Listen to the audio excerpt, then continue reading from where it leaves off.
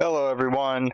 After so many years of waiting, we are finally entering Snezhnaya and gonna meet the Tsaritsa and the home of Fatui Harbingers. Well, actually, yeah, technically just home of the Fatui. The Harbingers are there too. They're part of the Fatui. Anyways, I don't want to stop rambling. Let us go. The day's finally come! We're off to meet the Tsaritsa of Snezhnaya! What is she planning? And why does she need the gnosies? Soon, we'll have our answers! Will we Guess though? this'll be the end of your journey that your sister mentioned. What is she expecting you to find there? Snezhnaya still feels like a long way away. Hopefully, there'll be plenty of time to relax, eat some good food, and have fun before we arrive. You know, considering the fact that they said that Snezhnaya is the halfway point of the Genshin Impact story, I have a feeling we're gonna get more questions than answers. Oh, but whenever Paimon gets thinking about how our destination is right around the corner, all these questions come flooding into Paimon's head. It makes her so nervous.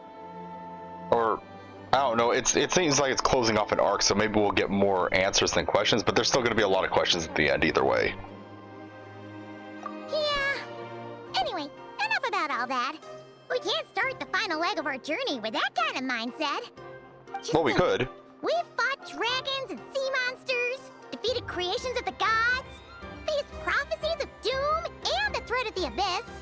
Heck, we've even been to the moon! With all that experience under our belts, how could we be any more prepared? Sure thing! Now, stick close to Paimon, the best guide you could ever ask for, and let's charge straight for the finish line! Off we go! So, I know from like the live streams and things that were going on that something's going to happen to Paimon. And I did this beginning part of the quest on my alternate account just to get to the point where I could start exploring Snezhnaya. I want to do most of the actual story as a first time experience, but in this case, Snezhnaya was blocked off. So I did the quest line up to the point where the map opened up. So I could start like building up the materials for like characters like Odette. I didn't want to wait on that. But when I first saw this, I was like, oh.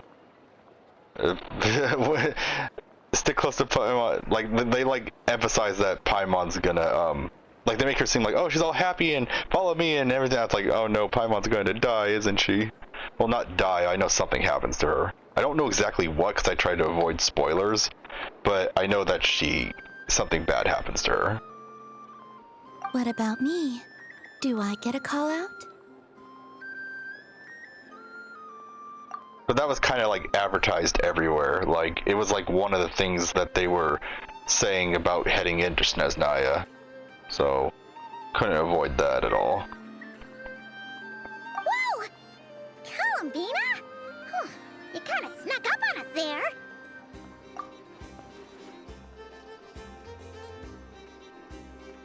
Don't look at Paimon! Paimon didn't sell you out this time! So my question is, if Lunatar is supposed to be a part of her soul, is it just permanently separated from her now, or like, is her soul permanently injured? Is it like fused with her and it could just come outside the body occasionally? I don't really know about that. Oh, so it was you! Alright, guess there's no hiding it now. All your friends have gathered at the flagship to see you off.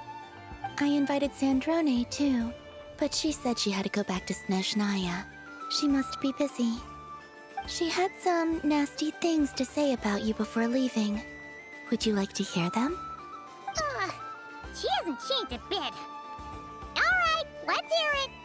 If they're heading to Snezhnaya, I'll bet it's to cause trouble for Her Majesty the Tsaritsa. Attending a farewell party for people like that would not be a good look for me right now. Also, please tell them not to count on getting help from a Fatui Harbinger in Snezhnaya. Our time working together was not terrible, precisely, but we're on different sides. So when you get there, don't do anything to make life difficult for both of us. I was kind of imagining it in like Sandrone's voice. Well, that definitely definitely sounds on brand for her. The attitude, the reasoning. All right, we'll do our best to keep our distance then. No, you've misunderstood. I think she means that she'd like you to go see her. Eh.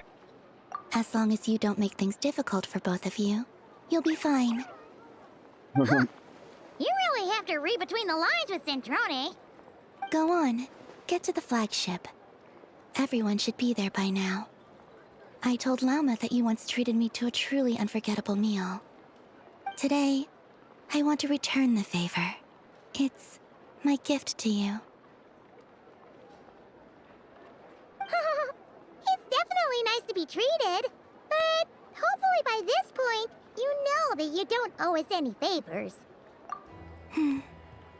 The moon of Nodcry will always give you a warm welcome.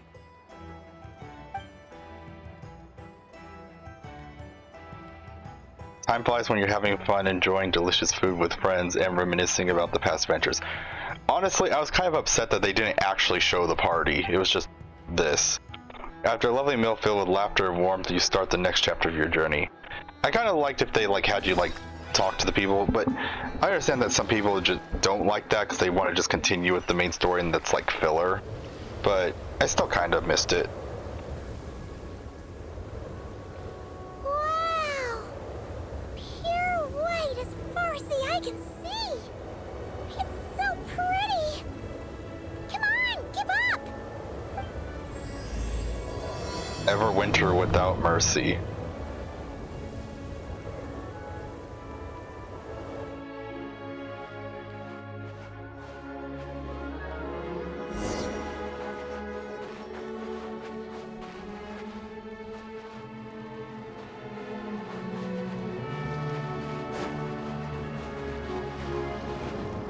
You know, when I was doing this the first time, I was like, no, Paimon, don't!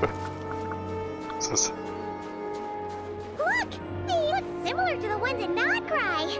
You know, just minus the effects of Kuvaki. That's a sure sign that we're officially in Snezhnaya now.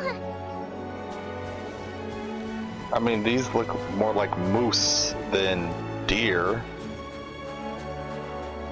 Yeah, I was like when they had her leading, I was like, oh no, something's gonna happen. I know it. Treasure chest around here somewhere. No adventure is complete without a chest or two.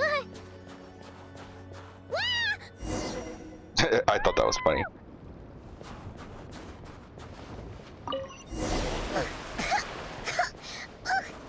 Paimon got a mouthful of snow. Ooh, it's so cold. Paimon's gonna snuggle up to you for a bit to get warm. Does he see the little heart? Hey,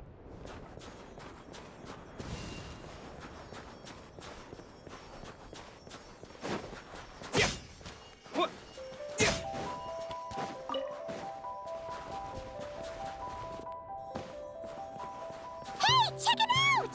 Those are bears, right? Oh, look how big and fluffy they are! So cute! Word of advice, kids, don't get this close to bears in real Before life. the moment passes. Right here. If we get any closer, we might scare them away.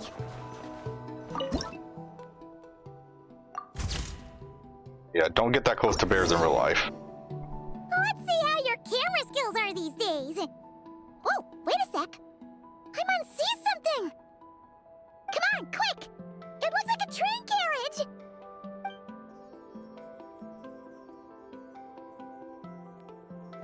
There's so many years of waiting, we were finally in Snezhnaya. That's crazy. Look at this. Yeah, see, so you see how it's blocked off here? That's what I meant when I said that I did the quest until this part opens up.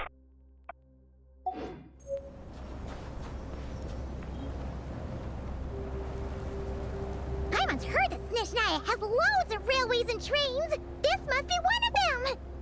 But why is it abandoned? Ooh, it's still so cold. Oh, I don't know. Maybe. Oh, also, is it just Paimon or is the snow getting heavier?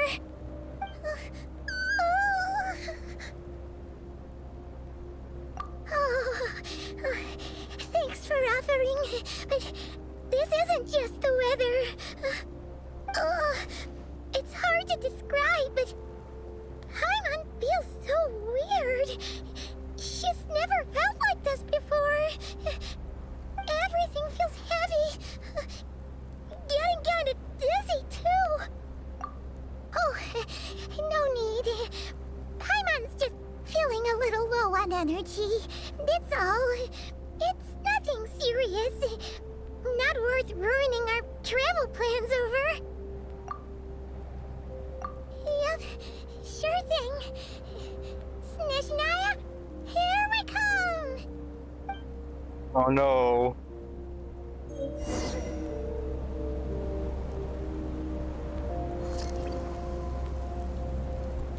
No, no. Scorch and burn! Seems like the snowstorm is getting worse by the minute. Paimon can barely fly.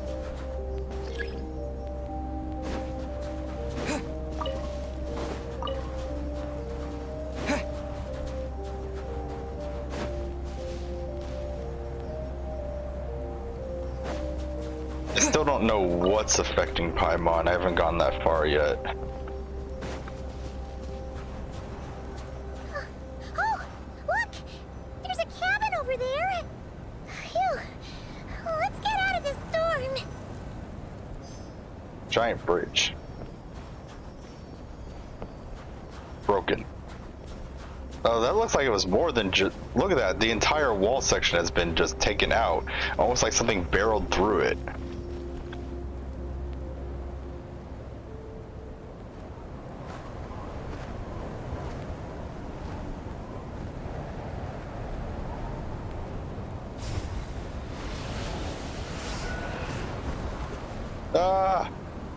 This is one thing I didn't get when I first saw that cutscene. How did that wind blow you over the edge but not Paimon? Like, you got blown off the edge, but we didn't see Paimon anywhere in there. What is this place? Where's Paimon? I need to find her fast.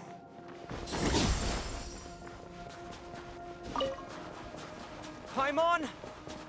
Paimon!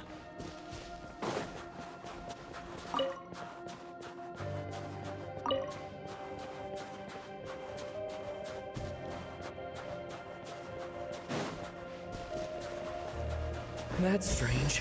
Where could she be? I guess I'll try further ahead. Hang in there, Paimon.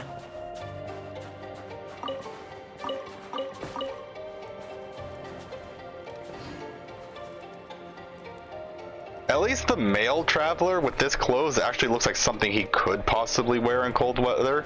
Like the female traveler and the default outfits and the Snezhnaya outfit for the female traveler just has so much exposed skin. I would be like, I would never be able to wear that in cold weather. Especially like her skirts. Is that Ew. a train carriage? Maybe I can get up from the inside. At least he's wearing pants and long sleeve shirts. Jacket thing looking thing. A reward on the road. Time to ignite!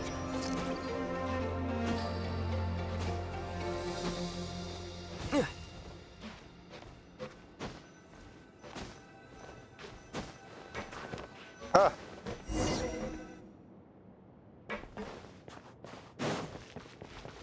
It says here, Kresnik's torch, civilian model. It's definitely getting a little warmer now it's turned on.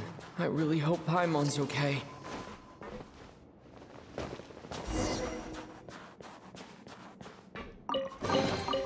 A reward on the road. What was that strange sound? I can't tell if... Paimon? Paimon, is that you?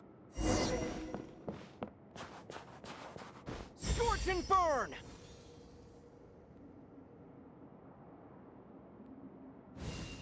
Incoming entity detected.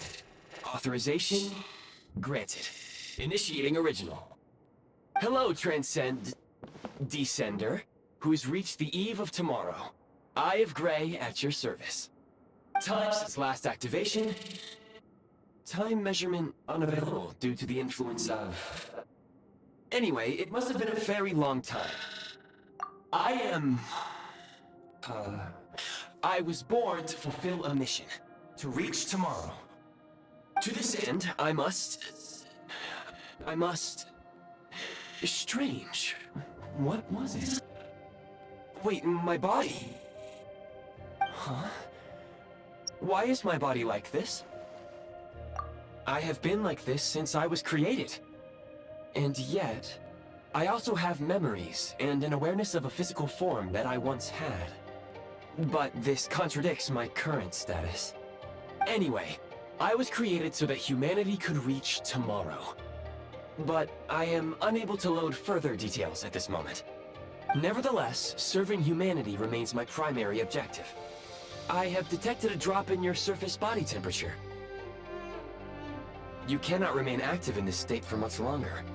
In accordance with my preset programming, upon reactivation, I must ask the one who awakened me the following question. Will you accept me, Transcender? I will assist you, protect you, and fulfill my mission until we reach tomorrow. Yes, I was like, what? I understand your position. However, given your current physical condition, I must suggest that you reconsider. Before I was activated, you called out a name. Presumably that of your missing companion? If you agree to accept me, after helping you get out of here, I will search for said companion and pinpoint their location. To answer your question, yes.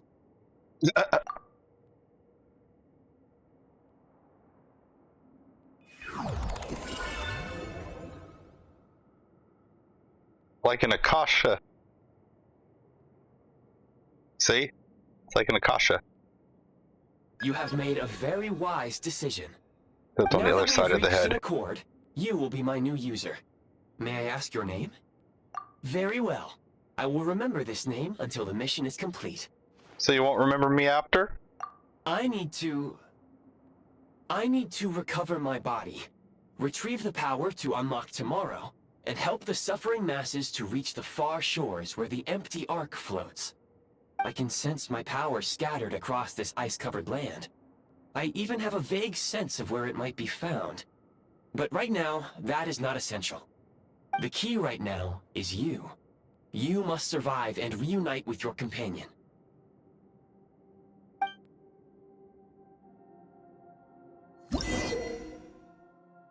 So I have a theory about You may now him. execute the command, Demolish.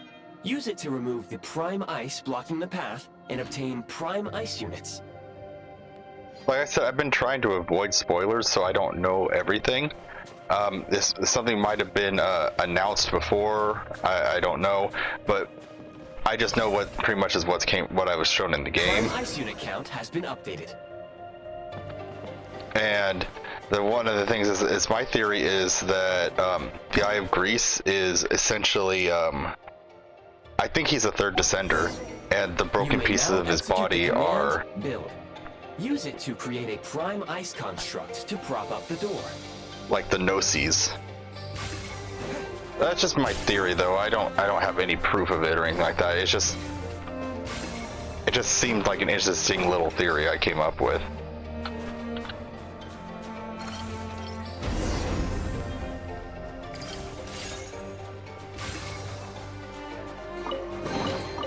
I'll keep this close. It'd be really interesting if after we get like all of his pieces, it turns out he was the third descender. That'd be Scanning cool. local environment. Exit has been sealed off with ice. That would not be an efficient approach. One moment. Usable construct blueprint detected nearby. You can use this to clear the solid ice ahead of you more quickly.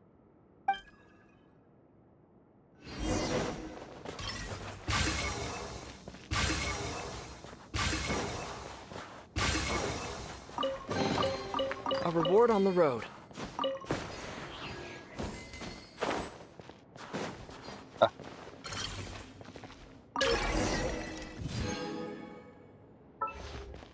Construct blueprint added to records. You may now execute the command, Build Heat Source. Generate Actually- a temporary heat source to rapidly melt the solid ice. I never looked up here. I didn't know that you could get up here. Saw a little something. I like exploring, sorry.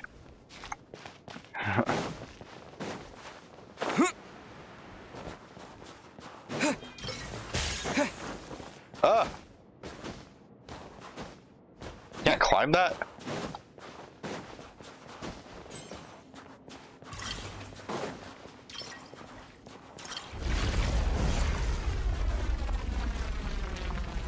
This takes a while, unfortunately. Does putting more make it go faster? I think it's about the same rate.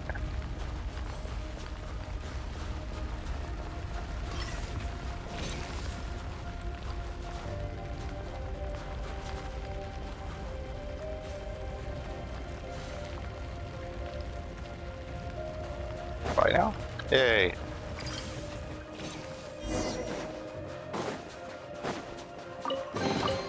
I'll keep this close. My scan indicates the path is straight ahead. I recommend we proceed.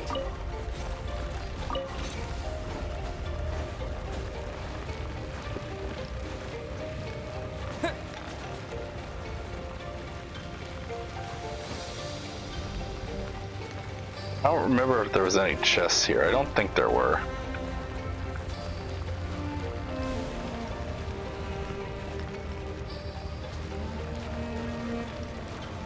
It doesn't look like.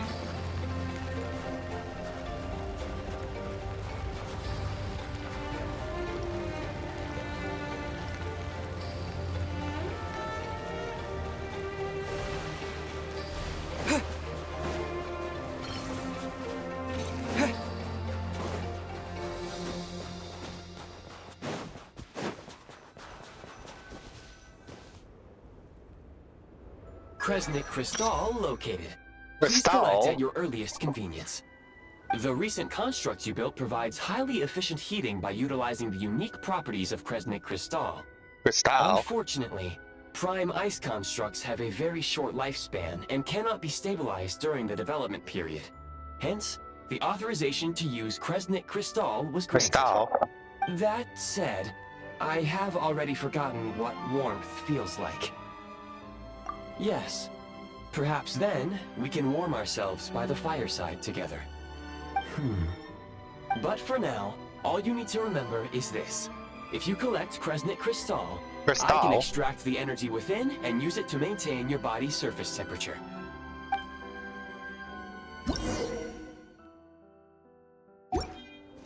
Low power. Please use Kresnik Crystal to replenish energy reserves. Signs of physiological activity detected in the distance. It is highly likely to be your travel companion, Paimon. Go. Go now. Go. Be reunited and sing together. May all the people be united as one. May all of life rejoice in unison. Okay, sing together. Has Paimon ever sung with you? Approaching the target location. Scanning for signs of life. Life forms detected. 2. Affirmative. However, that is not the reason for my confusion. According to my database, this location is a train station, meaning the number of life forms is unusually low. Real-time environmental data suggests that the train station may no longer be in use. But whatever the situation, please exercise caution. 1 second. Alright, I'm back. Sorry about that.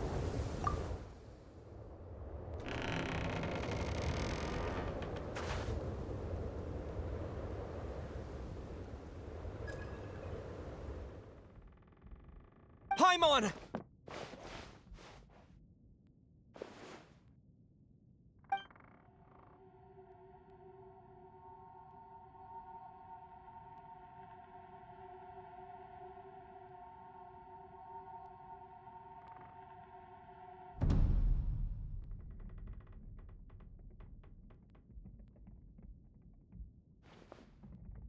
Who are you? Don't worry. She's only sleeping. You must be the Traveler. She called your name repeatedly while attempting to battle her way through the blizzard. Yeah. Newcomers to Snezhnaya struggle to adapt to the sheer cold at the best of times. Lately, even the locals are suffering, with a powerful monster having summoned a bitter snowstorm.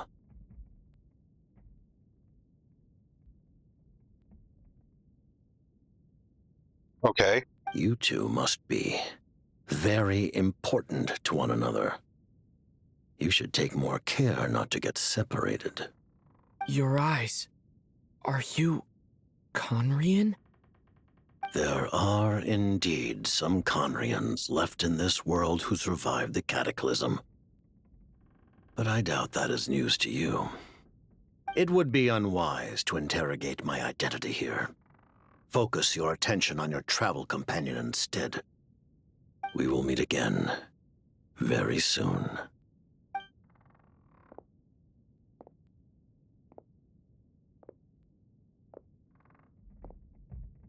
The unidentified subject has now left the area. He appears to be an individual of great significance, but my search has yielded no relevant data. I will try searching the database again. Against the odds, your companion is safe and sound. The other person even left a blanket for her.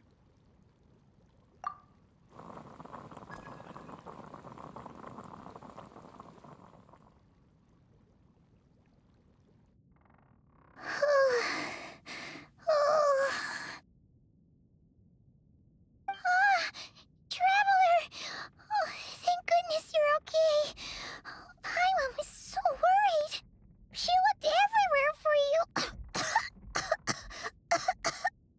It's okay. Take it easy. Are you feeling alright? Pretty much the same as when we first got to Snezhnaya. Paimon must have got a cold. She was feeling so faint. She just couldn't keep going any longer. So she had to lie down and sleep it off. Wait, where did the jester go? Yep, the director of the Fatui. The Jester Piero. So, you met him?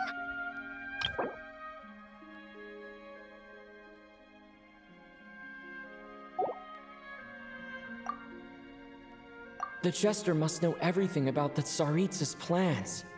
But there's no way he'd tell me just like that. We might well have ended up clashing. Oops. Well, he was right about one thing.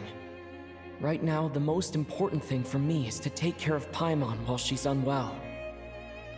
He Why had is no he intention shaking of here? explaining his motives, Oh. and he left in something of a hurry. Hey! What the? Who is that? It looks like half a pair of goggles. Or like a How fourth. amazing! A self-aware, talking pair of goggles. Or a fourth of a pair of goggles. Snezhnaya was once the land of the Fae. There are many ancient creations here that I'm sure would broaden your mind further still. Mind you, my database is also expanding as we speak. You must be a rare creature yourself. Oh, wow! Well, thank you so much. You've earned yourself some of Paimon's favorite candy. Oh, but by the looks of it, you probably can't eat that, can you? Goodwill detected. Instead of candy, perhaps I can suggest my preferred strategy. Please clean me regularly to keep me operating at peak efficiency. Oh, that makes sense. Every pair of goggles needs wiping clean once in a while. Sure thing, mister. Anyway, back to the jester for a second. Paimon's still confused about something. When he first showed up, he already knew Paimon's name. And he acted like he expected Paimon to know who he was, too. Paimon could tell that he was Conrian from his seem like someone pretty important. But beyond that, Paimon didn't know anything about him. It was only later, after he rescued Paimon from the snow, that he properly introduced himself. That's the only reason Paimon knows he was the Jester. Oh, seems unlikely. He ran into the snow following the sound of Paimon's voice, with a really anxious expression on his face. He didn't act like someone who knew she would be here in advance. And after bringing Paimon here, he just stared out at the snow. He didn't do anything to Paimon at all. In fact, he barely said anything. Wouldn't even answer any of Paimon's questions either. Paimon didn't feel unsafe around him, and he didn't seem to have any ulterior motives. For all we know, he might have just ignored Paimon's questions so she'd give up and go to sleep. Please allow me to interrupt. Fatui and director are unfamiliar terms. May I ask for clarification? Wait, you've seriously never heard of the Fatui? Oh, they're like the Tsaritsa's inner circle. Really powerful people. And the director is their boss. Understood. Since they hold elite positions and serve their god directly, it stands to reason that they would conduct themselves with due decorum. I am inclined to agree with your assessment, Miss Paimon. I did not detect any ill will from the gentleman in question.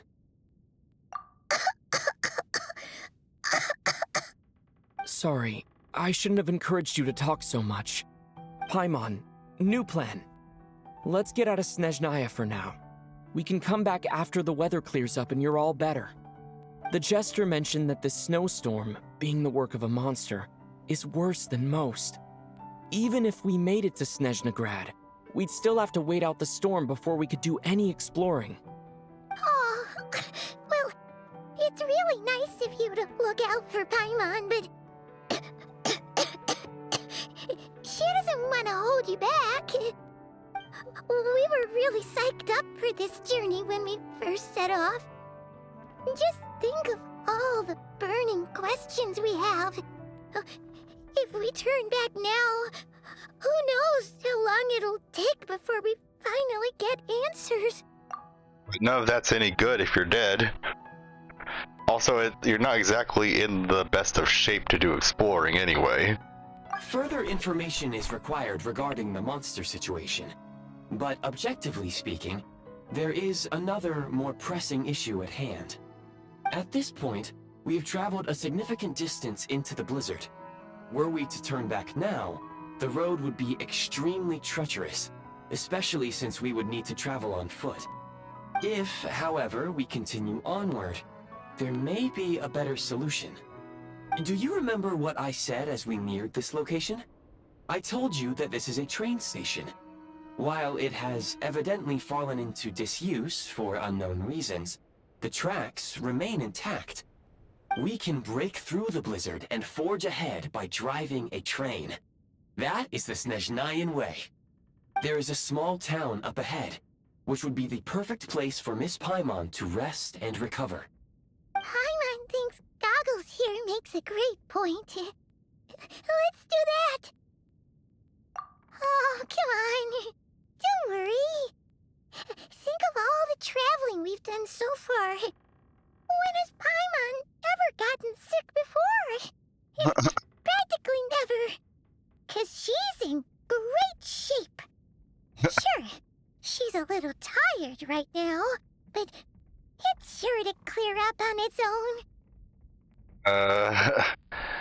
One thing, great shape, does flying count as exercise? I don't think she's using any muscles. She definitely has a good appetite. Affirmative. Should you ever need my assistance during your future adventures, please call for the Eye of Grey whenever you wish.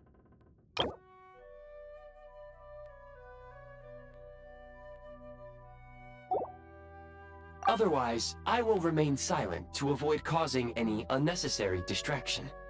Now, please follow me to the train tracks.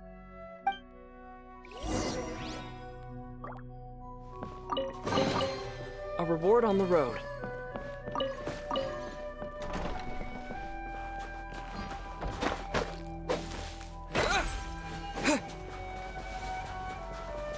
Yeah, I have to equip it actually. Yeah, so you come over Please here. confirm when you are ready to depart. Yeah. Equip it tells you to equip it. Yeah.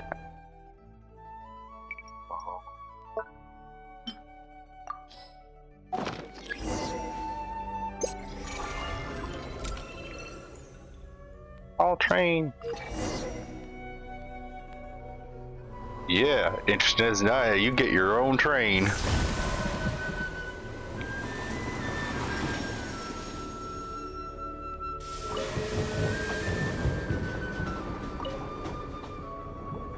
Heading north from here, we will soon arrive at...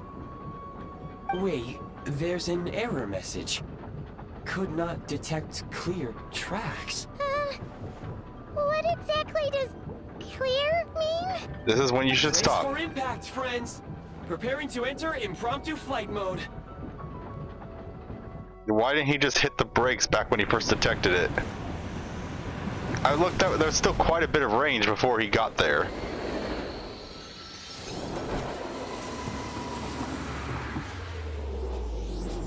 Are the brakes broken?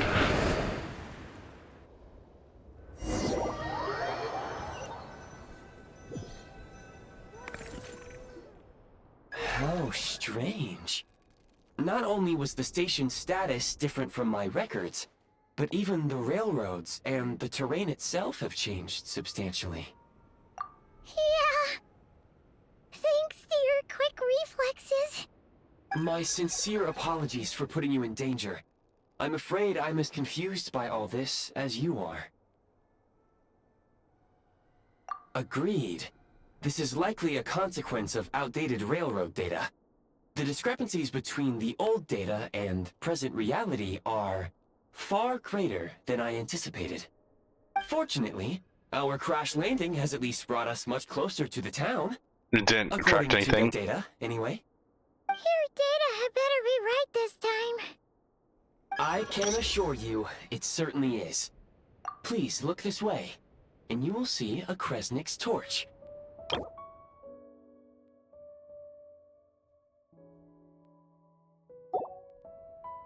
It seems our ill-fated train ride was a blessing in disguise.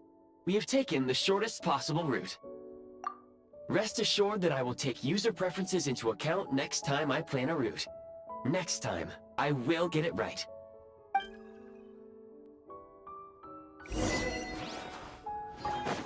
I actually never came back and looked at the train. Can I get back in it?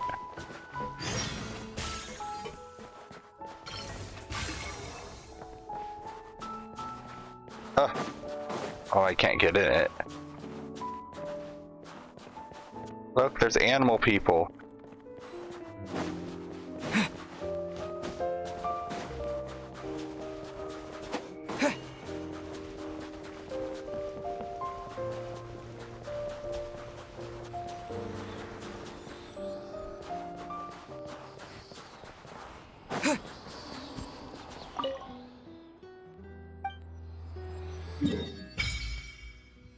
And yay, Shneznaya!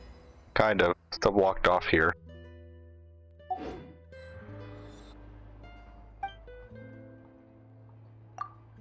And the final element.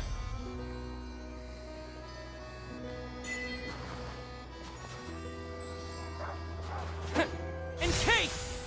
And it's just Kaya's ability? Oh no, wait, what's that do? Actually, I haven't even read his abilities. I got it on my other account, but I haven't read it. Stabs at the opponent with the Traveler's Weapon, which releases a ice clog cloud, blah blah blah. It deals crowd damage. Follows, oh, it summons a Frostbite Tar next to Traveler. Follows your own party members around the field and periodically fires ice crystals at nearby opponents. Oh, dealing cryo damage. That's interesting. A frostbite sphere will no longer fire ice crystals at opponents at intervals, but will instead fire ice crystals at opponents in a coordinated attack with when the traveler hits the opponent with a normal attack, charge attack, or plunging attack. This effect can trigger once every 0.2 seconds. When the opponent is hit with an ice crystal, the traveler gets 1 second frost glow. When non-combat frost glow expires after 30 seconds. Wait, what? So it follows your party and occasionally fires a cryo thing, but what's in stellar conduct, it'll only fire when the traveler attacks then? So if you're doing it in something that's not stellar conduct, it'll fire by itself, but if you do it with stellar conduct, it'll fire only when the traveler attacks and not other people? That's kind of lame. Also, it's a cryo damage. In that case, stick frost was in turn the damage dealt with the elemental bursts. When 8 stacks of frost glow are consumed, the number of damage instances caused by javelins also increase. Damage from the current elemental burst is changed to cryo damage of the corresponding stellar glimmer reaction type.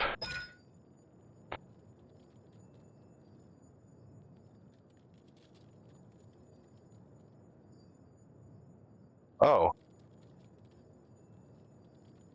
So he does cryo-infused damage when stellar conduct. Wait, I thought the traveler was supposed to trigger all stellar reactions, not just stellar conduct. I thought it was stellar swirl and stuff too.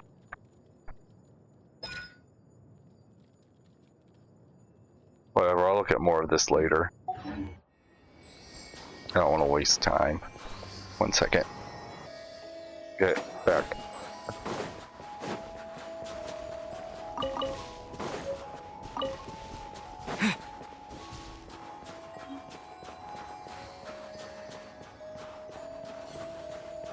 Excuse me, is there an inn nearby? I'm sorry, but they've all closed.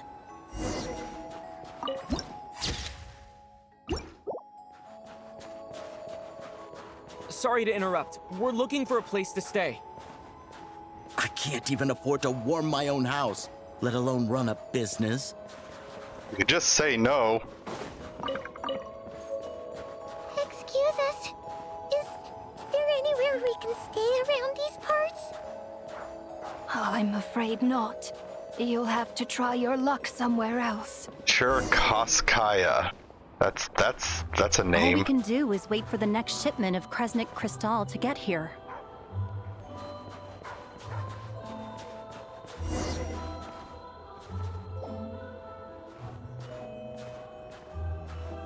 Hi there. Do you know if there are any inns still taking guests in this town? Doubt it. They're probably all closed. No one has enough Kresnik Crystal to heat their own homes, let alone a business. What a bummer. I clocked you a while back. You adventurers or something? We don't get many tourists in inland Snezhnaya these days. Why is that? Because of the snowstorm? In part. But the bigger reason's Project Stuja. Since it's Her Heard a lot about Majesty's that. will, we have to put up with it whether we like it or not. Well, we not heard a lot. We still don't know what it is, but we've heard it mentioned. Sorry. I assumed it was common knowledge by now. Basically, the Tsaritsa is planning something big. Something that requires an enormous amount of energy.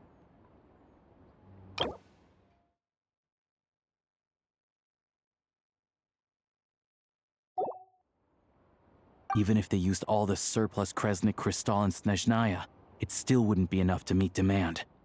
So, the Vecha passed a resolution requiring all factories and households to reduce their energy consumption.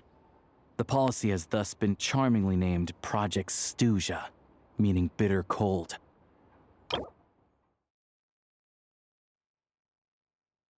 I wonder if they need lots of excess energy because the pyronosis no longer exists. Maybe they were planning on using the gnosis for it, and then now that the pyronosis is gone, they have to, like, find an alternative, maybe? Bitter cold. So, like, it's gonna be a cold winter, folks? You're all gonna have to find a way to get through it? That kind of idea? Pretty much. When you're broke, you scrimp and save. When it's cold, you huddle together for warmth. There's always a way to stretch things out to make ends meet. Trouble is, if you stretch someone out like an elastic band for too long, who knows if they can ever bounce back. You know what? Come with me and see for yourself.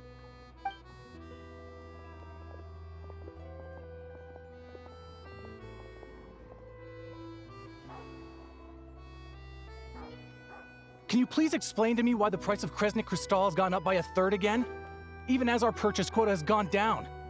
You only come here twice a month. This won't even last us a week. The supply and pricing of Kresnik Crystal are based on current production volumes and price data. We Fatui are only responsible for delivery and security. I'm not in a position to explain to you how the figures are calculated, but I assure you, they are as fair and reasonable as possible. Oh, so our lives mean nothing to you? How can you expect anyone to survive a single night in this weather without heating?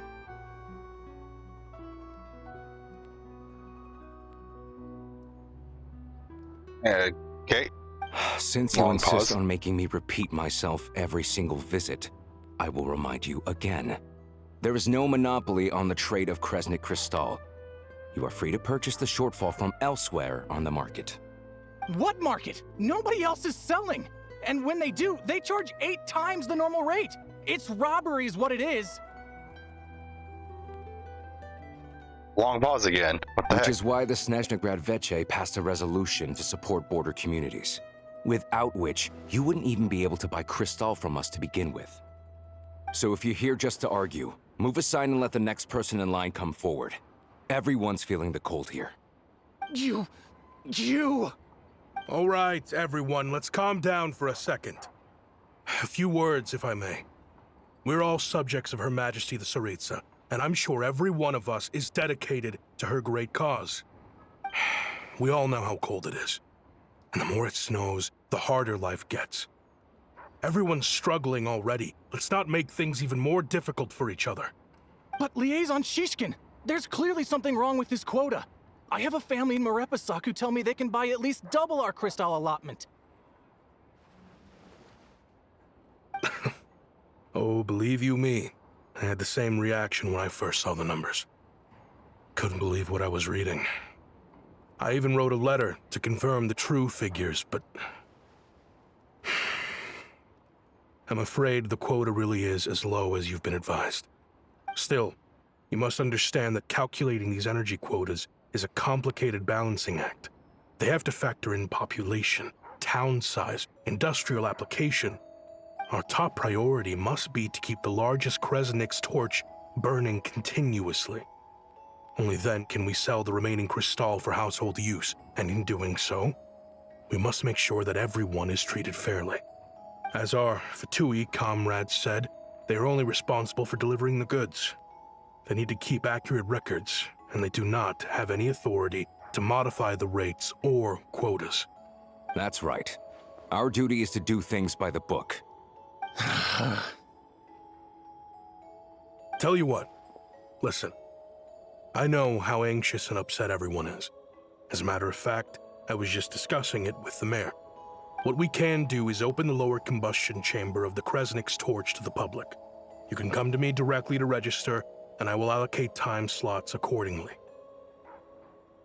I can't guarantee there'll be ample energy for household use. But we can at least make sure you'll be able to boil water and cook food each day. Let's hang in there and make this work together. All right? Fine. I don't see any alternative. So, this is Project Studia in action, huh? Oh, no wonder nothing's open for business. You were looking for an inn, right? For your, Fae friend? Skip it. So, this is Project Studia in action, huh? Oh, no wonder nothing's open for business. People are barely getting by. Oh, Paimon's not a fae. Just Paimon. She must have caught a cold or something. We only just got to Snezhnaya, and we're still getting used to the climate. I have a small place in Stratomaros. I don't stay there very often, though, so it's pretty basic. But if you're not picky, you're welcome to rest there for now. It's not much, but I've got blankets and a warm fire. Are you sure?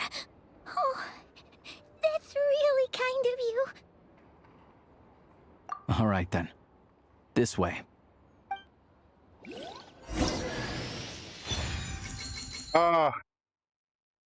Great copy.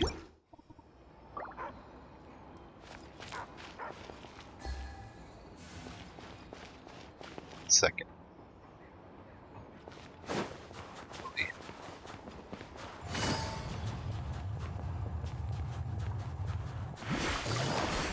Oops. 1 second, actually. And we're back.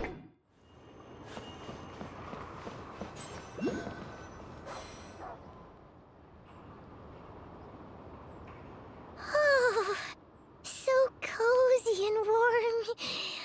Paimon's getting nice and toasty. Oh, wait. Paimon only introduced herself so far, didn't she? This is Paimon's best friend, the Traveler. Best Good buddies. to meet you. I'm Alosha. Most travelers find the Snezhnayan climate to be a shock to the system at first. But as long as you keep yourself warm, you should be fine. Still, you should keep an eye on your condition. When people are too quick to dismiss a cold, it can easily end up turning into something more serious. Don't say that. Paimon's too young for chronic health issues. They aren't in town right now, and they won't be back anytime soon. The train station has been closed ever since these power shortages began. I do a lot of hunting, so I spend most of my time exposed to the elements. But even the animals wouldn't survive long in a storm like this, let alone a hunter. Nothing to do but sit tight in town until the weather improves. I get that you're in a hurry, but even if the station were open, that doesn't mean there'd be any trains. We could end up stuck here for a long time, I'm afraid. It kinda buried in the snow, but yeah. What? Your own train? Wait, hold on. That train? The one that suddenly fell out of the sky and crash landed on the ice? Oh, we got lucky and found it in a cave. Oh, then our luck ran out and we had a little accident. Would there even be a doctor to be able to treat Paimon? I don't think she's like... I don't think there's any creature like her. Like, human, fae, whatever. I think she would have a different constitution. Or maybe she's just exactly like a human for all we know. Pretty crazy for a random find in the mountains.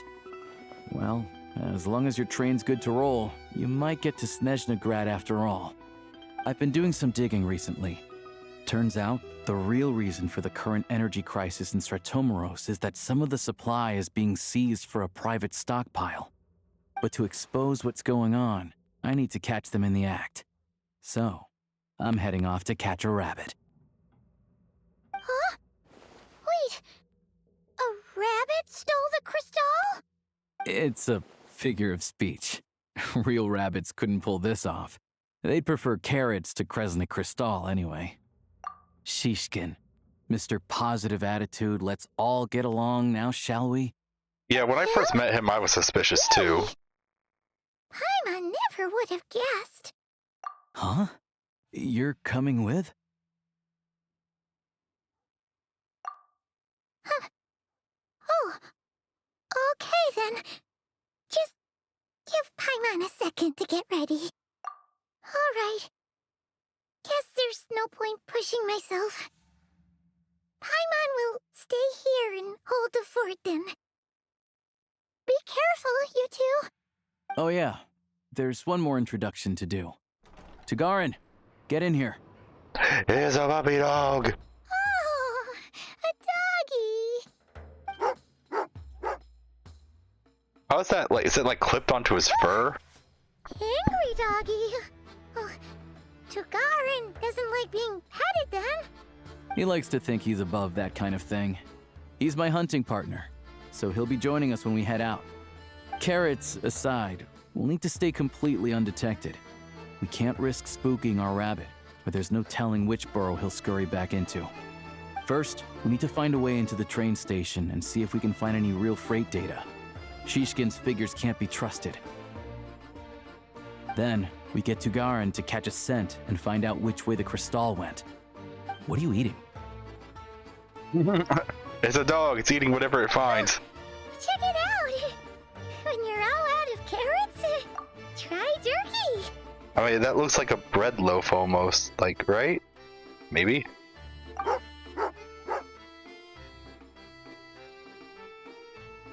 Good doggy. Good doggy. A fellow dog lover, huh? Yup. And rabbit lover.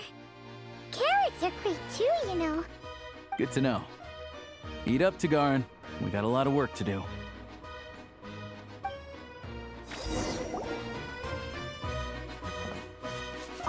Paimon's just gonna stay here and get some good rest. You guys, be careful out there. The broken chair.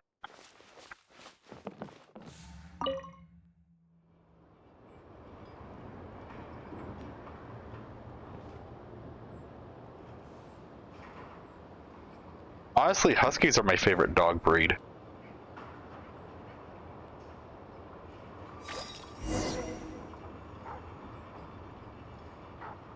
You can't move. Oh, there we go. Can't jump. Move out of the way! Wait.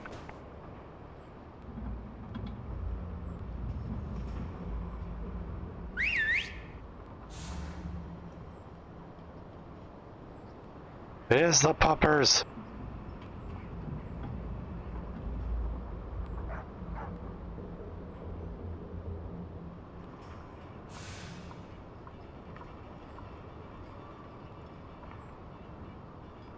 Nice work, Tagarin. Come on, we'll go around. I can move sideways!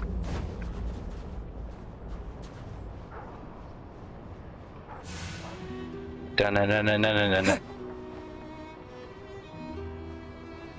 Batman.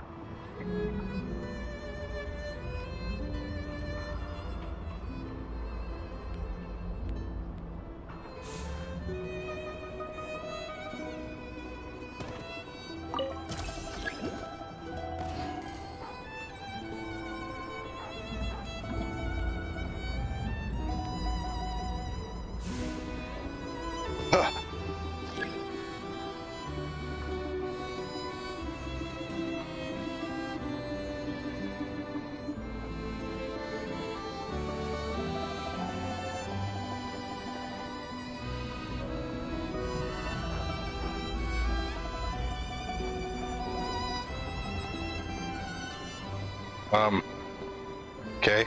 I mean, they're gone, dude. Come on.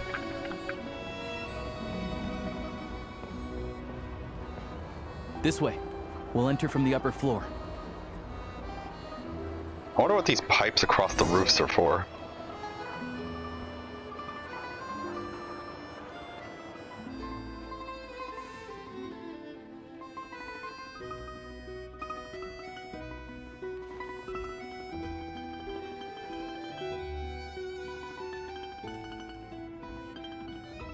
There we go. A freight list. Straight from the Fatui. So Shishkin won't have had the chance to doctor the figures. Looks as new as the day it was printed. I guess no one bothers reading these unless they have ulterior motives. Yeah, this is all we need. Come on, let's get out of here. Then go track down the crystal. Tagarin's a keen hunter, and catching rabbits is his specialty. You get to play as the puppy.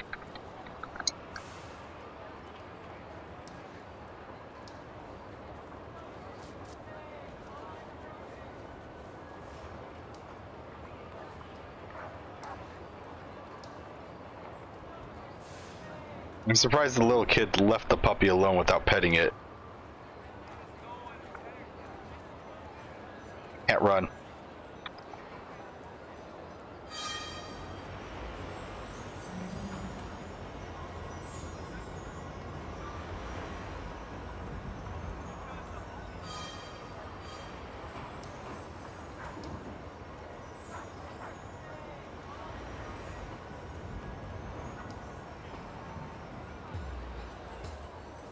Anywhere there's a stove, there'll be the scent of Crystal. That's normal. Okay. So, if you do this one, it's the exact same thing. It's only the middle one that's different. But just so I have all content, I'm just showing it anyway. But it's the same thing. Anywhere there's a stove, there'll be the scent of Crystal. That's normal. But also, you can come in and get the attention of people.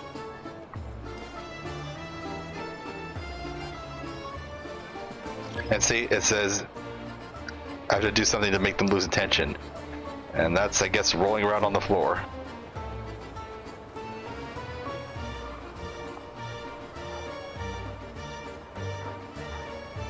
First time I did this, I didn't know about that, because it literally, it's so hard to trigger that. You'd have to go up to a random people that's out of the way and stand near them for a good while before they notice you, for that to be an activatable thing.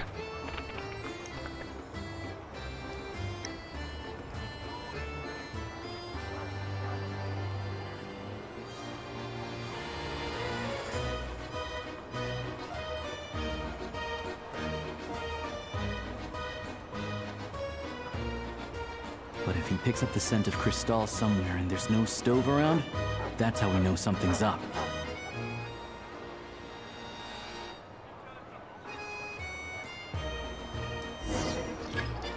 Woof, woof, woof.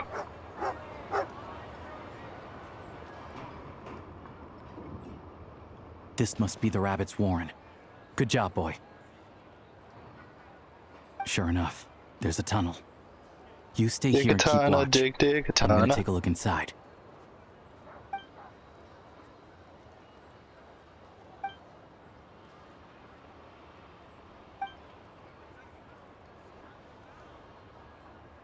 Thanks for looking out for us. Things are getting tougher by the day. No need to thank me. It's my pleasure. Sure as Her Majesty the Tsaritsa watching over us, every sacrifice will be worthwhile. Let's grit our teeth until the blizzard passes. These days of hardship will be over soon. Yeah, I almost felt like he was acting too goody-goody. Maybe Like, for it's like everyone suspiciously else, he was so. on Shishkin. But for you, the hard times have only just begun. Dang, those Fatui members must be strong. Who are you? Those are basically What's the rocks, matter? right? And each one was carrying only one. I just had a question for you. Why, when times are as tough as this, would someone hoard more Kresnik Crystal than they could ever use? All the crates here are from the most recent shipment, but they weren't brought here for sale. Instead, they were secretly stashed away. Would you be able to shed any light on the situation, Mr. Shishkin? Me? Why, I have no idea. But look at how much there is. It's quite a godsend. Now there will be plenty to go around. This godsend was found in a cellar adjacent to your residence following a tip from Mr. Alosha. And this is only a fraction of what we found down there. We're still taking a full inventory. The official figures will be finalized shortly. I've always been grateful for your efforts to mediate between us and the townspeople of Sretomaros. But now, Mr. Shishkin, it appears you were the source of the conflict all along. How could you do this to us? We trusted you to have our backs. You've been lying to us this whole time? Yeah. Hey, It kind of reminds me, in the Emperor's Group, it's like, so all of it was a lie? No, well, yeah, no, wait. Yeah, all of it was a lie. Doodles! I owe you all an apology. I'm sorry.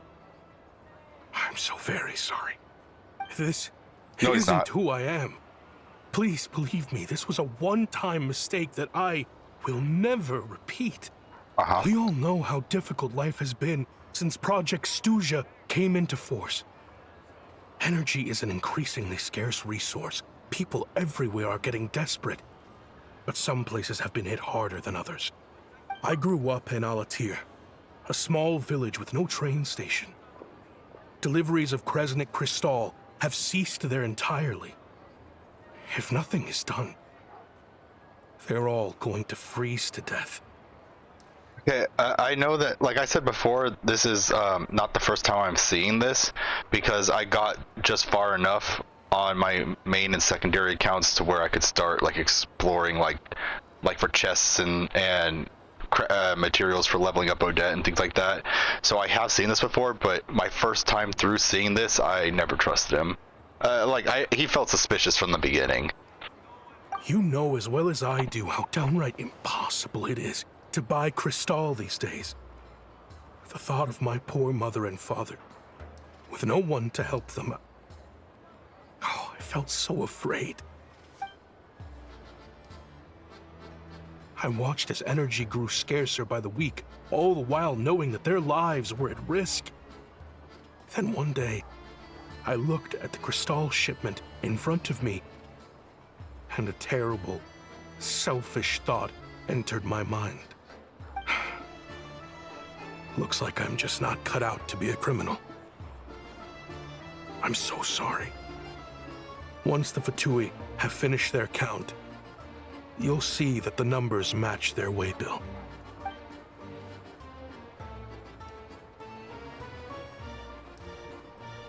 I have the official Snezhnayan quotas here. Anyone who has already purchased energy, please make your way over here to correct your transactions. I'll make a batch purchase of Cristal worth 3 months' salary for you all to use free of charge. As for Alatir, I'll think of something else. You don't have to go that far. Yeah, owning up to your mistake is enough for me. You've done plenty of good for the community in the past. I'm not looking for a handout. Drop the act. You claim this was a one-time mistake, but the real reason there's only 1 shipment's worth of stolen Cristal in your basement is that you have an accomplice. Reporting in, sir. We've conducted a full search of the mayor's house. As expected, we found many crates full of Cristal, half of which were still in their original shipping containers. This wasn't your first time at all. You've been colluding with the mayor of Stratomeros for a long time now. The train station's currently out of service, but it does open for a short window every time there's an energy delivery. And every time a train pulls in, you're there on site to take inventory and oversee the workers unloading the cargo. The mayor handpicks said workers. Per his instructions, they transport the Cristal by tunnel at night to the mayor's house, and he sells it out of town. But since he can't get the goods out of town by train, he had to arrange an alternative method of transportation. This meant slower sales, which gave me plenty of opportunity to catch him in the act. Wait, the mayor's involved in this too? Preposterous. What proof do you have of any of this? Corrupt government official? Oh, I've never seen that happen. Basic math. I've spent a lot of time lately counting carriages as the snowstorm rages. Counting carriages? What? The energy consumed by a train depends on its total weight. And since energy is a limited resource right now, it's fair to assume that every carriage is packed full. So, if we take the energy required for the Kresnik's torch, add the sales figures you provided, then compare that figure to the train's theoretical cargo capacity, guess what? The numbers never match. It's always off by 1 or 2 carriages worth. This time, you set a new record. 3 carriages missing. You mean to tell me that you sat around outside, counting carriages, in this weather? I'm a hunter. I have 2 options. Hunt or starve. Well, I've heard enough. The evidence speaks for itself. Take Shishkin and the mayor into custody and escort them back to Snezhnegrad. Snezhnegrad.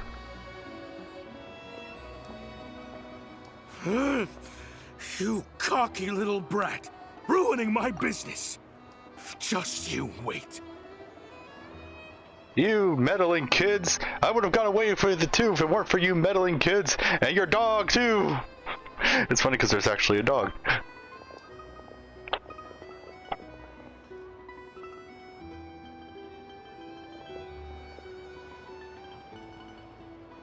Raro Alrosha? Yeah, something felt off, so I just followed my gut. Math isn't my strong suit, though. I'm lucky my dad made me learn enough to get by, but all this number crunching was a million times harder than the aim and fire work I'm used to. Thank you for your assistance. You're a brave lad. Shishkin was quite the cunning criminal, as I'm sure you can tell. He did all of this right under our noses, and we never suspected a thing. A wolf in sheep's clothing. He had everyone fooled. Even with that sob story he fed us. He was probably trying to to keep the mayor out of it, not just mask his own motives. Without the compelling case he put together, even I might have fallen for it.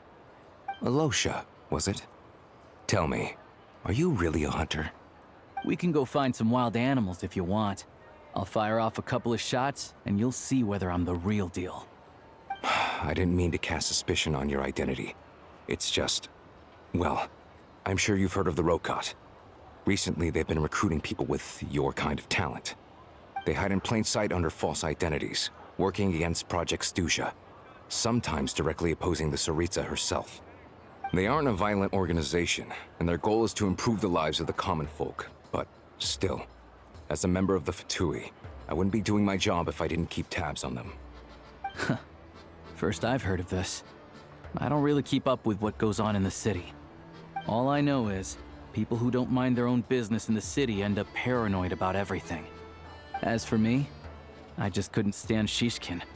I'm from Alatir myself, and I can tell you, nobody's lived there in years. Why would an abandoned village need Crystal? Of course, no one really cares about the fate of that place. I'm guessing today is the first you've heard of it. I see. It does sound quite tragic. Really. Well, thanks again for your assistance, and your friend here too. I will report this incident to Snezhnegrad. The Fatui will take over energy distribution until new officials are appointed. We'll also ensure that the train station resumes normal service as soon as possible. Looks like it's my turn to brush up on math now. I never liked it as a kid either.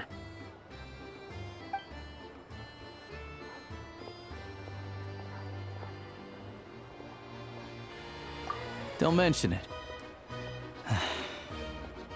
Isn't the soldier overseeing the delivery supposed to verify the quantity of the goods? Was he just careless? Or was he being paid off too? Who knows? Excuse me. I'll take a share of Kresnik Crystal too.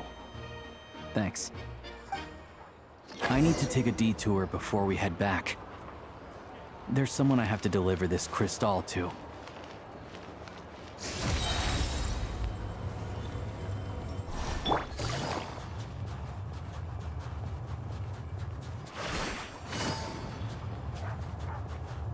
Oops, I went too far.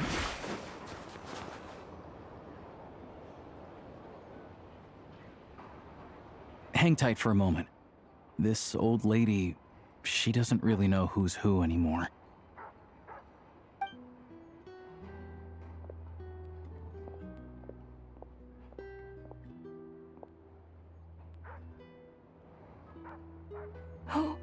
Oh, grandson. It's so cold today. You must be freezing. Ma'am, it's me, Alosha. Alosha? Alosha who? You know me. I came by earlier today. Cleaned the ashes out of your stove, gave you some warmer bedding, and washed your back.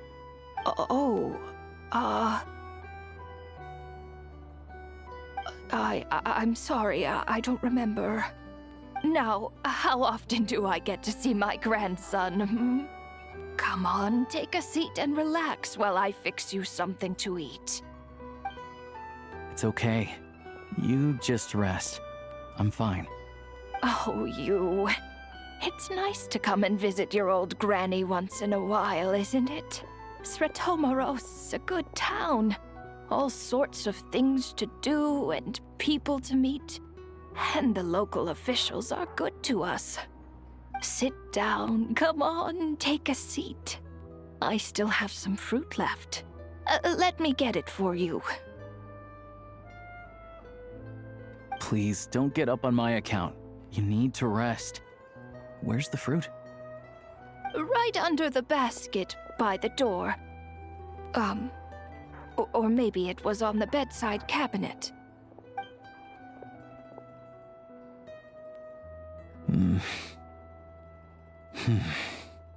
Well, grandson dear, do you like it?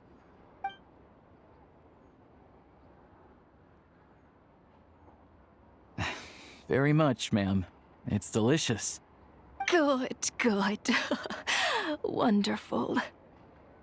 You don't need to save any more for me next time, all right? Fresh fruit is hard to come by at the moment. You should eat it as soon as you get it. Oh, I don't need it. I'm fine. But if you like it, come back for some more soon.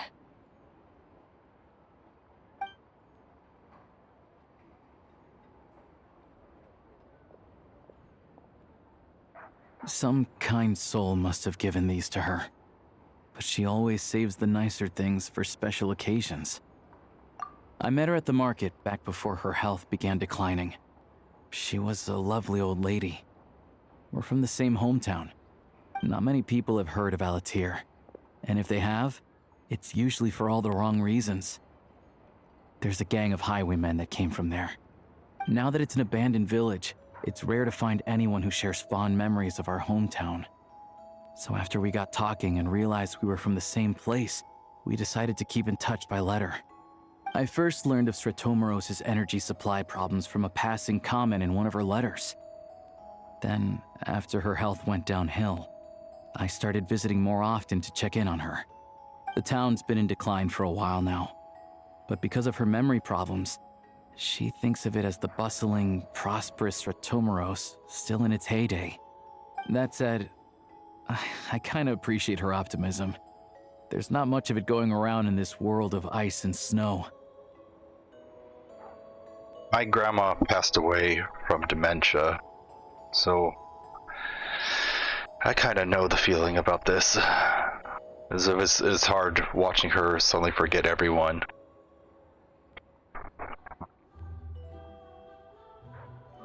I would be talking to her and we'd have the same conversations like 5 times in a row, because she'd just forget that she said any of it. It's fine. Everyone grows old. In Snezhnaya, some people believe that in your final moments, you'll sense a familiar presence by your side. You turn to look at them, but their face is blurry. So you focus hard, trying to make out who it is. And when you finally see their face, the Grim Reaper reaches out and takes your life. She still calls me grandson, though. So at least I'm not a blurry face in her world just yet. I don't know exactly how many times she resaid it. I said 5, just an arbitrary number, but I don't know exactly how much it was repeated. But either way. Come on, let's get back and see how Paimon's doing.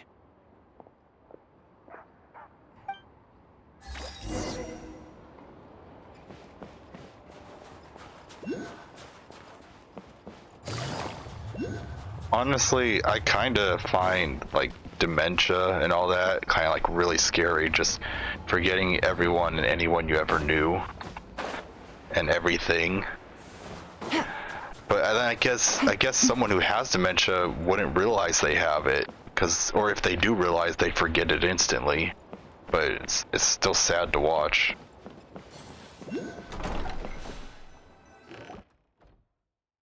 Paimon, we're back. Are you feeling any better? Yep. Paimon's not cold anymore, but she's still a little dizzy. Flying probably isn't a good idea right now. Paimon might lose her balance. But Paimon's sure she'll be fine. Puppy! It's probably just from getting hit on the head by that pile of snow when we first arrived in Snezhnaya. I don't think it was actually that looking fast. Much better. Let's keep an eye on her. Sure, but enough about that. How did everything go on your end? Are you all set? Did you have any trouble? I'll explain. It's a bit of a long story.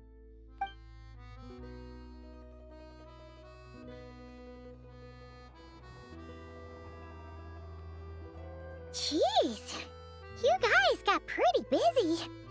Sounds like the liaison officer and the mayor were running quite an operation. Good riddance to both of them. It's a good thing you managed to catch them. So, you said the train station will open again soon, right? And everyone has enough crystal now? Yeah. Well, enough to survive at least. Project Stuja isn't going away anytime soon. People will still have to scrimp and save to make ends meet. Don't know. The goal of Project Stuja is to gather energy for the Tsaritsa, but no one knows where that energy's going. It's never been made public. The thing is, we were told that the project would only last for 6 months, but time and time again, they keep extending it. Extending it? Does that mean the Tsaritsa's plan isn't going very smoothly? That's what everyone suspects.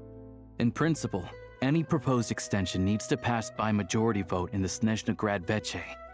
But even though opposition has been growing, any detractors end up caving into political pressure from the rooster, Pulcinella. He's the chair of the Snezhnegrad Veche and a key figure in the voting process. He has the backing of many powerful and influential people. How come the Fatui are picking on ordinary people even here in Snezhnaya? I don't see it like that. Fundamentally, the Fatui will always think and act in the Tsaritsa's interests. But that doesn't mean they don't care about the plight of the common folk. The only reason Sratomiro still receives crystal shipments is because of a relief proposal put forward by the Rooster himself. Then there's the Fatui soldiers providing support in every corner of the nation.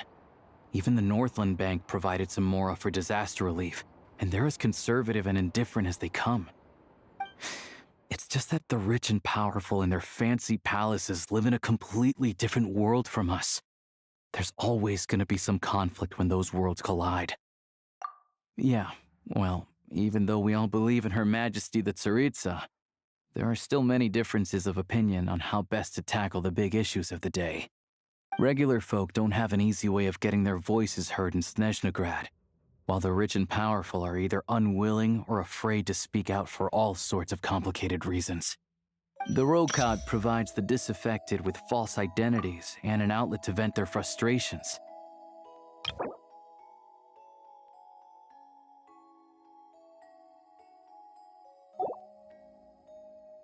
Of course, an organization like that exists in a gray area.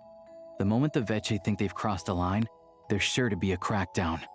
But so far, they've been doing their best to help the common folk. Like us, don't you mean? You didn't hesitate to join in. You're not new to this, I can tell. That's because we're adventurers. It's our job to help people out with commissions and get to the bottom of things. Sounds like we're going to get along. So, what's your business in Snezhnegrad? Aside from taking your friend to see a doctor, of course. She's still flying even though she said that she shouldn't be flying. Just putting it out there. I want to meet the Tsaritsa. It's complicated. I've had run-ins with many of the Harbingers along the way, and I really need to know what the Tsaritsa is up to. Her ultimate goal? What the Gnosis mean in all of this? Since I've made it this far in my journey, I have to find the truth, whatever it takes. So is it common knowledge in Snezhnaya that the Tsaritsa is going after the Gnosis? Or I thought that was like maybe like top secret that only the Fatui members knew, but I guess he's just saying it out loud to some random person. I guess it must have been well known to everyone in Snezhnaya, I guess. Wait, so... No way. Are you who I think you are? Sounds like you've heard of us then. We're getting more famous by the day. I didn't realize I was in the company of giants. Honestly, we're all as curious as you are about what the Tsaritsa's planning, and why it has to involve us freezing to death in the snow. FYI, I know what he means by giants. I was just making a stupid joke. But getting in the same room as her won't be easy. The common folk aren't permitted to meet her at the best of times, and right now, she's probably not even in Snezhnegrad. Word is, she's heading east on a campaign to slay a monster. Yeah, so you've heard of it. A wild, unpredictable monster with the power to summon snowstorms. It also absorbs everything around it into its body, so it's growing constantly. Now, it's so big that the Tsaritsa has deemed it the #1 threat. Luckily, as it grew, it became increasingly less mobile, so it doesn't pose an immediate threat to this town or to Snezhnegrad. I'm sure the Tsaritsa and her personal guard, the Druzhna, won't have any trouble defeating the creature between them. It's just a question of how long it'll take.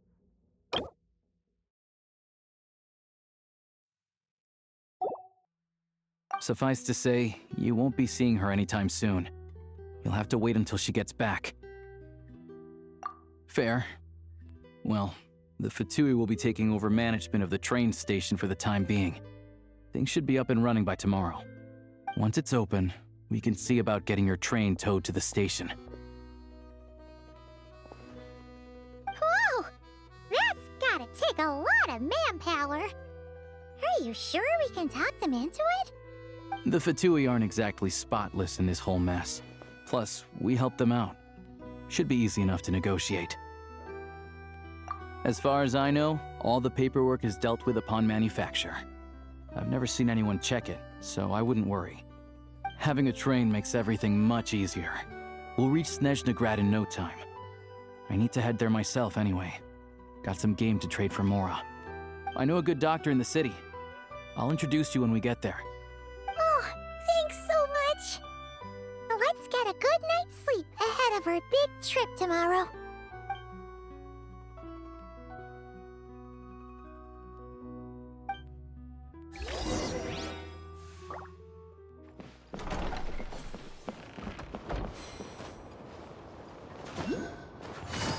Ah!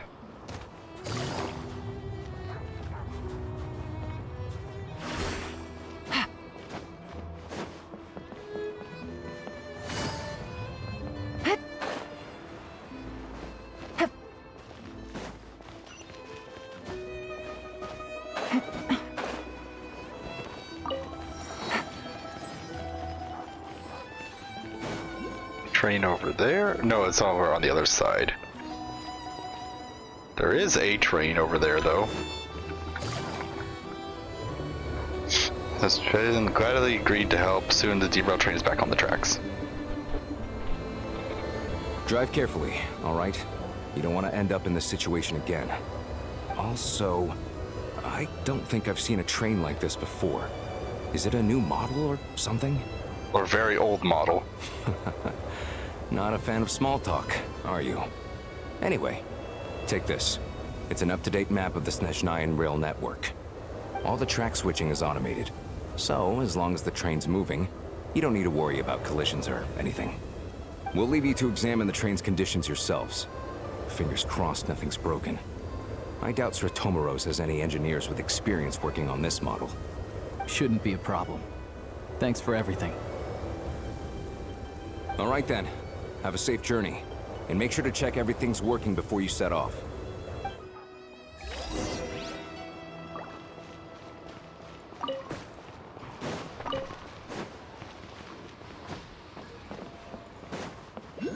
In the train.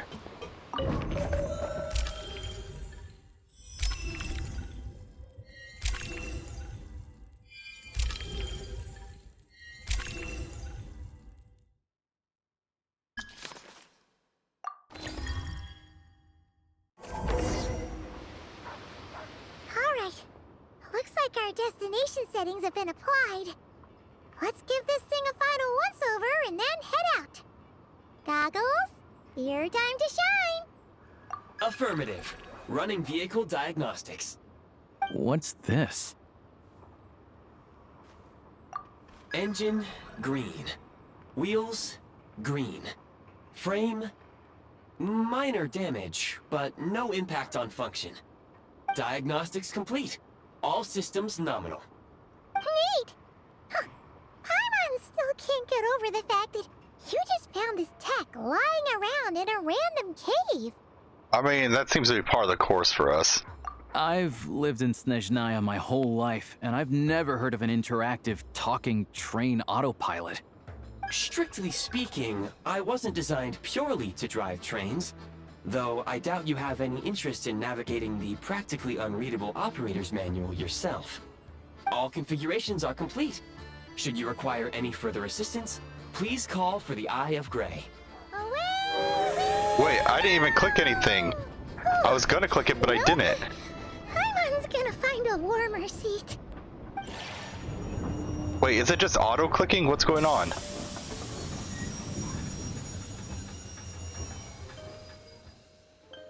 Huh? What's going on?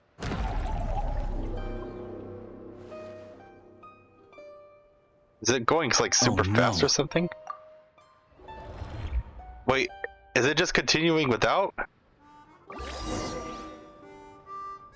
Am I just skipping everything? What's going on? What is this place? Traveler, are you okay? Okay. I clicked off the screen. Let me try clicking back on.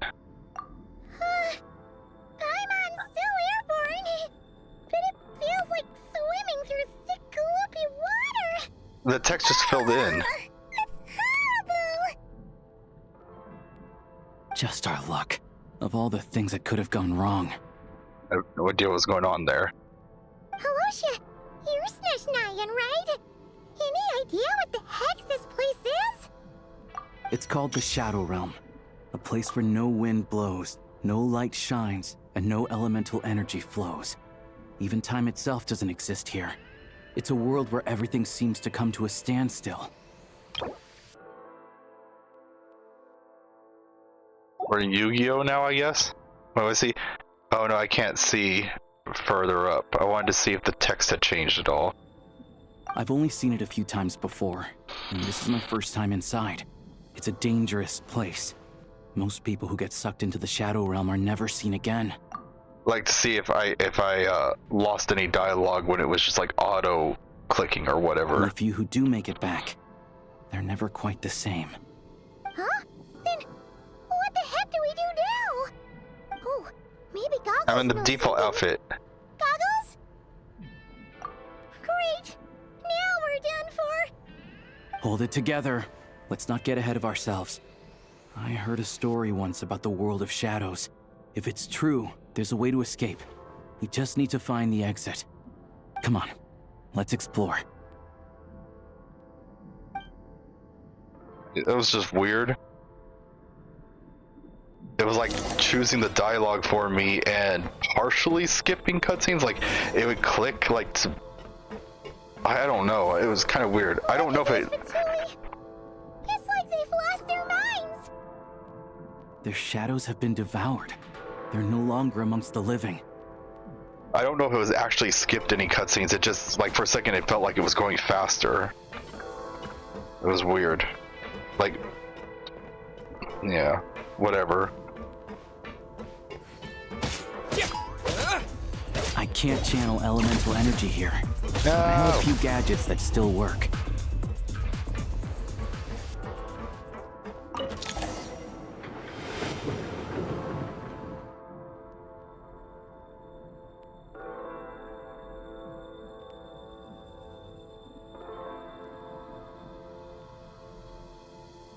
Wait, what's that blue thing? Is that Goggles? Guess we'd better find a way over.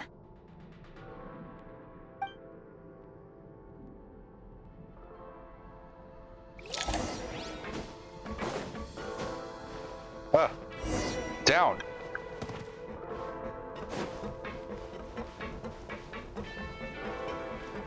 I'll take point. This is the last one. What do we do next? Play it by ear.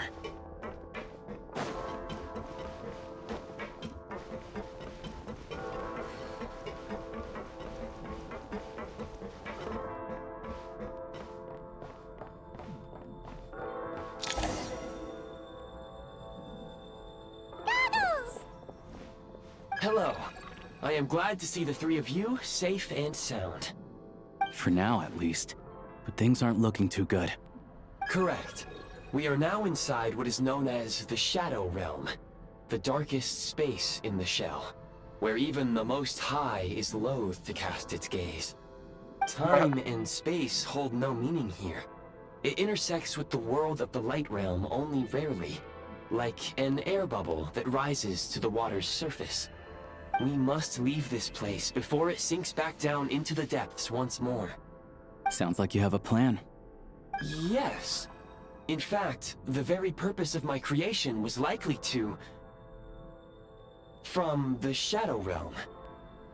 It appears that key data is currently inaccessible, but now is not the time to resolve that problem.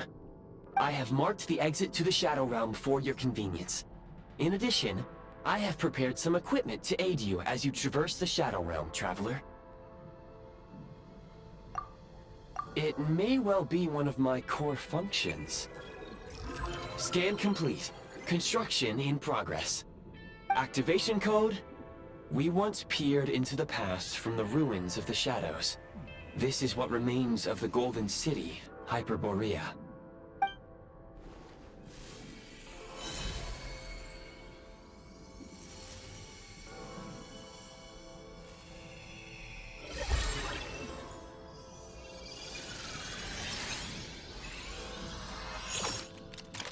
It is an Akasha, kind of. It's on the earpiece.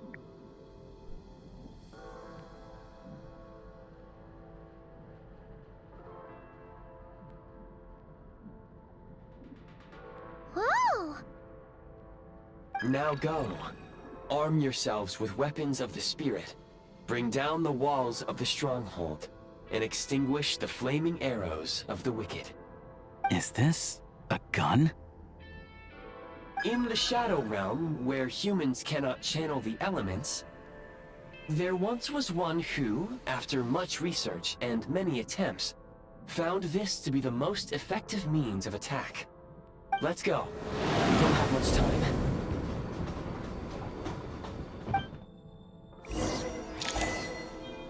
We playing Overwatch now, boys. So on my first time playthrough, it came up with a screen to allow you to choose like your aim style or whatever. So I have since I had that already done on my previous account, on this account just auto did it, so it's not showing that. But if you play this your first time through it, it'll say want this mode or this mode. I believe that's what it did for me anyway. When you encounter small obstacles, you can simply clamber over them.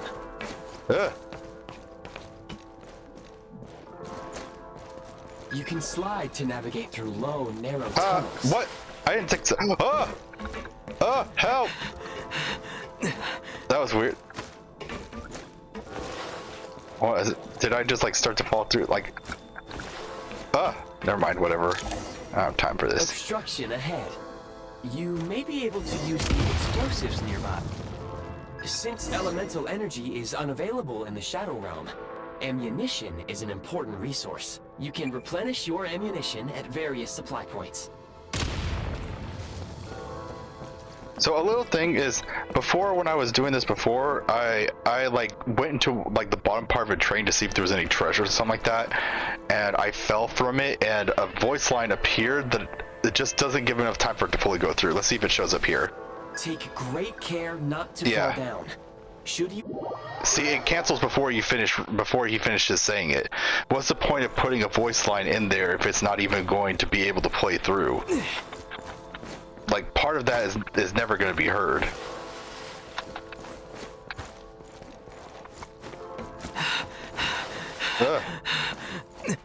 Why does it keep making me fall sideways? Go sideways. Oh no, I have mouse stamina, I can't slide under.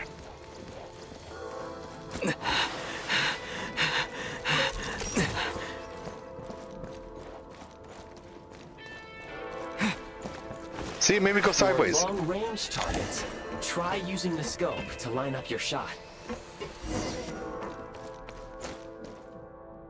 Many hostile units approaching. I suggest a new strategy. Take cover and pick them off one by one. Or 2 by 2. Close it!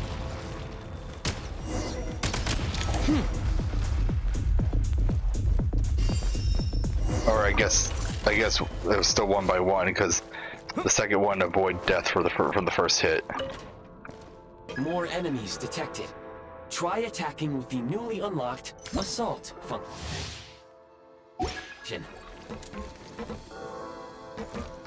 Line them all up. Mind the rhythm. Yay! Where's the...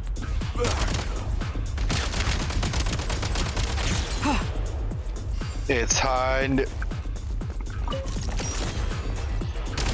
Gotta recharge. What? The spread is so wide that I guess it doesn't hit it. Reload.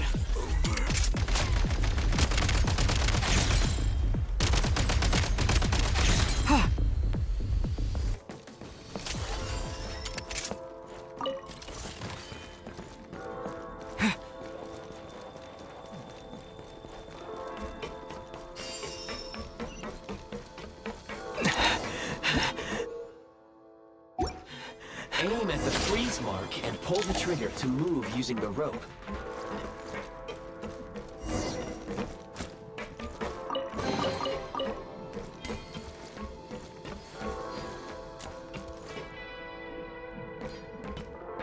Charge.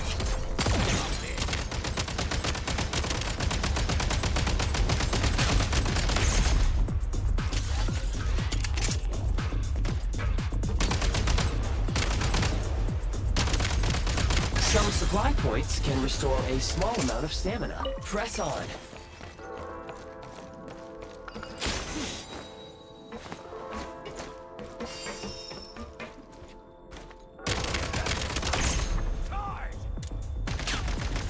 Light him up. What the? Can't take much more. Reload.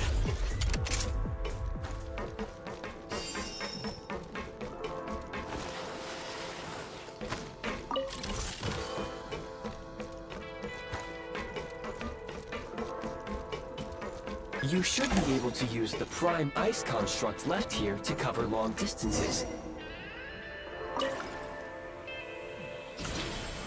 So this is where I fell the first time. I went down into that lower thing of the train to see if there was anything there.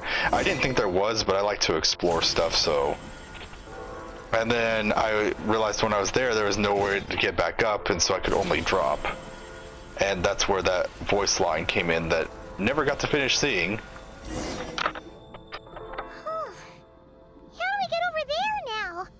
I recommend using this grappling gun. Such devices were originally used to secure structures in the Shadow Realm. If you detach the connected hook, the grappling gun will automatically fire a rope to another nearby hook. Okay. So, we just remove this hook, right?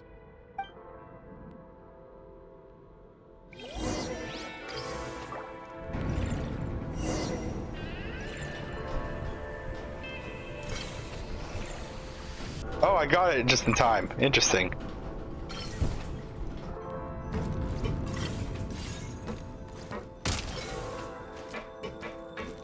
Oh, I get free ice stuff. You can just continuously refund it, I guess.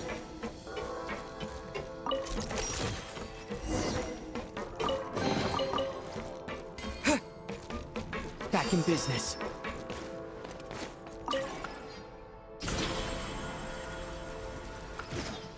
Figured that out last time. Although, I don't know how much the max we can hold of that ice stuff is.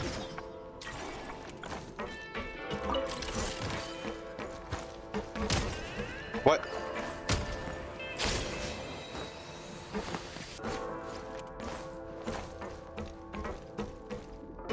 Oh yeah, for this one. Oh, wrong button. Oh, I don't have any charge, that's why. Normally I just shoot from up there, but I always wanted to try this. There seems to be some aim deficiency. Like when you're firing from the hip. No! I didn't want to do that. Okay. When you're firing from the hip, like, it hits the box. But when you do it actually, oh, like it's hitting the box.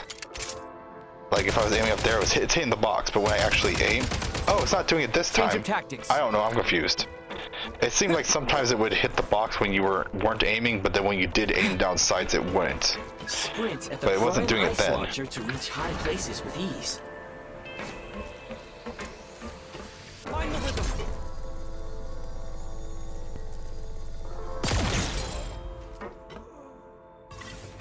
Oh no, not cube.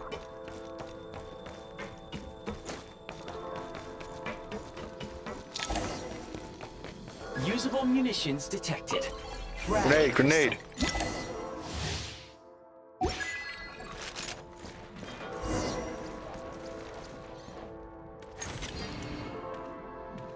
there any way to change the element? No, it's just... Frag out! Frontier has been breached. Taking cover.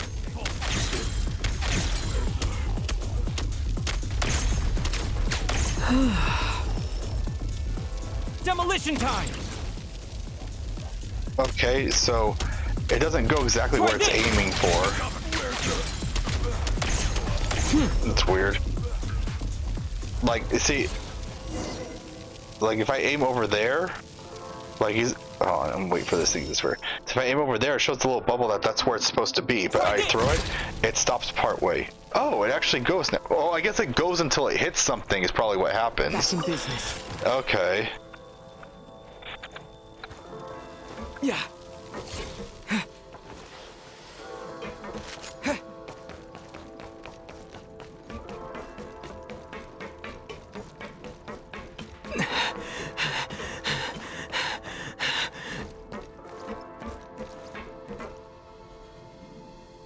That was interesting. Shift your center of gravity and slide down. Whee!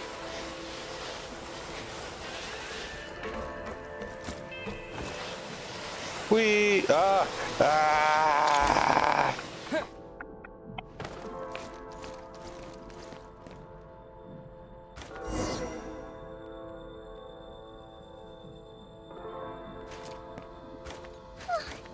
How much longer is this gonna take? The exit is right ahead.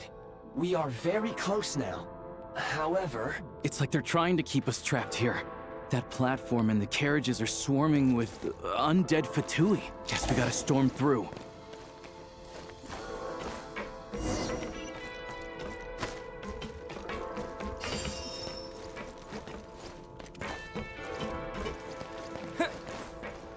Ah! Frag out!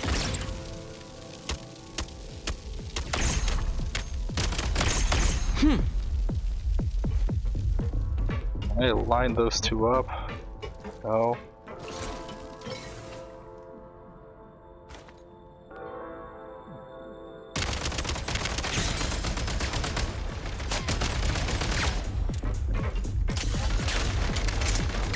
Light him up!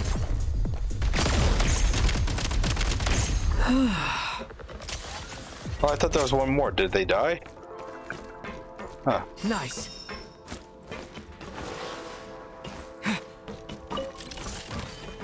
I noticed that the grenades don't seem to recharge at the ammo stations. It's only the actual weapon ammo. Nice.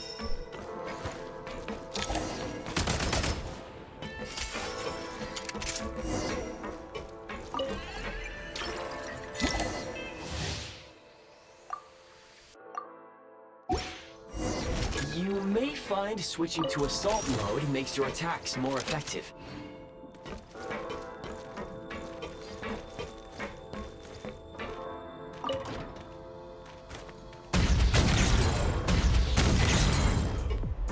Say hello to my little friends!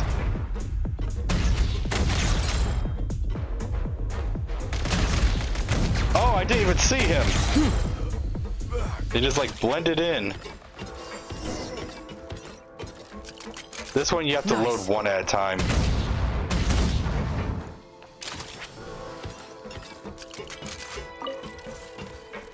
And the ability allows you to switch the element. See, like right now it's Hydro, Cryo, and Pyro. Those seem to be the only ones. chests. I didn't think there were, but... Time to catch my breath. Can it go all the way over there? Try this! Nope. But I can... if I aim right. I like to switch the element. Switch mode! Takes a second to switch back to pyro. So it goes to cryo and then reloading. Go boom with cryo. State number 2. Then switch to pyro. Hit with pyro. Boom. We're almost there! Probably be better just spam, but it's more fun.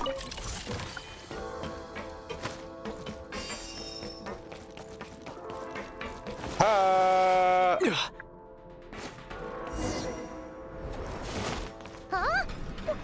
Why is everything shaking so much? Looks like the Shadow Realm is about to sink back down into the depths. The exit is right here. You mean this weird bubble thing? Wait, how exactly do we... No time to think. We just gotta go for it.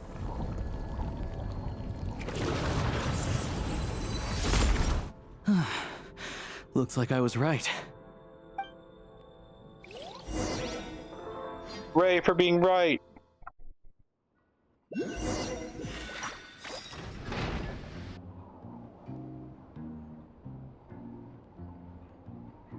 I can't believe the Shadow Realm manifested right on the railroad tracks. It's almost unheard of. Lucky we made it out. All thanks to you and that awesome gun. Awesome gun. Ah, so you have heard of the Golden City before? Yeah, it came up a whole bunch in Nokrai. You're a pretty neat surprise in that sense, aren't you, Goggles? We had no idea they left cool gadgets like you behind.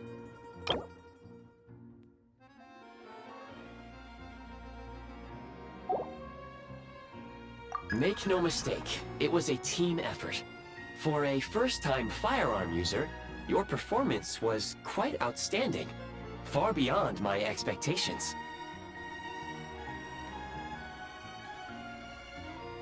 Okay. As Alosha said, it is highly unusual for the Shadow Realm to manifest in a place like this, but we should still watch out for similar dangers ahead. Oh, let's hope not.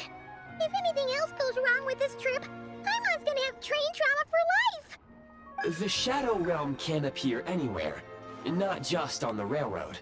I am simply advising that we take sensible precautions. Now, if you wish to further calibrate and upgrade your firearm, you may do so over there, provided you have the necessary components. Please take a moment to catch your breath while I repair the body of the train. Amongst other things, this will ensure Paimon is a little warmer while on board. Oh, thanks, Goggles!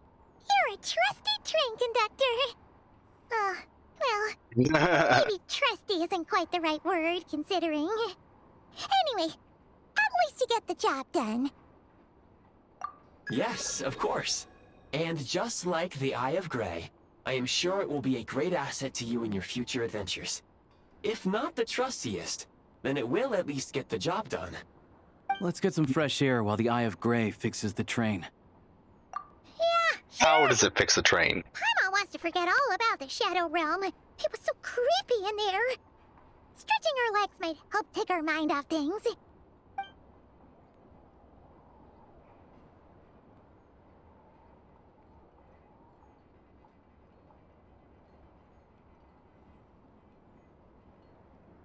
It's so quiet here for a train station. Not a person in sight. Just abandoned houses.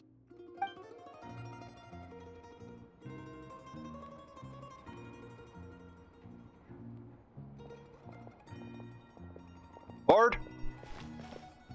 Board? Huh? So much for repair? You've swapped our train out for a whole new model! My plan was to restore the train to its original appearance per my records as quickly as possible.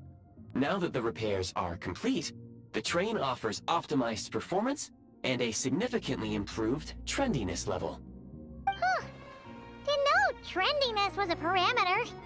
According to my calculations, parameterization is the most effective way for the Eye of Grey to understand trendiness. Okay. Hyperborea, huh? I'm sure I've heard of that in a story somewhere. What an incredible little gadget you are.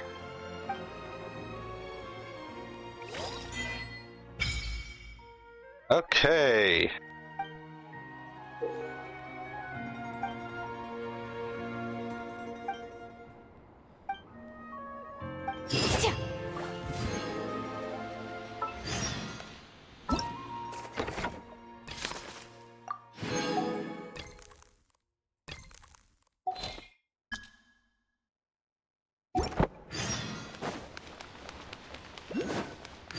This. I might as well grab this one out here. Oh, that's interesting. So the birds were hanging around this thing. That was cool. So this is where I've gotten to. I haven't seen the story past this point. I just got to this point so that this happened, so the map opened up.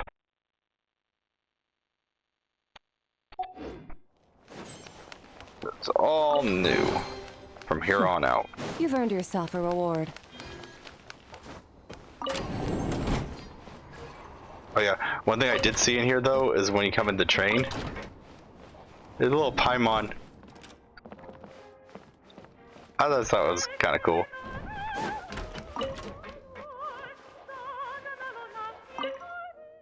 Oh no, I wasn't trying to click on that, I was trying to open the door.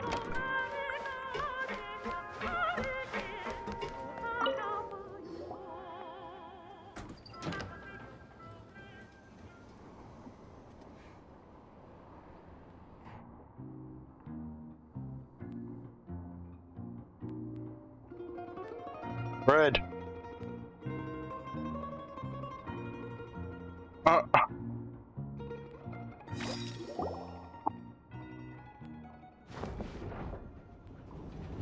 Wait, all that? We haven't even moved yet?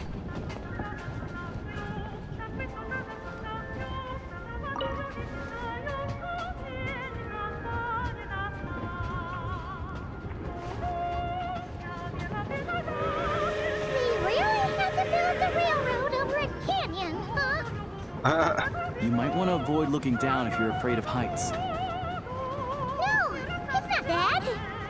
Paimon's just praying that we don't have yet another accident.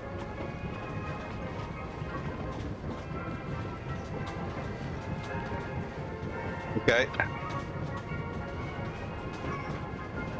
That mountain is breathtaking. Reminds Paimon of Dragonspine.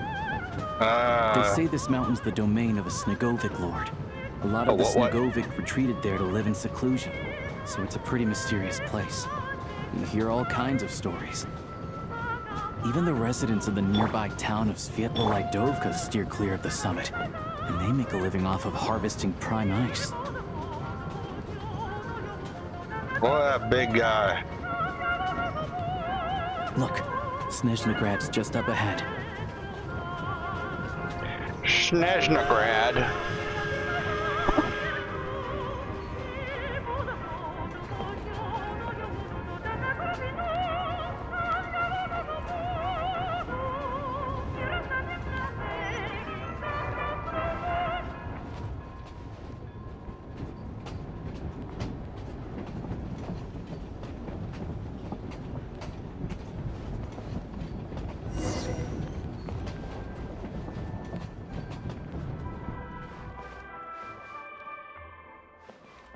That's it? Okay.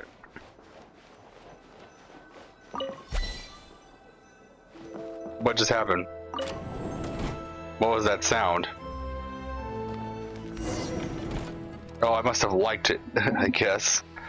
That's kind of a cheeky place to put that.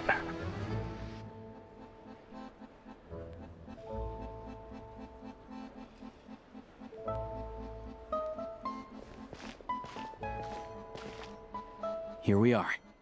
Welcome to Snezhnograd train station, the biggest transport hub in the nation. Wow! It's so majestic! Just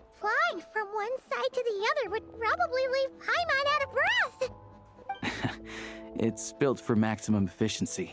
But yes, transferring trains here can be a little tiring. In the future, you can use this train station to travel anywhere you want in Snezhnaya. For now, though, come with me. Let's get Paimon checked out. This way. There's a lift car that goes straight to Sapoliarni. Sapoliarni.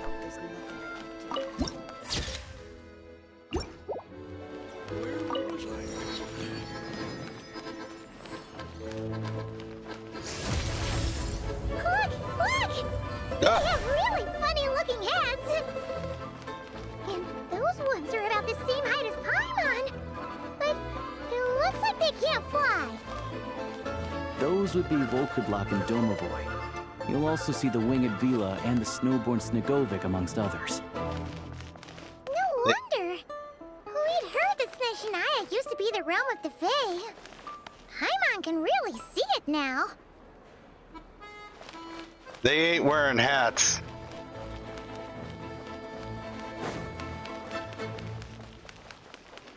This one's wearing a hat.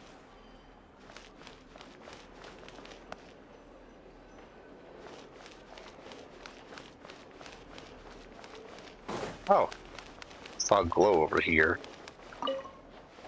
Merciless.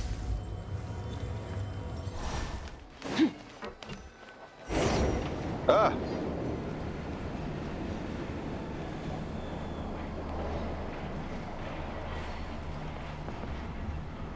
You can't attack. To the left is the market of Zolny. They sell everything there. You can often find some nifty little trinkets. To the right, you'll see the Korolievsky Theater in the distance. That? Look at that! Incredible! It's a bear! Oh. I need some of those for Odette.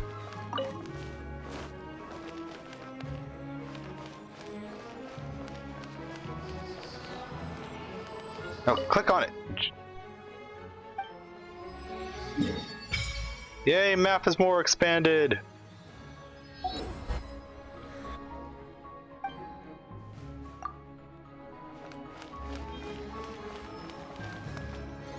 There was one up there.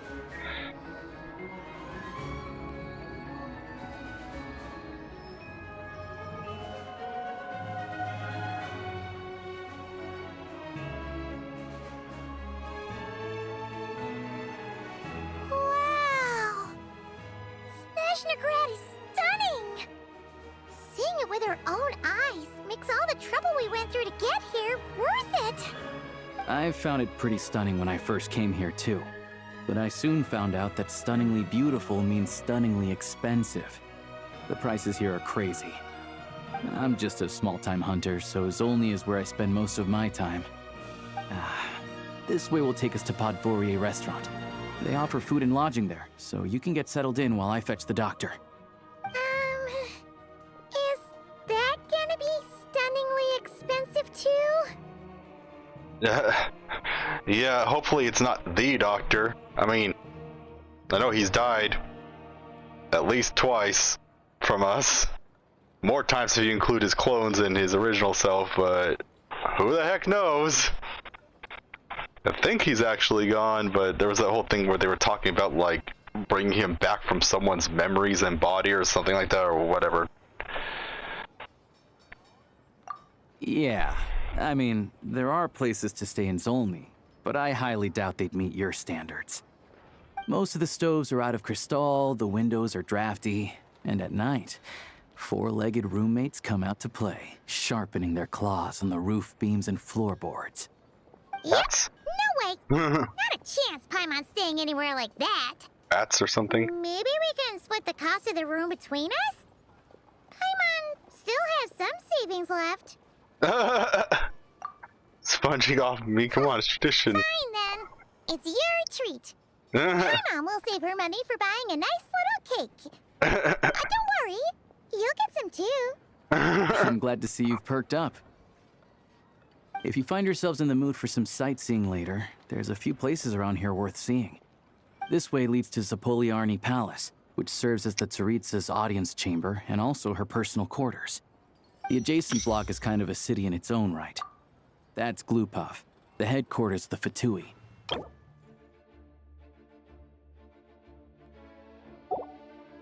Inside, there's a munitions factory known as the Armory Palace, producing a constant supply of all kinds of equipment for the Fatui. A lot of important research happens there too. And over there is the Snezhnegrad Vecha, where all the big shots meet regularly to make policy decisions. These places are best admired from a distance. I'm sure I don't need to explain why. Yeah, they probably have super strict security. We're not looking for trouble right now. The downtown area is near the center of Zapoliarny. That's where you'll find the restaurants, bookstores, and gift shops. Another place of interest is the Northland Bank, which is over this way. Oh, and I'm sure you'll want to make contact with the Adventurers Guild at some point, right? That's right here. Ooh, speaking of adventuring, we use alchemy quite a lot. Do you know where we can find a crafting bench? That's what I was wondering. So, like I said, I was doing some exploring and stuff like that on my other accounts. I came in here and I was trying to make condensed resin for my dailies, and I was looking around. I was like, "Where's the alchemy bench?"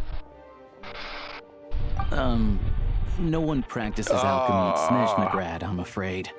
Apparently, there's some historical reason for it. That stinks. It's not a very good daily hub then. But I know that there's one inside your train, but it's annoying to teleport to your train, use the alchemy lab, then teleport to the Adventurers Guild to turn in the dailies, when you can just go to like Mondstadt and have the alchemy table right next to the Adventurers Guild. So. Oh, we'll just have to use the one on the train. Oh, okay, then. there we go. Huh. Kinda inconvenient. Yes. Wait. How come there's one on the train if that's Snezhnayan too? Yeah, I don't know. Not my area of expertise. Still, I wouldn't say the absence of alchemy makes life here any less convenient. Anyway... Finally, there's Zolny in that direction. It's mostly residential buildings and factories, but there's a few shops too. Worth a look around if you're interested. That's about it. You guys go ahead and get checked in while I track down my doctor friend. Sounds good. Thanks for all the recommendations. It'll be good to get out of the cold wind. Paimon's starting to feel another headache coming on. Podvorye restaurant is right this way. Wait, it's a restaurant, not an inn? Then why did you say we get a room there? She said something different when you come to Snezhnaya. Oh wait, this is different.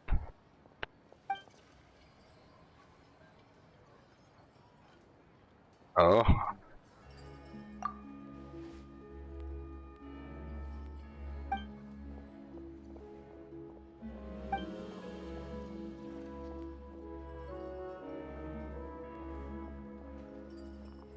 What?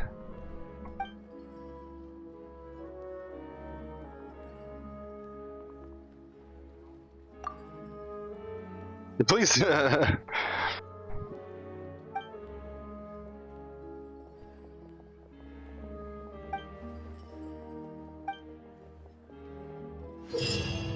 Wait, what?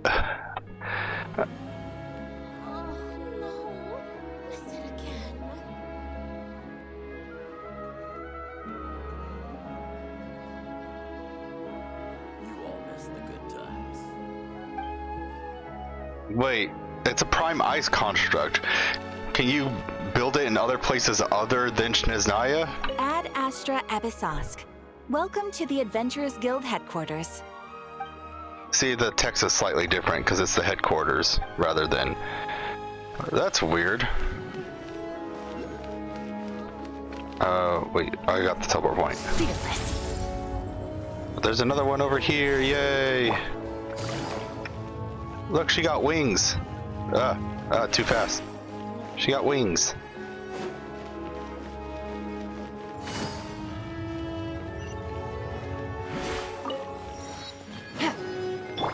merciless.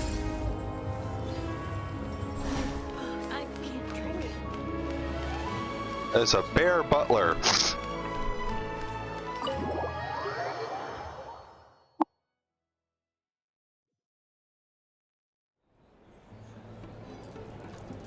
I think it's a bear anyway. We gonna hear them talk? Oh, no. Okay.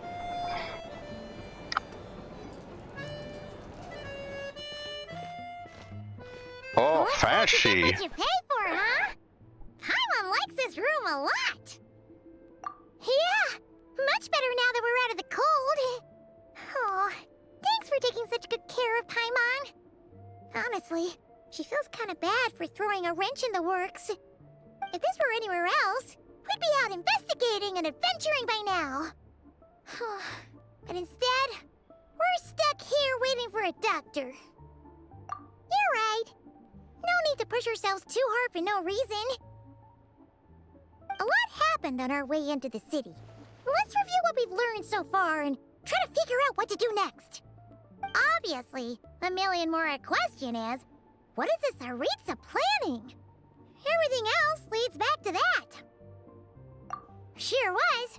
And so far, we've learned that in addition to the 7 Gnosis, her plan also requires a ton of energy.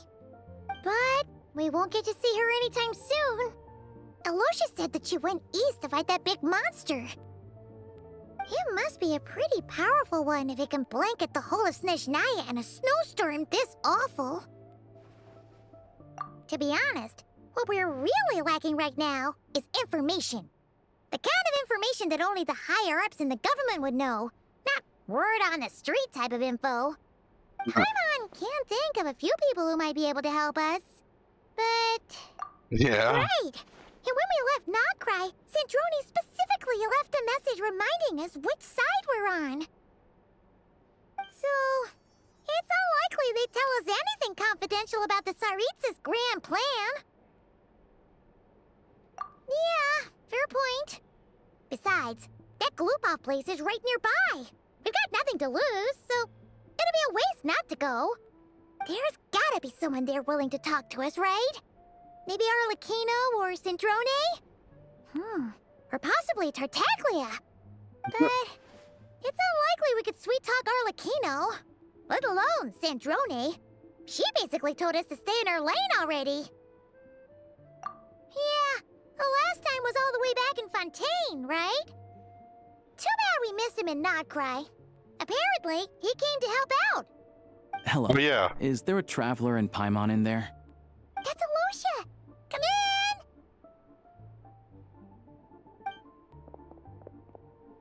Hello, I'm Dr. Luneva. Alosha mentioned that one of you is feeling a little under the weather. I see. So you're my patient today, yes? And you're, Faye, I presume? Good question. Paimon's not too sure either, but she's definitely not the same kind of Fae as the ones we saw at the train station.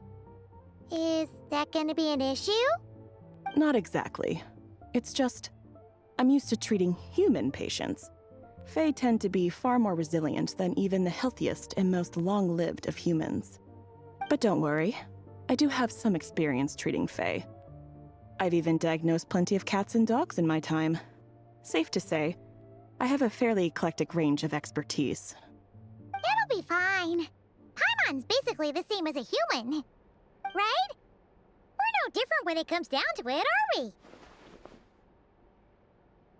More like you don't eat enough. The more talking you do, the more you need to eat. Or the fact that she flies? I'm not convinced by that logic. Now, please take a seat.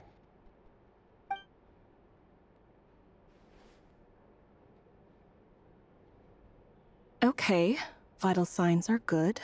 Test results are all within normal ranges. I don't think it's anything serious. More than likely, you've just caught a cold. I can give you some medicine to tide you over, but as long as you rest properly for the next couple of days, you should feel better. Make sure to keep an eye on your temperature, though. If you find yourself with a persistent low-grade fever, or if your symptoms don't improve, just contact me again. Sounds like there's no cause for alarm. Thank you, Doctor. You're very welcome. Just doing my job. I'll leave you in peace now. Time to visit my next patients. Take care. You heard the doctor. Best you rest up here for a couple days. No sightseeing for the time being. All right, then. Guess we've got no choice. Let's just treat it as a short vacation. I have to get back to it. If you need anything else from the doctor or me, go to the Hunter Trade Station in Zolny. The boss there knows how to reach me. Hey, no big deal. You saved my life in the Shadow Realm. This is the least I could do. I mean, you kind of... See you around. You kind of fell into the Shadow Realm just because you were following us, right?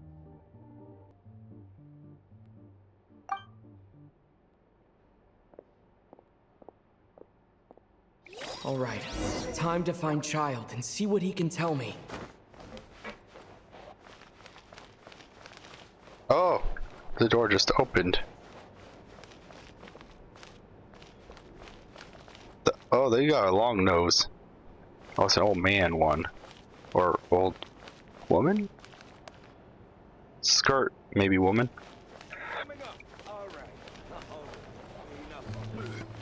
Back in my day, I could down 3 bottles of firewater. And then go out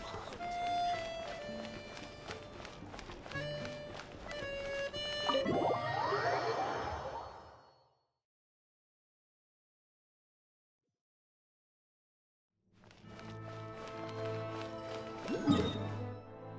Okay, it's all the way over there. So I'm gonna take a break and continue this a little later. Alright, see you guys in a bit. Okay, and we're back. And we're off to see Child now.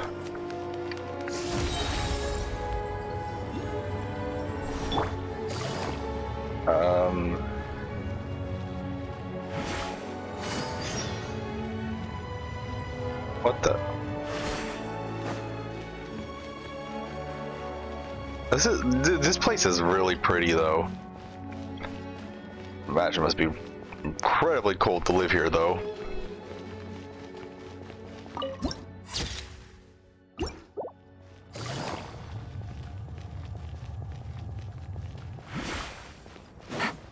Yeah, see Child. Can I get to the save point before? Nope.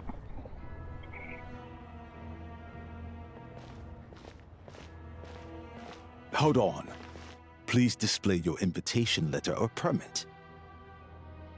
Glupov does not accept meeting requests without a prior appointment.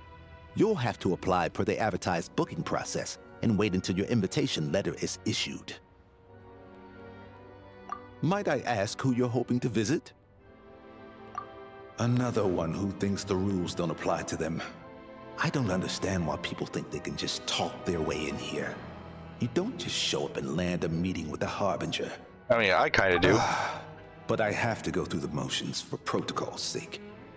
Honestly, it's such a waste of time asking when I already know what the answer's gonna be. Wait a moment. Surprise. I'll pass on your message.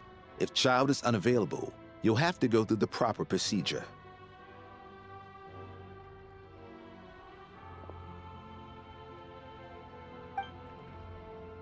Now, there's a slightly awkward way outside. Oh, Lord it Child goes is too a fast, busy so I can't man. read it out loud fast He's enough. probably not in Glupov at the present. If I were you, I'd cut your losses. No point waiting any longer. So, after a slightly awkward wait outside Gripov with the unimpressed Fatui guard, there's still no sign of Tartaglia. Wow, tripping over my tongue. Tartaglia. Even if you two are old friends as you claim, please understand that the Fatui Harbingers are often busy with their official duties. They tend not to stay in Glupov for extended periods. Next time, stick to the rules. You'll make life easier for both of us, Greetings, Lady Marionette. I'll take care of our guest here. It's his first time in Snezhnaya, so it's no surprise that he doesn't know the rules yet. I trust no choice words have been exchanged. No misunderstandings I should be aware of. No, Lady Marionette. No incidents to report. Whew, that was a close call. Good thing I played it cool. Is that right? Good to know. Wait, where's Paimon? Under the weather? That's hard to imagine. She's always buzzing with energy. Yeah. I take it she's still adapting to the climate. Happens to a lot of people. It's even colder here than in Nodcry. Has she seen a doctor? I can get you one if you need. All right then. Well, let me know if you run into any other problems. Why else? I was just about to sit down for some much-needed tea time when I heard that an old friend of Tartaglia's had shown up outside. No appointment, nothing. And, as obnoxious as it may be to show up uninvited at Glupov, I couldn't help but take pity on the poor soul who was waiting outside in vain. So I had no choice but to abandon my freshly brewed piping hot tea and come to see this mystery guest for myself. Gosh dang it. Sandroni, you are a treat. Well, I felt our time working together in Nodcry warranted some courtesy. I couldn't exactly let you freeze to death out here in the wind. Unfortunately, I can't invite you inside either. The rules of Glupov wouldn't allow it, and as a harbinger, I have to lead by example. On the plus side, Snezhnograd actually has some class, unlike Nasha Town. Torchlight Books has a very nice selection of teas and cakes, so we can catch up there. Your treat, of course. What? Why? Because I already wasted one perfectly good cup of tea today. That's why. She just can't be honest. I thought they said I wasn't allowed in here, but I'm in here now. Okay, am I not allowed in the door, maybe? Yeah, the door's locked. Okay. Ah, wrong button. Or wrong click, I guess?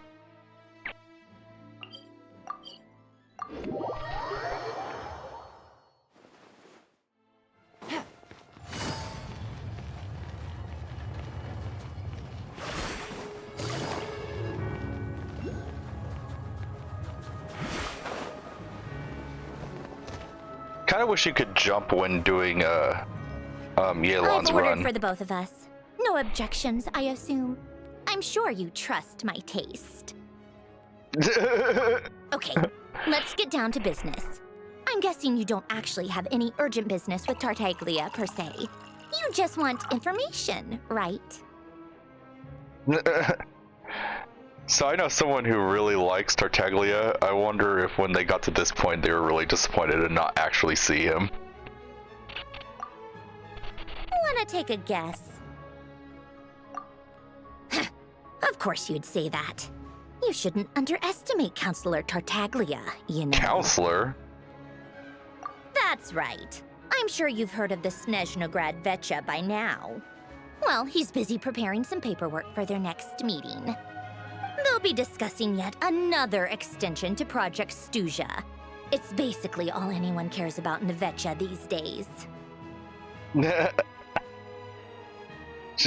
Yeah, he's more of the shoot first, ask questions later sort, isn't he? It all started with a very detailed letter that Capitano left for the jester, Piero, before leaving for Natlan. What? I can't click. Okay, whatever. In that letter, he detailed the future arrangements for his subordinates. All of his key people were reassigned to Tartaglia. What? I guess he'd already prepared to leave us for good all the way back then.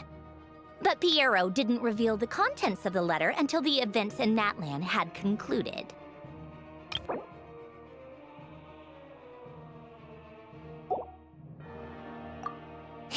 That was his reaction, too. Why me? With a bewildered look on his face. What? Wait, what? Hold on. He'd always assumed Capitano looked down on him. He was a man who kept his thoughts to himself and barely spoke to him the whole time they'd known each other. But But he occasionally brought Tartaglia along to my tea parties back in the day. So to the rest of us, it was clear that Capitano had quite a lot of respect for his young comrade. This is just kind of an awkward little, just these two like one really big bulking man and one like battle hungry man just showing up for a little dainty tea party. It's quite an image. By the rest of us, I mean my tea party regulars. Arlecchino, Rosaline, and... actually, not Columbina. She was probably oblivious to it. I don't know, I kind of have a feeling that Columbina wouldn't see the negative aspect of it. She just assumed they were all got along together. Like, I don't think she would question it to begin with. Anyway, then the Liu situation happened. Normally, it took a lot to get under Capitano's skin, but that time he was furious. It's not really my place to talk about it, though. You can ask Tartaglia about it sometime. So he got mad at Child for like setting the vortex god on Leeway, I guess. Basically, Tartaglia probably had the wrong idea about Capitano all along, right up until Piero revealed the letter he left behind. Capitano believed that despite Tartaglia's immaturity, he showed great potential. Plus, he possessed a kind of purity rarely seen among members of the Fatui. Did we forget the fact where he sent a giant, like, multi-headed serpent on a town full of people? Okay, whatever. Pure, sure, okay. Yeah, it's one of the few things that I'd agree those two have in common. But there's one other reason why Capitano chose Tartaglia to assume command of his troops. He knew that after he was gone, several of the others would swoop in on his army like vultures. With the ones who stood to benefit the most being the rooster Pulcinella and Regrator Pantalone.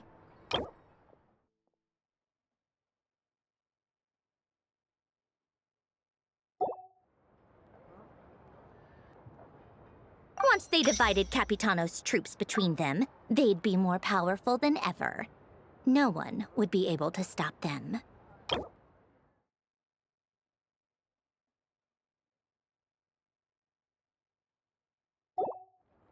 So, you can see why Capitano chose to hand that letter to Piero, right? Exactly. Piero also needed to back a Harbinger as soon as possible. And, all things considered, Tartaglia was the best choice. Even though Tartaglia has had the support of Northland Bank for a long time, he and Pantalone are ultimately not cut from the same cloth. I'm confused about something. Piero, why does he need to back another Harbinger? Maybe like he was talking about like if those two gained power, he'd have to choose which one of them to support, and I don't know, I was confusing a bit. I'd say Capitano made a good judgment call. Anyone else caught in this situation would probably feel like they'd been hung out to dry. His best course of action will be to distance himself from any shady business, while still maintaining friendly relations with Pantalone, but seeking Pulcinella's support at the same time. What's the point in having a tea party if you don't spill a little tea? What? Ice cream in the middle of winter. I mean, looky, whatever. Besides, none of this is confidential anyway. Ask any journalist out there. They'll give you all the lurid details. You'll see it firsthand if you ever sit in on a session of the Snezhnograd Vecha. All the factional strife, whether open or unspoken, it plays out for all to see in that one little room. Having a voice in a Vecha is the only way to steer policies in your favor. So, every person in that room represents a particular interest group. Pantalone, for instance, represents the financial sector, and Tartaglia represents the Fatui soldiers. Personally, I have no interest in political jousting. But since I have a number of engineers and researchers under my command, I have to make their voices heard. Then there's Pulcinella, the linchpin of the Vecha. He represents politics itself. Everything involves him, so nothing can bypass him. Any issue that comes up, he knows how to mediate. That's what the Tsaritsa values most about him. I'm starting to see why everyone is so frustrated with the way things are, but also powerless to change it. A complex web of interests connects all parties involved, and the Tsaritsa sitting at the top adds another layer of complexity. It must be nearly impossible to come up with a perfect solution. All right, I'm done carrying this conversation. Time for you to answer a question of mine. You must have known that you can get the info you needed from me. So why was Tartaglia the first person you asked to see and not me? Huh? Jealous? As if. Wait. Oh, I think I know what it is. Columbina passed on my message to you before you left Notcry, right? I only meant you should be mindful of which side you're on.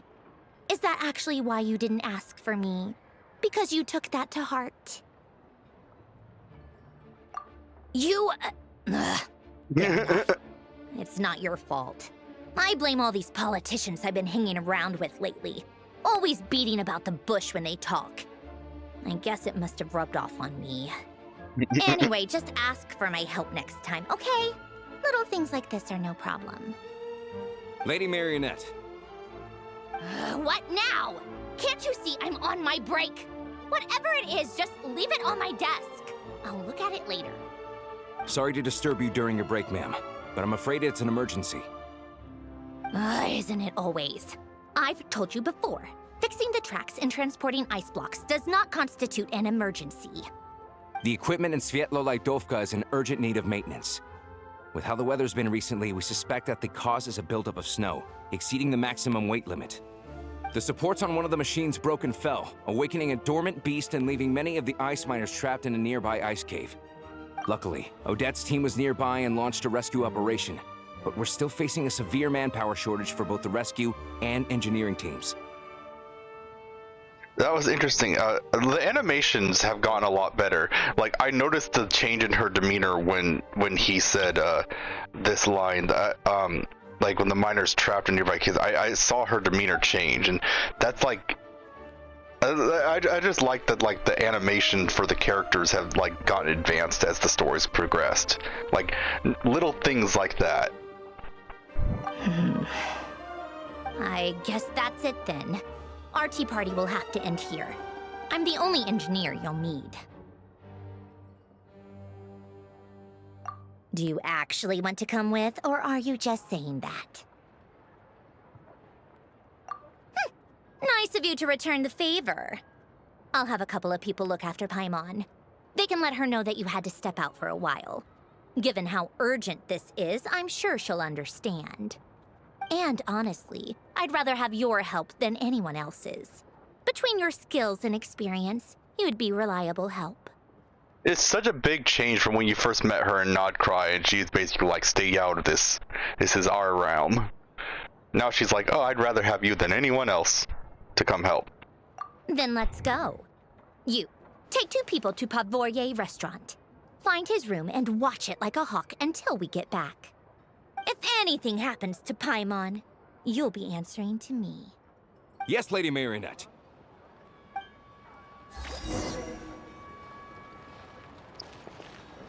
Rush to Svetloledovka. Svetloledovka. I am for sure butchering that.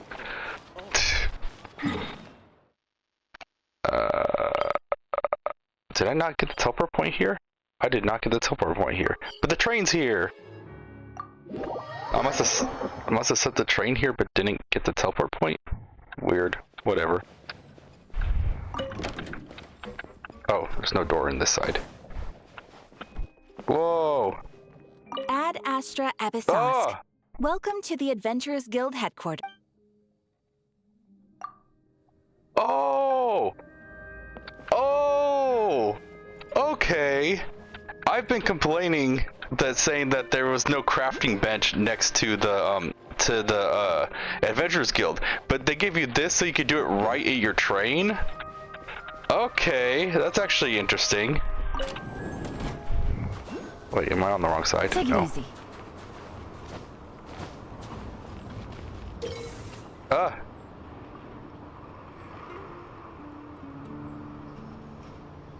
You can choose to reinforce a prime construct created by others so that it remains for a longer time. What does that mean? So like they go away after a while?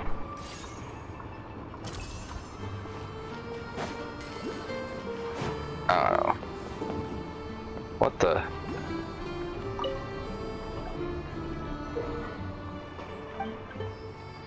Oh, this is oh, this is a side quest. Okay, I actually I'm gonna get through this real quick and then I'll pause real quick. 1 second. Okay.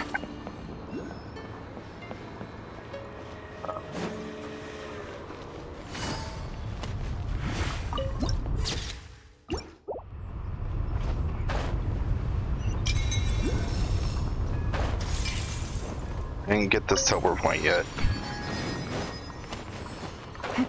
Ah. They weren't exaggerating. This is really dangerous. It's a good thing only one of them broke. From what I've been told, most of the trapped miners are over in that direction. Yeah, you do that while I check the rest of the equipment. I'll evacuate the people around here as I go. Meet me back here as soon as you're done.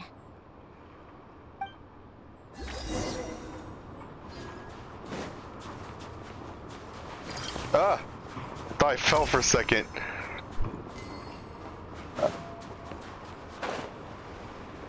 Whoa, this looks so pretty. What the heck?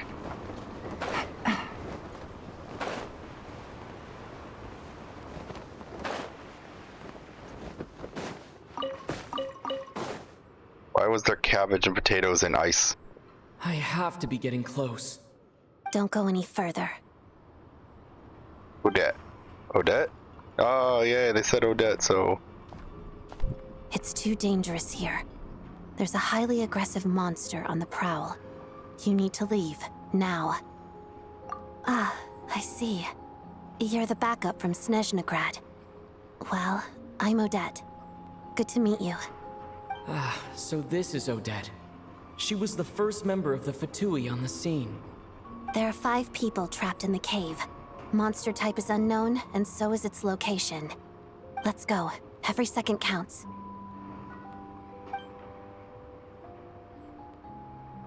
Am I playing as the Traveler or my own team? Oh, well that threw me off. I was like, okay, I'm playing as my own team. Nope, psych, it was the Traveler. Oh, I got Odette though. Let's see what her build is like. She got, of course she got her signature weapon at 3. Got her best constellation, best artifacts and 3 constellation. So what's her attributes?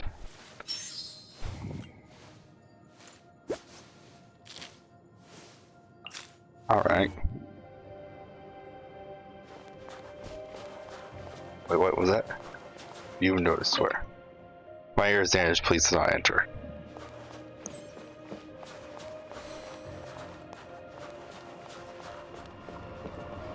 Oh, if you keep Odette like not moving for too long to where she does her emotes. Hold on, let me actually. Why do I still have this flying around me? Cannot do that in current state? I cannot remove it in my current state? That's weird. I can understand maybe not, like, you know, summoning it, but removing it? Wait till she does her little idol.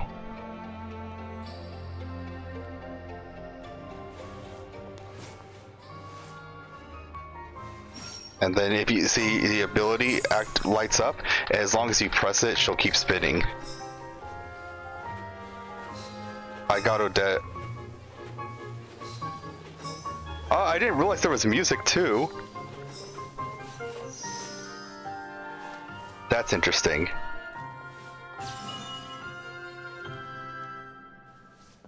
Okay, that's interesting. I didn't know the music was there. Careful. Something's moving. Second.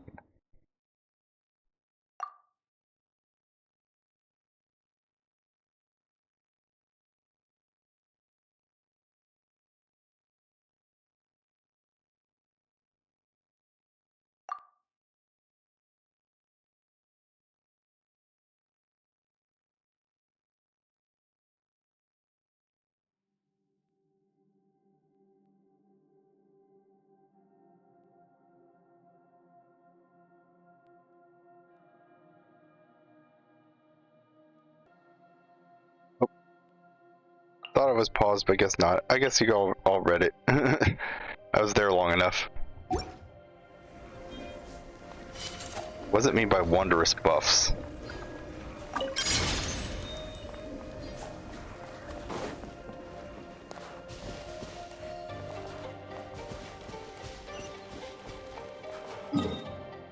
Second.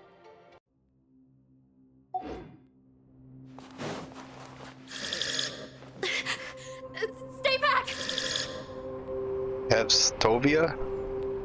Monster.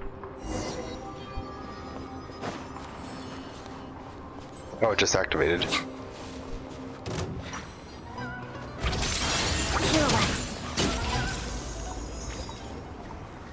They really expect the Traveler to be the only, like Odette to be the only one attacking right now because we're fighting Electro Slimes and they give us the Electro Traveler. So all I can do is white damage to it. So pretty much they're expecting you to just be playing Odette.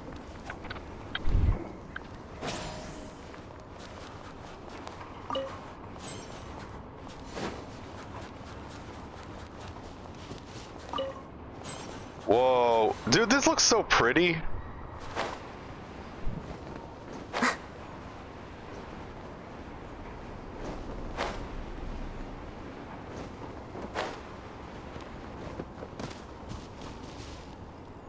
I see them. They're right behind the monster. The monster seems very agitated. It could attack at any moment. Let's make the first move. It's a roly-poly-oly. Defeat the monster and rescue the trapped people. Let's begin. Halloween thunder! Lightning flash! Crystalline Adagio. Where'd it? Oh, it moved away! Oh! Okay, bigger threat than I thought. Harada. Yeah! Witness the snow swan's grace. Okay, that did like very little damage. Together. Pirouette.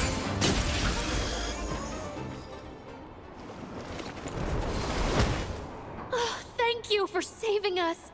We'd have been monster fodder otherwise. Thank you. Thank you. You're welcome. You should be safe now. Follow this route out. He and I will stay behind to watch the rear.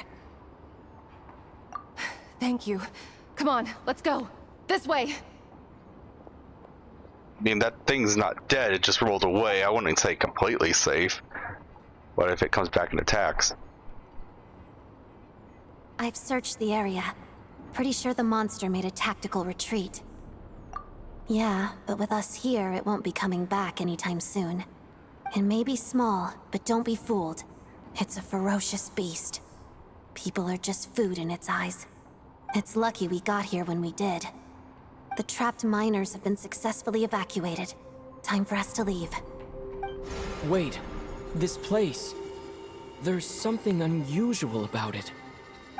It's a star. Oh, a cutscene.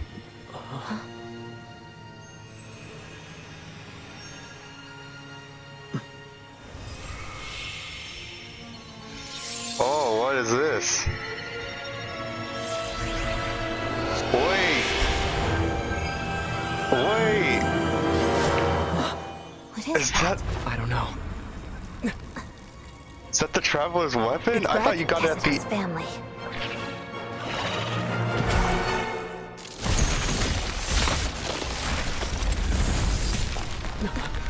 This way. Run!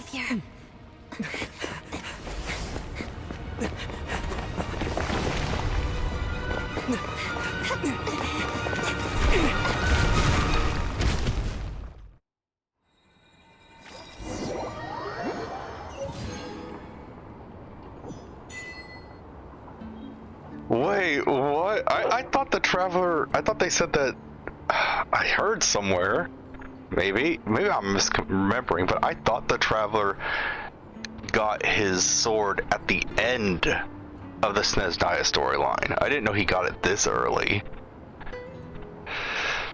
Where did I hear that? I must have heard it from somewhere. Why was I thinking that? I'm drawing a blank. You obtained the special weapon Exophanes Blade. Probably butchering that too. Deep within a cave. Its origin remains a mystery, and further details may only be uncovered through further adventures. Whoa. When the Traveler equips this, their attack will be increased by 60% for 8 seconds. After they hit an opponent at the same time, they will also regenerate 3 elemental energy. This effect can trigger once every 5 seconds. This cannot be triggered even when the character is not on the field. A longsword that once shone with the pale star's light. In the Voyager's hand, it becomes a brand new light that has nothing to do with any past era. What does that mean?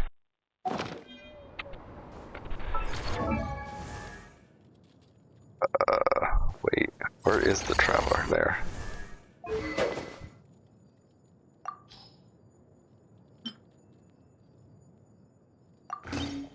Dude, wait, what?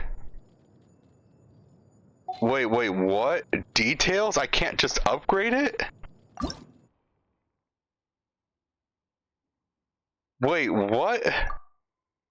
Complete the Archon Quest, Great Deeds of the Tundra. Wait, so you can't upgrade it like normal weapons? But dude, this looks so cool though.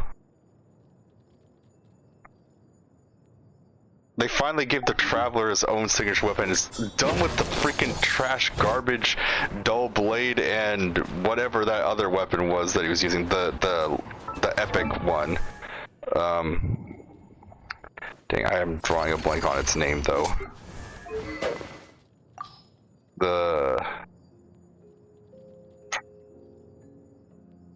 Wait, I know I should. Oh yeah, this one. Prototype Rancor. I knew it was prototype something, but I didn't know what the Rancor is what it was. Yeah, like I always thought it was dumb that the Traveler didn't have like his own signature weapon, because like in the opening cutscene he did, and then you meet your twin and they have that weapon too, but then you just are using like just random garbage weapons that you pick up off the street. For Traveler, who's supposed to be like really strong lore-wise at least, I just thought that was kind of dumb. So it's nice for him to have his own signature weapon now. But I can't upgrade it, so whatever. Wait, how am I supposed to get up? Like, what if I fell down here without the teleport? Oh. Try using a grappling gun?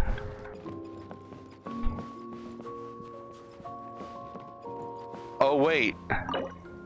Oh, okay, so these are the blocked off areas, okay.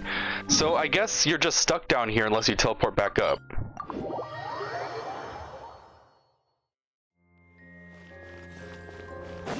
Dude, that was so cool.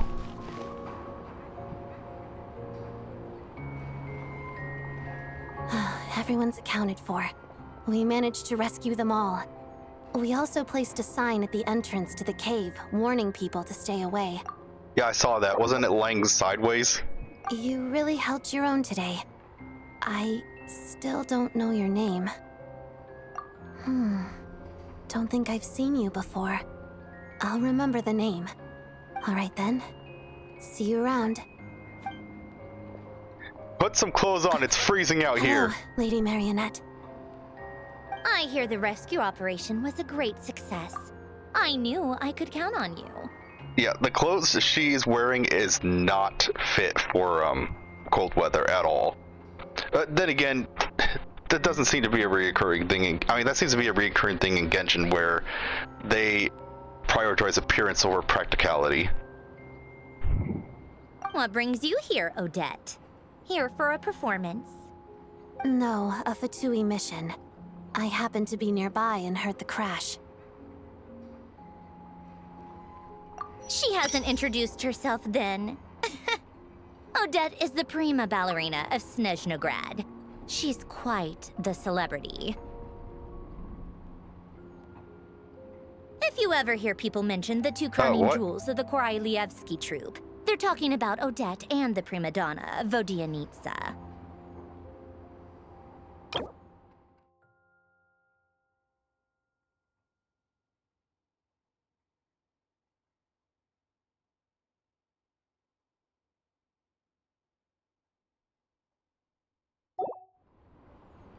On top of that, Odette's also a rising Fatui star.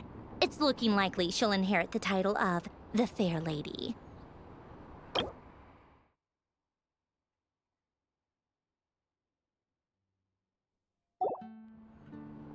She learned all her combat skills from Rosaline herself. Used to be one of her most valued subordinates, too. You flatter me, Lady Marionette. If she's Rosaline's protege, that makes me... Never mind. There's no need to bring it up. No point making things awkward. How's progress on your end, Lady Marionette? It's awkward. Equally successful. I finished reinforcing all the equipment. Took me a little longer without Polonia's help. But the outcome is the same, of course. Even if the heavy snowfall summoned by that monster lasts for another 3 months straight, this equipment won't give way. All right, now that we're done here, it's time to get out of this blizzard. Sure, but Snezhnograd will send someone to investigate and draw up a relief plan. And I guess I'll have to write the incident report myself this time, since it involves a mechanical malfunction. First, Pantalone needs to approve the budget, then Pulcinella has to sign off on the plan. Once they've argued it out and reached a compromise, we can move forward. That's the rough process anyway. Could take anywhere from a couple of weeks to a couple of months, depending on how smoothly it goes. Yup, nothing we can do about it. There's a whole stack of incident reports like this back at the office. The snow has eased a little for now, but there's no telling when that will change with that monster still at large. I've noticed they've done a lot with having the traveler's thoughts actually be read out now.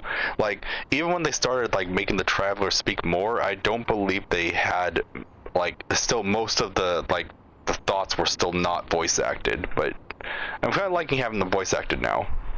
Fuel for heating is in short supply, and relief is weeks away. There's no immediate threat to life, but still, it just feels like there should be a better way. Hey, quit daydreaming. Let's get back to Snezhnograd. When did you get a new sword? I found it in a cave. It handles pretty nicely. You have a strange affinity for secondhand swords. Okay.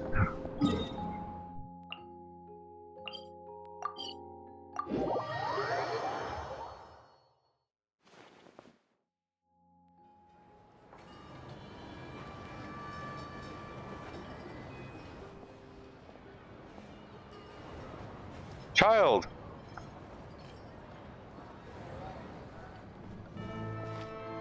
Huh.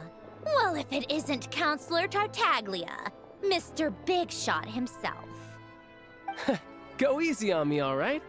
I'm still recovering from the interrogation the real Big Shots put me through. Hey, comrade, it's been too long. I heard you came looking for me earlier. Nicest surprise I've had in a while. Good to see you too, Odette. I'm guessing you guys just got back from Sviatlo Laidovka. How'd it go? Crisis averted? It went fine. Yeah, I definitely butchered that name. How about you? Any new developments? How is it been pronounced? Good to see you too, Odette. I'm guessing you guys just got back from Sviatlo Laidovka. How'd it go? Crisis averted? I'm not even gonna try. Not really. Same as ever. Growing opposition to Project Stuja, and the usual rebuttals are starting to ring hollow.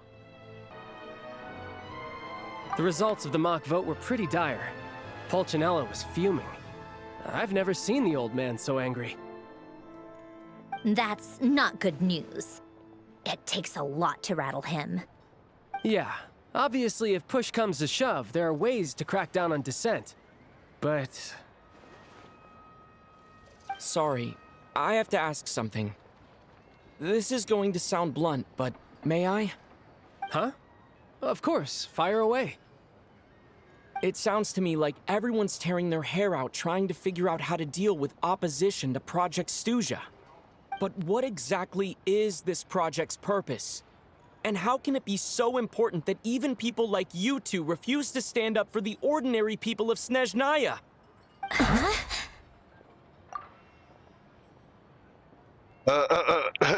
This is an interesting scene.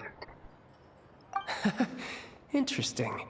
I gotta hand it to you, comrade. You sure don't mince your words. Yeah, sometimes being blunt is needed, though. Excuse him? What does he mean, refuse to stand up for ordinary people? Oh my gosh. How does he dare speak to the Harbingers like that? Are you interrogating us now? It's okay, Sandrone. Let me explain. I think I understand where he's coming from. If I could, I'd take your side right now. In fact, my position's very similar to yours. I've only held back on casting a dissenting vote in the Vecha because the Tsaritsa would never let me get away with it.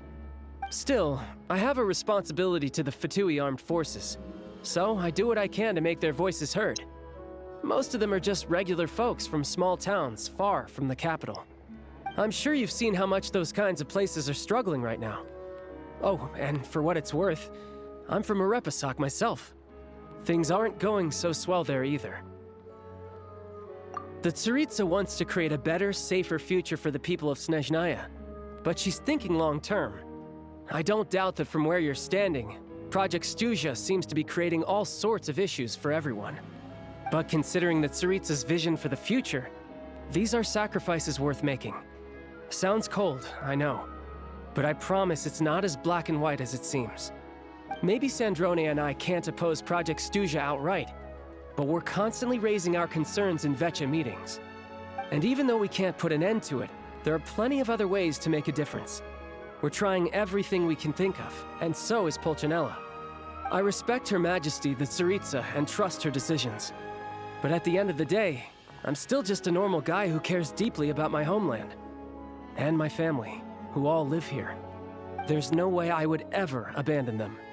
As contentious as things can get within the Vecha, there's no selfishness or malice behind it. Everyone wants to get through this period as smoothly as possible. The issue is that there's no way of pleasing everyone under the present circumstances.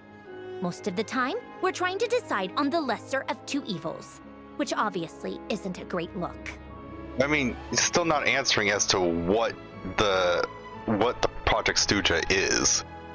But that is not the same thing as being blindly loyal to the Tsaritsa. No one's got their head in the sand here. We're all well aware of the way things are. We're just doing our best to make it work. In fairness to Sandrone, she rushed to Svietlo Lidovka's aid the moment she heard that people were in danger.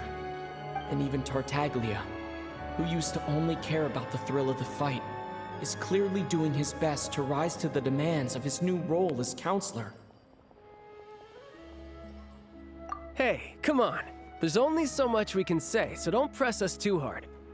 Look, I know how untenable the Tsaritsa's position looks if you don't understand her motives. Maybe you've heard already, but she's currently leading her army on a campaign to the east to defeat the monster that's been causing these brutal blizzards. Striking that monster down will be a significant step in dealing with the present energy crisis. As laser-focused as she is on realizing her lifelong ambitions, she's still putting time and energy into taking down this powerful monster. To me, that says a lot. If she thought Snezhnaya and its people didn't matter in the grand scheme of things, why would she waste her time on something like this? I mean, unless she needed the people to still believe in her for whatever reason, but... I mean, I'm not saying that's why she's doing this, I'm just saying that there are reasons why it could be that could still look bad. Thanks. I meant every word I said, though. I wasn't just trying to placate you. I've already done more than enough diplomacy for one day. I still think this adventurer raises a very important point.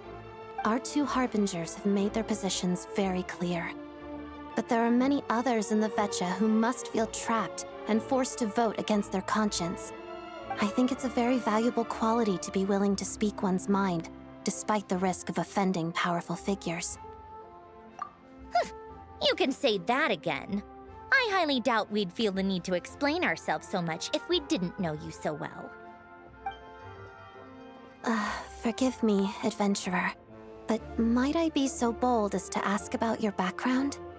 How is it that you can converse so openly with two harbingers? Oh, haven't you been properly introduced? Easier said than done. I like to think I'm not the kind of person who goes around busting open people's old wounds. I've only learned his name so far, and no details of his experiences. Is something wrong? Uh-oh. Is there no avoiding the subject of Rosaline? No, it's just... all right. I guess there's no getting around it. This is the world-renowned traveler who helped resolve the storm terror threat in Mondstadt, cleaned up after the mess I made in Liyue, and then went to Inazuma, where there was a duel before the throne in which the traveler defeated Rosaline. Oh. Oh no. I'm sorry. I didn't think you two would be seeing much of each other, so I figured it wasn't worth bringing up. It's fine. It was a long time ago. It's fine. Oh no. Sorry, I just remembered that we have a rehearsal coming up. Please excuse me. I should get going. Oh no. Oh no. I've mentioned this to you before, remember? She was Rosaline's most valued subordinate. But they didn't actually get along. Not that Rosaline was really the type of person to make friends, but death has a way of resolving a lot of conflicts. Don't let it weigh on you. Like she said, it was a long time ago. It's in the past now. Odette has a very different personality from Rosaline. Give her some time. I'm sure she'll work through it. I mean, still technically the Traveler wasn't the one who killed her. It was technically the Raiden Shogun who did. And the duel was something Rosaline agreed to, so...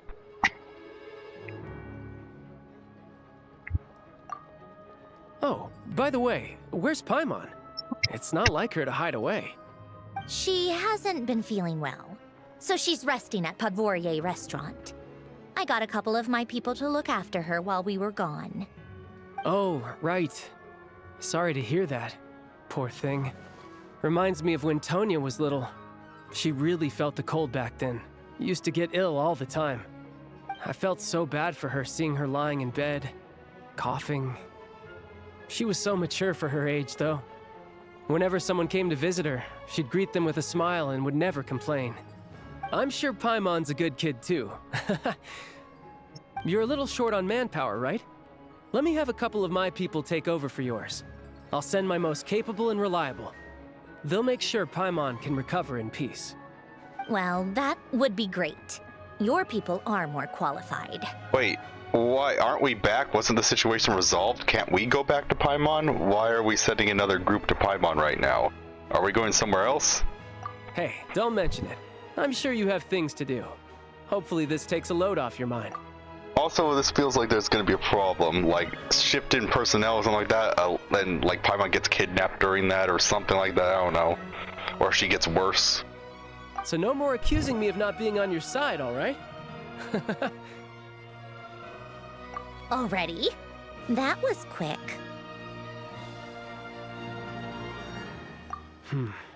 I'm afraid I can't help you there. Our director's recent movements are confidential. Even we're not in the loop. If you hadn't told me, I never would have known he'd gone south. I assumed he'd been in Glupov this whole time. Well, I guess I'd better go sort out Paimon's security situation. I have some other work to catch up on at Glupov anyway. Me too. I have an incident report to write up. Let's leave it there for now. I guess everyone's in a difficult position. But Tartaglia's right. I have things to do. Things I want to do. And things I ought to do. To start with, I should ask Alosha if he knows any way to help Svietlo Laidovka.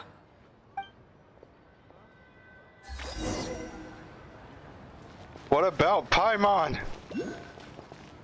Take it easy. No, seriously, what about Paimon? Are we just leaving her?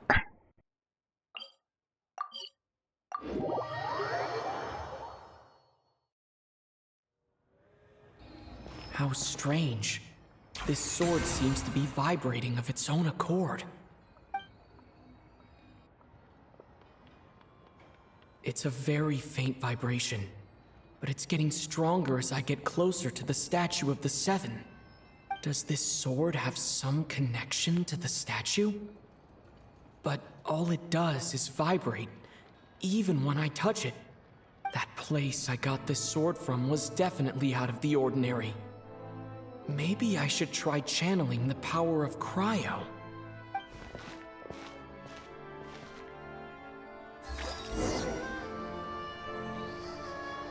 Use the power of cryo on the statue of the Seven. There really is something special about this sword. Oh wait, I have to activate it? Enhance Iphanes blade.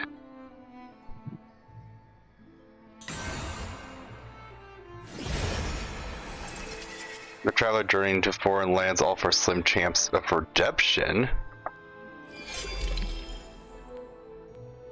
Origin is so great. Crit rate.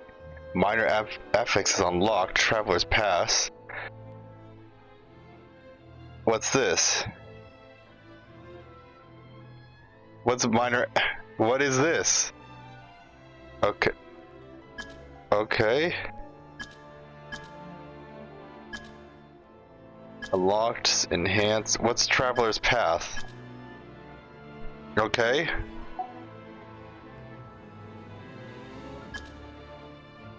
I can't click on it to find what it is. I don't really understand what just happened. Yeah. But I'm pretty sure this sword just got a little more powerful. I'll have to try the same thing again when I come across another statue of the Seven. In the meantime, I'd better go find Alosha.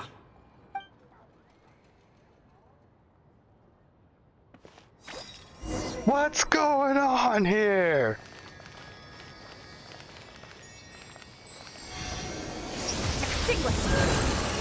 Oh, it works with any cryo. Okay, that's interesting. Does it go away?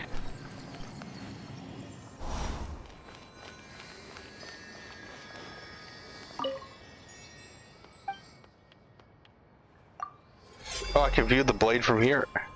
It doesn't say what that means. Minor affix, it's unlocked. Oh, what does it say here? No. Whatever. Okay. Whatever. Let's go to another one of the statues and test it real quick.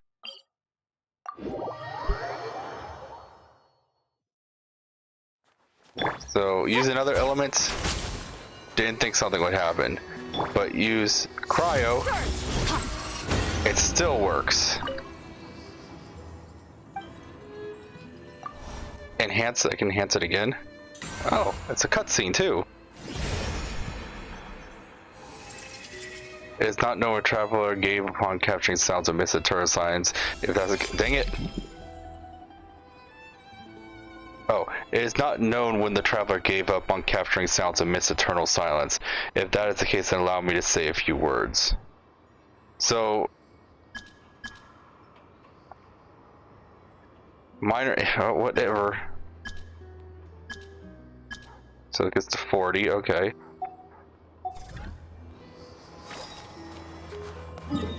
Do I have any more that I've unlocked yet? No, those are the only two I've unlocked so far. Okay.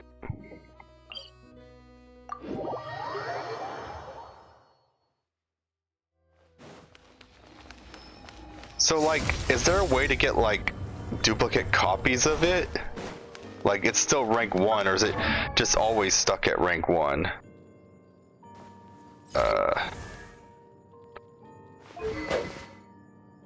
Oh, refinement rank 2. Okay, so the refinement increases as you upgrade it. Okay, that's interesting. Okay, okay. That's cool.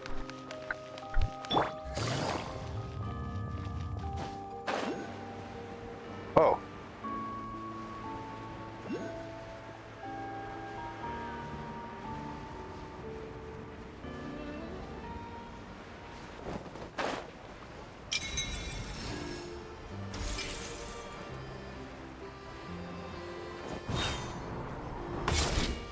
I have a feeling like a little... Oh. Yeah, I think something's gonna start if I walk over here. Can I get around? Because I just want to get to the teleport point. I don't want to activate a thing right now.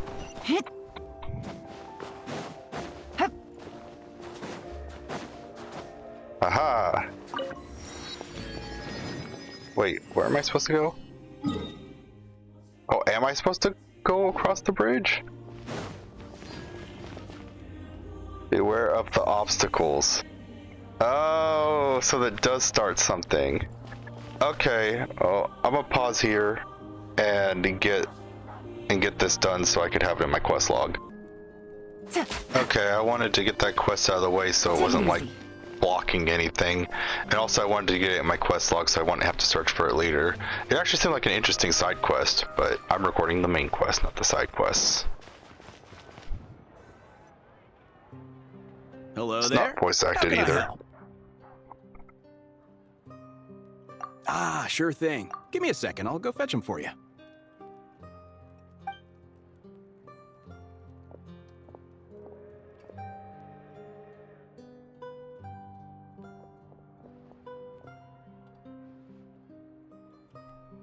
Alex Rise, tell him about what happened in Svetlana. It's a familiar story. I've had similar experiences. Although Snezhnegrad doesn't deliberately delay or withhold relief, those first few days of waiting for help are always the hardest. Tell him about what happened in Svetlovidi. I just can't say that. And the lack of emergency relief. It's a fundamental contradiction. If emergency relief can't be delivered in time, what's the point in even calling it emergency relief?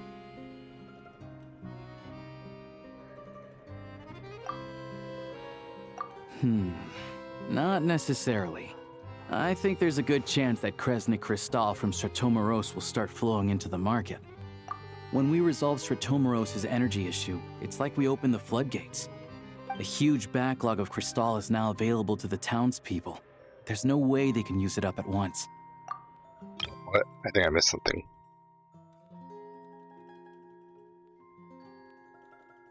Okay. A lot of them will probably stockpile it and slowly work their way through. Probably a good idea, since energy prices are only going to keep rising. But there will always be people who urgently need Mora. Exactly. At the current prices, selling Crystal is an easy way for an ordinary person to make a fortune. Hey boss, how much do I have left in my account? 1 second, let me check. So, you're planning on buying the Crystal out of your own pocket? Yeah. I don't know if I have enough, so I'll chip in a little extra and buy as much as I can afford. No, it's fine. You're new to Snezhnaya, and you have your own living expenses to worry about. Besides, you're already providing the train. Here's your Mora. See what you can find at the market, but I doubt there'll be much Crystal left. Yeah, well, can't hurt to take a look. Let's see. Huh? What it?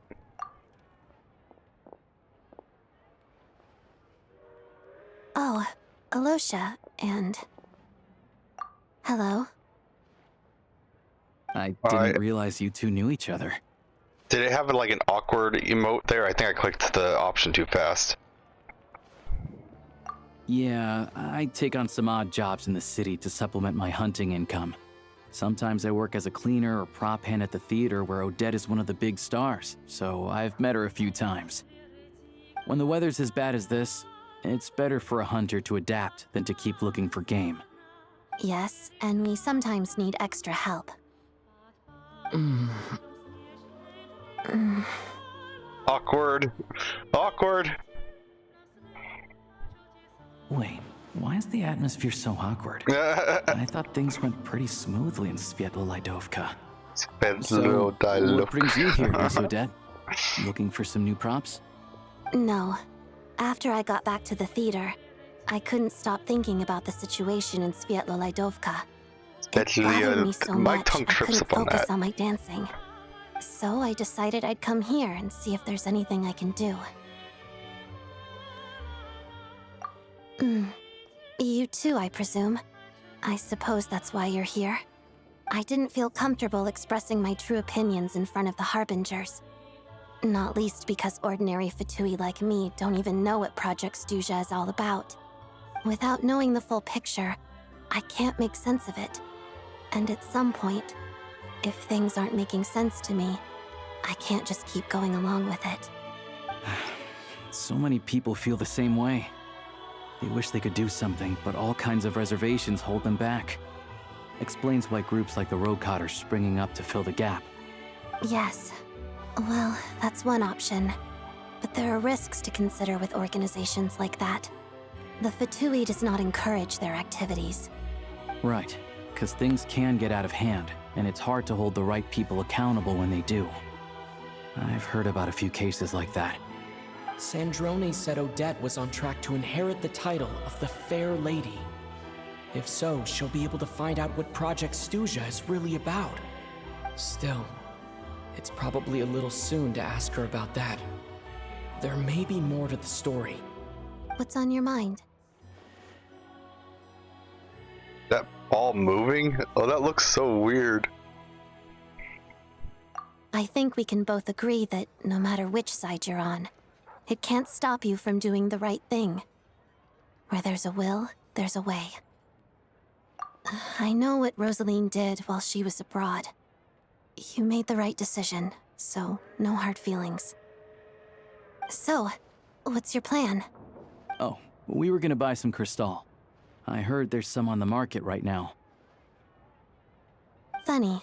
I had the same idea. In that case, let me pay. I can claim it back as mission expenses. The real issue here is that government relief is behind schedule. Surely it makes more sense for the state to cover these costs than for us to pay out of our own pockets. True. It's a huge expense after all.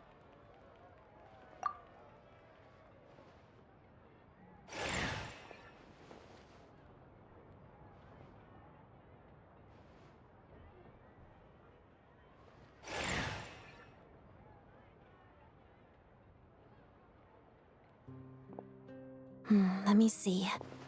I'll take it all, please. And I'll be needing a receipt. Right. Choose mission budget under the expense category, but be sure to specify emergency rescue operation in the description.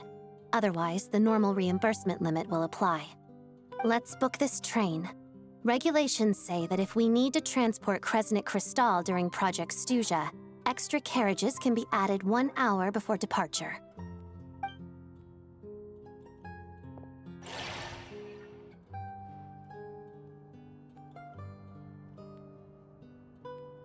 That should do it. The train will be escorted to its destination by Fatui guards. This is my first time seeing you handle Fatui affairs, Miss Odette. It seems you're as skilled an officer as you are a dancer. It's like the crystal will be guarded by Fatui guards. Is like I always saw how well that worked last time. You flatter me. It's only because I've been doing both my whole life. Okay.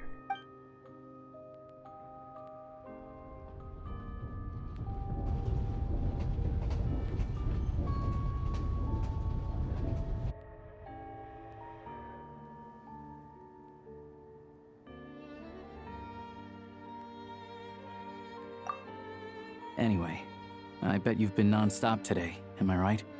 Any idea how Paimon's doing? What's wrong?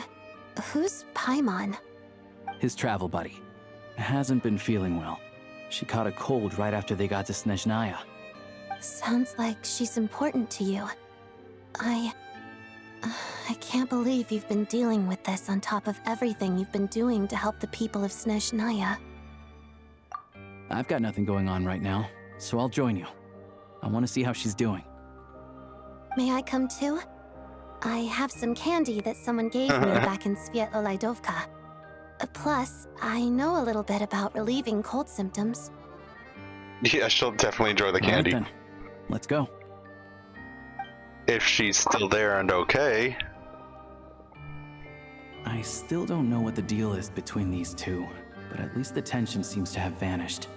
A good sign, hopefully.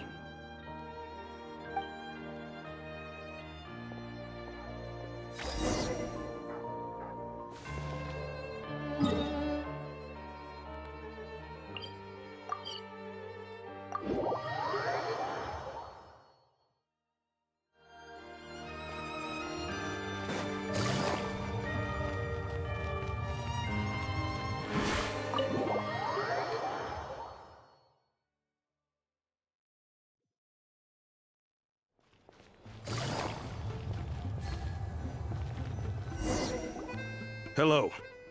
Sorry, but there's a sick person recovering in this room. Can I help you? What happened? Oh. Please, excuse me. Are you the Traveler? Could I take a quick look at your Adventurer Handbook? Master Child said I should verify your identity.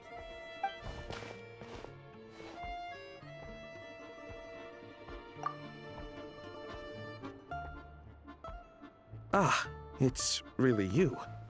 Sorry for the inconvenience. We're under strict orders from Master Child to keep this room well guarded.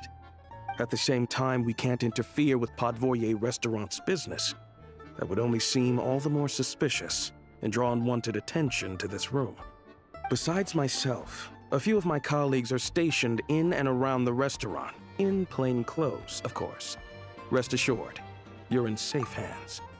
Yeah, that's actually kind of cool. I didn't expect such a high standard of protection. Well, Master Child handpicked us for this special assignment. We're not about to let anything go wrong.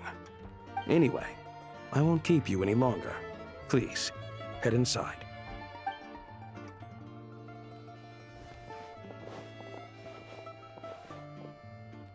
Where's the door handle? Traveler! Oh, Osha, you're back! Oh, hey! Who's our new friend? Hi, I'm Odette.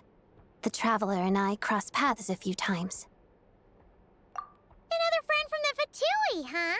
You're practically a member yourself by this point. Okay, that's a little weird. I don't know. You say you can trust her? You've like only spent a very short amount of time with her. I don't know. Paimon's definitely on the mend. We should be back to our usual. It's just. Oh, crud. Paimon's limbs are still feeling a little chilly. I accidentally skipped it. Paimon's definitely on the mend. We should be back to our usual travels in a few days' time. Seems like that doctor was right. I have just the thing. Whoa! What's this? Is that a flame inside an ice cube? Wait, is this real ice? How's it not melting? And how does the fire keep on burning? All keen observations. You're right. This is called core ignis. Whenever I've caught a cold in the past, I found I recover much more quickly if I place this by my bed. You're welcome to borrow it. Awesome! Wow! It's so nice and warm! Oh, it's like magic. Your name was Odette, right? How did you two meet again? Looks like she's in pretty good spirits. That's a relief. Any progress with your investigation yet? No surprises there, I'm sure. They're not likely to let anything slip. The Rokad, huh?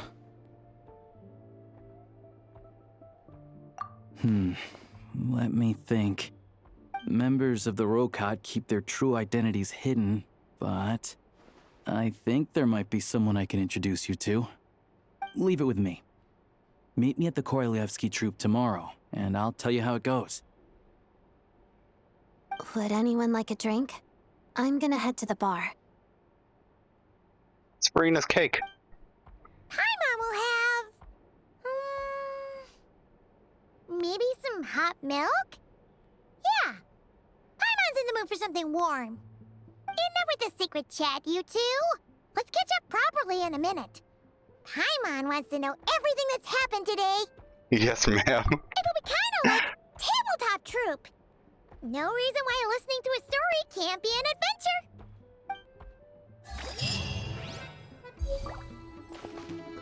Oh no!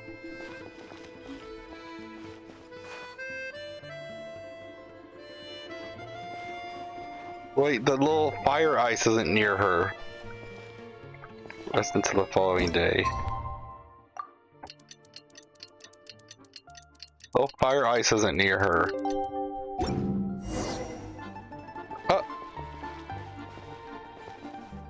The boss is gonna give Paimon a copy of the latest newspaper to read. That should keep Paimon entertained. The boss?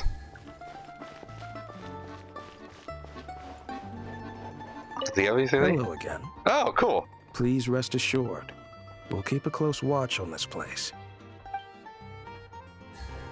I wonder if you can find the guards that are hidden in pink clothing and talk to them.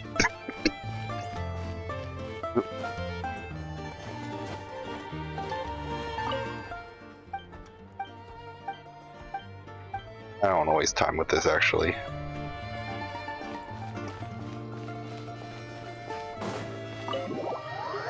This is a restaurant, but it's also an inn.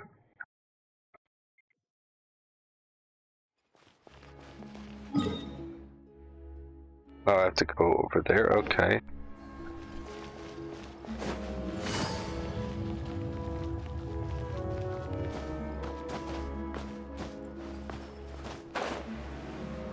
Wait. Where's the... Down there, okay.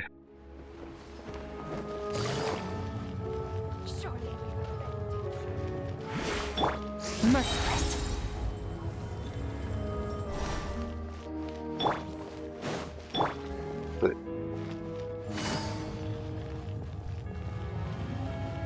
Honestly, I'm not a huge fan of this stuff that's being left around everywhere. I mean, some of it's okay, but not all of it.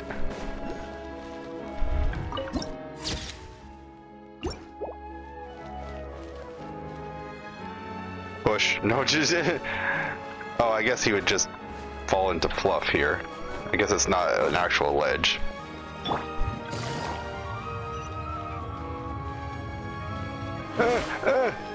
I didn't want to activate the cutscene until I got the waypoint. Ah, you made it. I've got some tickets, and I managed to set something up with the Rokad. Oh, is this the bear guy? Is he the member? It'll have to wait until after the show, though. Happy to stay and watch? I doubt you've seen the Korolyevsky Troop on stage before. Pleasure. Here, this is the way in.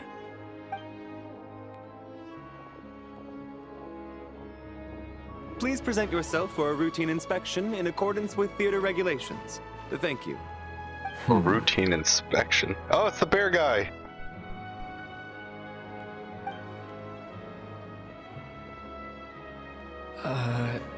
Is that guy with the Fatui? Looks like he's waiting for something. Okay, all done. Thank you for your cooperation. Please proceed through to the theater.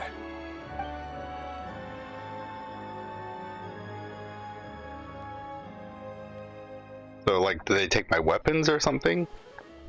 What's up? Everything okay? Snezhnaya's business and political leaders are always passing through here, so it makes sense that security's tight. Still, It's a little unusual to see the Fatui's Armory Palace guard here. You saw him, right? The guy right at the back. Strong, silent type. His name's Valeri. Okay, so he's a member of the Fatui. I thought he was maybe one of the other things. I remember this, like, in the trailer announcing Snezhnaya, it showed him, like, attack someone in the theater or something like that, but I guess he was a guard, I guess. He's part of the Special Assignments Battalion, but I only ever see him here for one thing. To look for a guy named Mitya.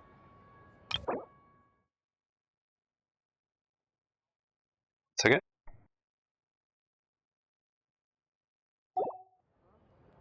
Supposedly a researcher, though he never seems to put much time in at the office. The theater is one of his favorite places to hang out when he's playing hooky from work. But that's not for us to worry about. Let's go. The show's about to start. You gonna watch the show?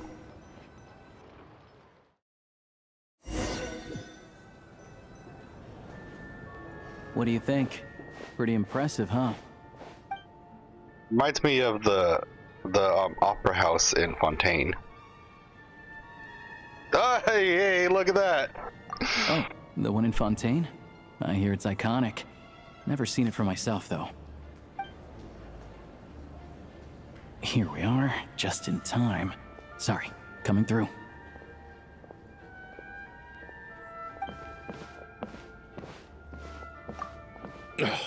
If you're gonna show up late, keep your mouth shut. What's his Jeez. problem? Whatever. No point arguing with people like that. Look, there she is. That's who I'm introducing you to later. She's the lead singer of the troupe, Vodyanitsa. I thought she was Fatui. Oh, wait.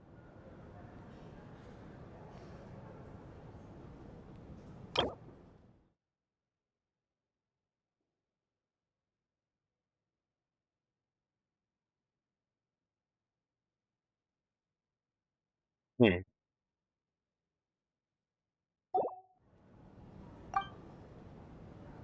Oh.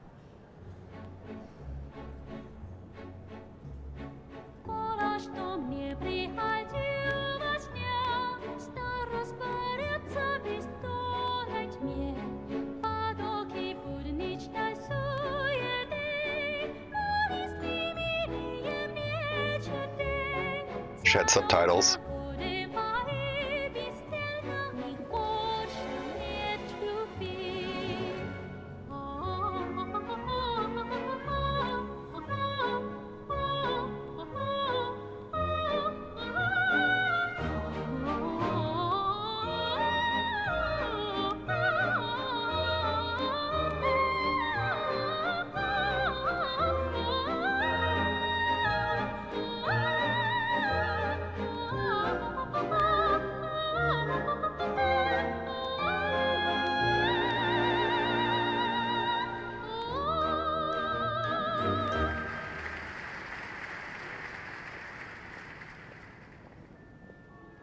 This leads directly to the green room.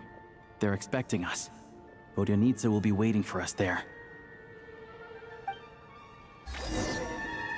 She's giving Kokomi vibes, working for the rebels against the god, Hydro character with mermaid vibes. Come on, I can't be the only one who sees it. Well, I mean, that's Ritsa, or their Archon. She's working against their Archon's Project Stuja or whatever. Just like Kokomi was working against the Raiden Shogun. Excuse me. Can you believe it? I am so mad right now. Come in. Oh, she really is a prima donna, isn't she? Oh, it's you two. Huh? You know each other? Oh, wait. Is this who you were telling me about? The one you met yesterday and couldn't stop thinking about? Awkward. I never said that. Awkward. Yes, you did. Why are you denying it? It was right before I went on that rant about the moody factory owner. Oh, I remember it so clearly. Might I ask what brings you two here? Oh, I just brought him here to see the show. And when it finished, he was full of praise for Vodyanitsa's performance. So I thought I'd try my luck. See if we could get the chance to chat for a bit. Maybe get an autograph? Awkward. You work here. You of all people ought to know that's against the rules. It's not what the green room is there for. Oh, what's the big deal? Come on, don't be shy. I can give you an autograph. You can take a picture too if you want. Do as you please. Okay, she's an Finished all interesting my shows character. for the day. I'll leave you to chat.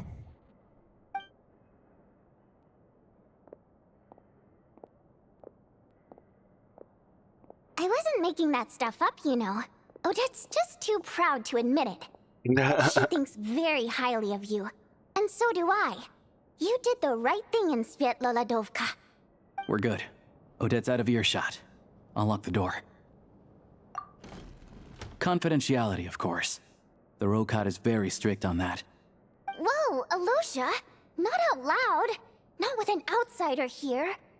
Relax, I've taken care of it. Look at this.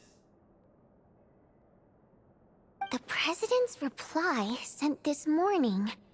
Wait, so he's been approved to join?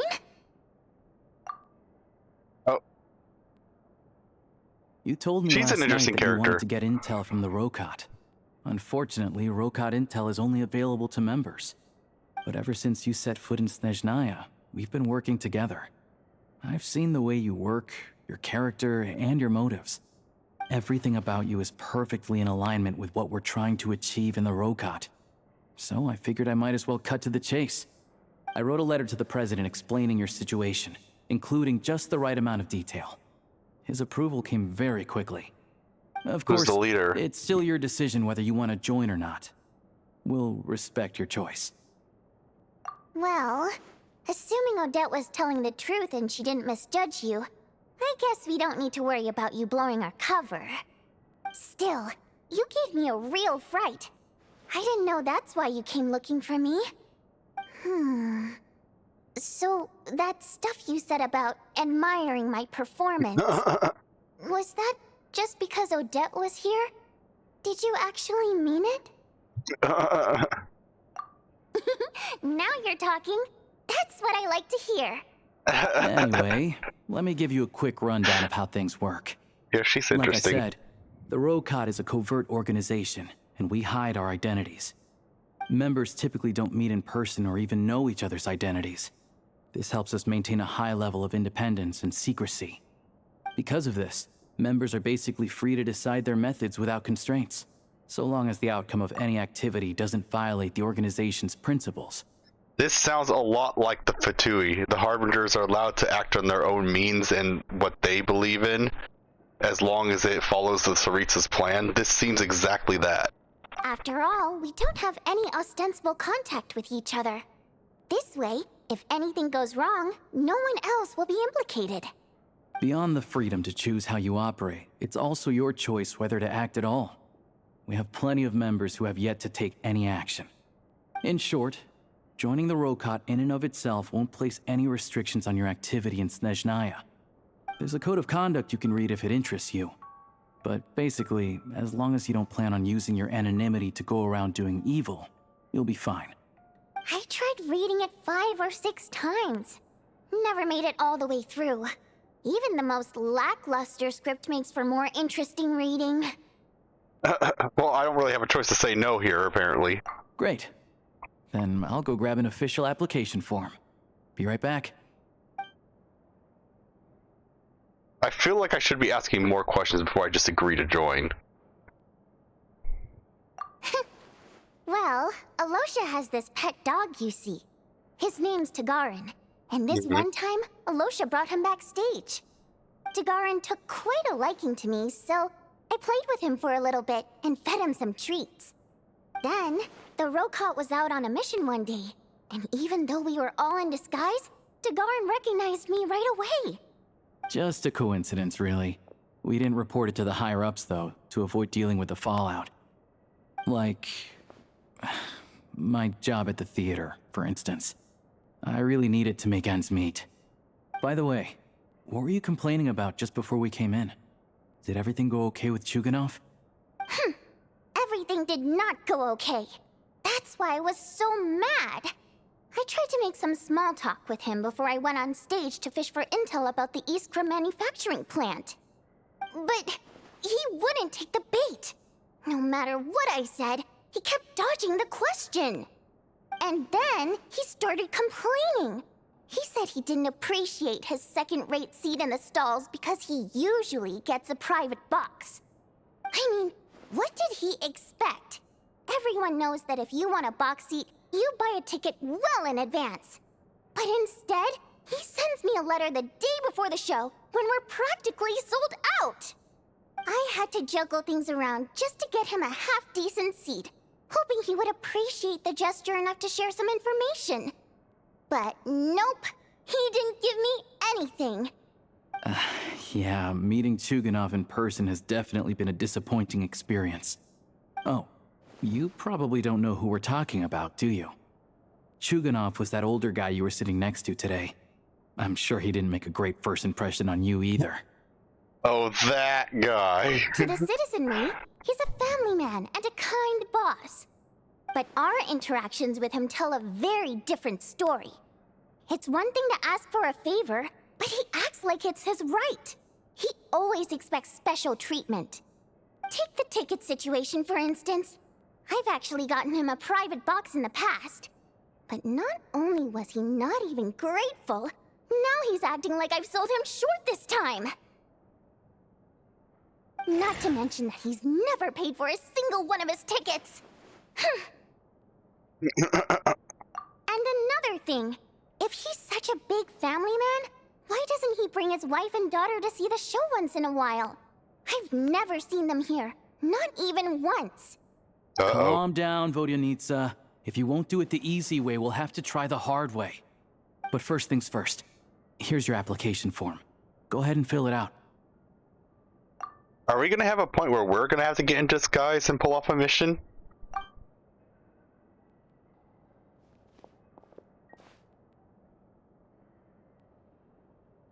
Wait, is it gonna make you actually write it?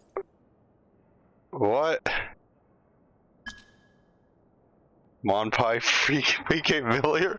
What? Octotavia Jenny Lilbell? What? What the heck? Okay, 1 second.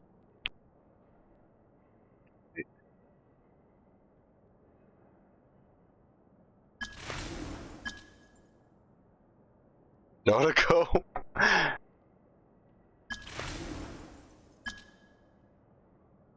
Chest Mimics, the Mist the 12th, King Jubber Fries, Lord of the Seven Calamities, whatever. Reason for application. Stuza, I want two ordinary people. What? I think Volcon is cool. I'm at the end of this organization. I need a part-time job. Mom told me to give it a try.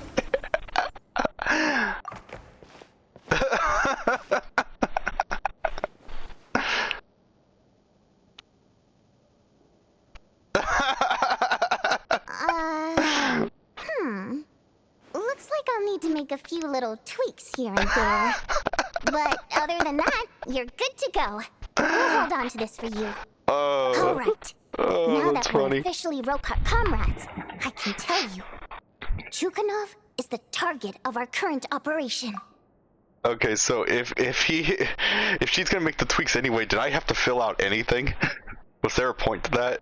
Recently, we've done some recon work at the Iskra manufacturing plant, which pretty much confirmed that their energy consumption is way beyond the legal limit. All we need now is some direct evidence to present to the Vetcha, so we can demand that they shut the plant down. That way, the Kresnik Crystal can be allocated to where it's needed most. I was hoping he might let slip during one of our chats, but he's too tight-lipped. We'll have to find another way. Oh wait. So maybe they're not against the Tsaritsa, they're just an organization that's trying to help people, maybe? I don't remember. I'm meeting another regular theater goer tonight. Mitya. But Valeria's here too, and he's probably looking for Mitya, so he may end up being a no-show. Don't you worry. He must know how to dodge Valeri, or he wouldn't be showing up on time for every performance. Wait a minute. Oh, another. Okay, I misunderstood. I thought it was another member of the group, not not just a theater viewer. Also, it doesn't seem like he'd be easy to he'd be like. Hold on, I lost my train of thought. It doesn't seem like he'd be that hard to find if he shows up for every performance, since you just go to every performance and you'd find him. Mitya is a renowned energy expert. Although we can't get any direct evidence of the excessive energy consumption at the plant, we can accidentally let the information slip to him. The authorities should take someone like him seriously. So if he starts raising questions about energy use at the Iskra manufacturing plant, there will be a proper investigation. Also, we're not allowed on site, but he has clearance. So all we need is his cooperation. Yeah, so that's the other thing we're trying to figure out. Though I think we're far less likely to make any progress on that front. Still, I hear that Mitya is a bit of a chatterbox. So, who knows? Maybe if we catch him in the right mood, he'll let something slip. What do you think? Sound like something worth your time? Okay, in that case, you guys find a seat somewhere nearby. Pretend you're a couple of buddies there to eat, and keep your ears peeled for useful information. He's a huge fan, so I doubt he'll have his guard up around me. But you two need to be convincing. If he suspects anything at all, he might stop talking. Sure. This is a little mini game. Don't worry. We'll make a believable pair of buddies. Perfect! You've sold me already. Now, help me tidy this room up a bit before we head out. Okay. What needs tidying? Everything!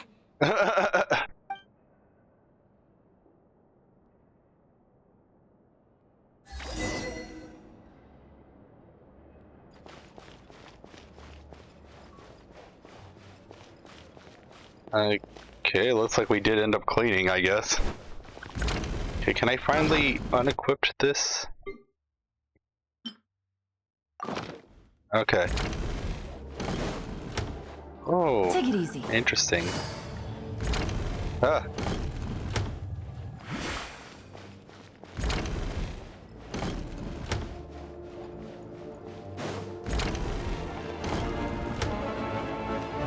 Wow. Oh, wait, what?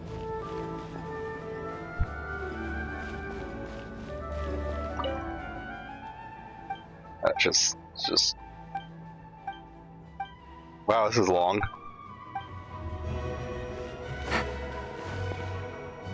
Okay. Alright. I'm gonna take a break here and then we'll continue later. See you then. Alright, and we're back to the story.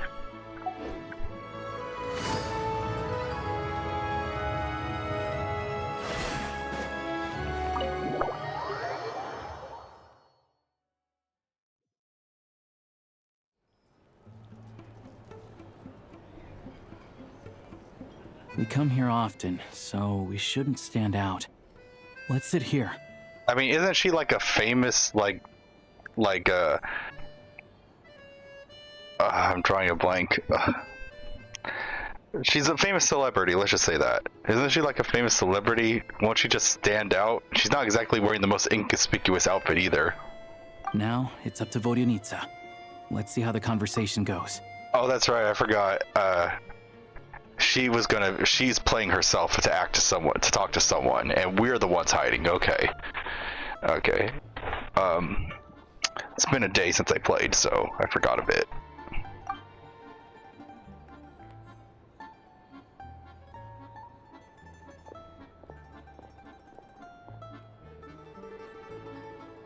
Mr. Mitya! Over here! Over here! Oh, sorry. I got a little held up on my way here. Now we have even less time than we planned.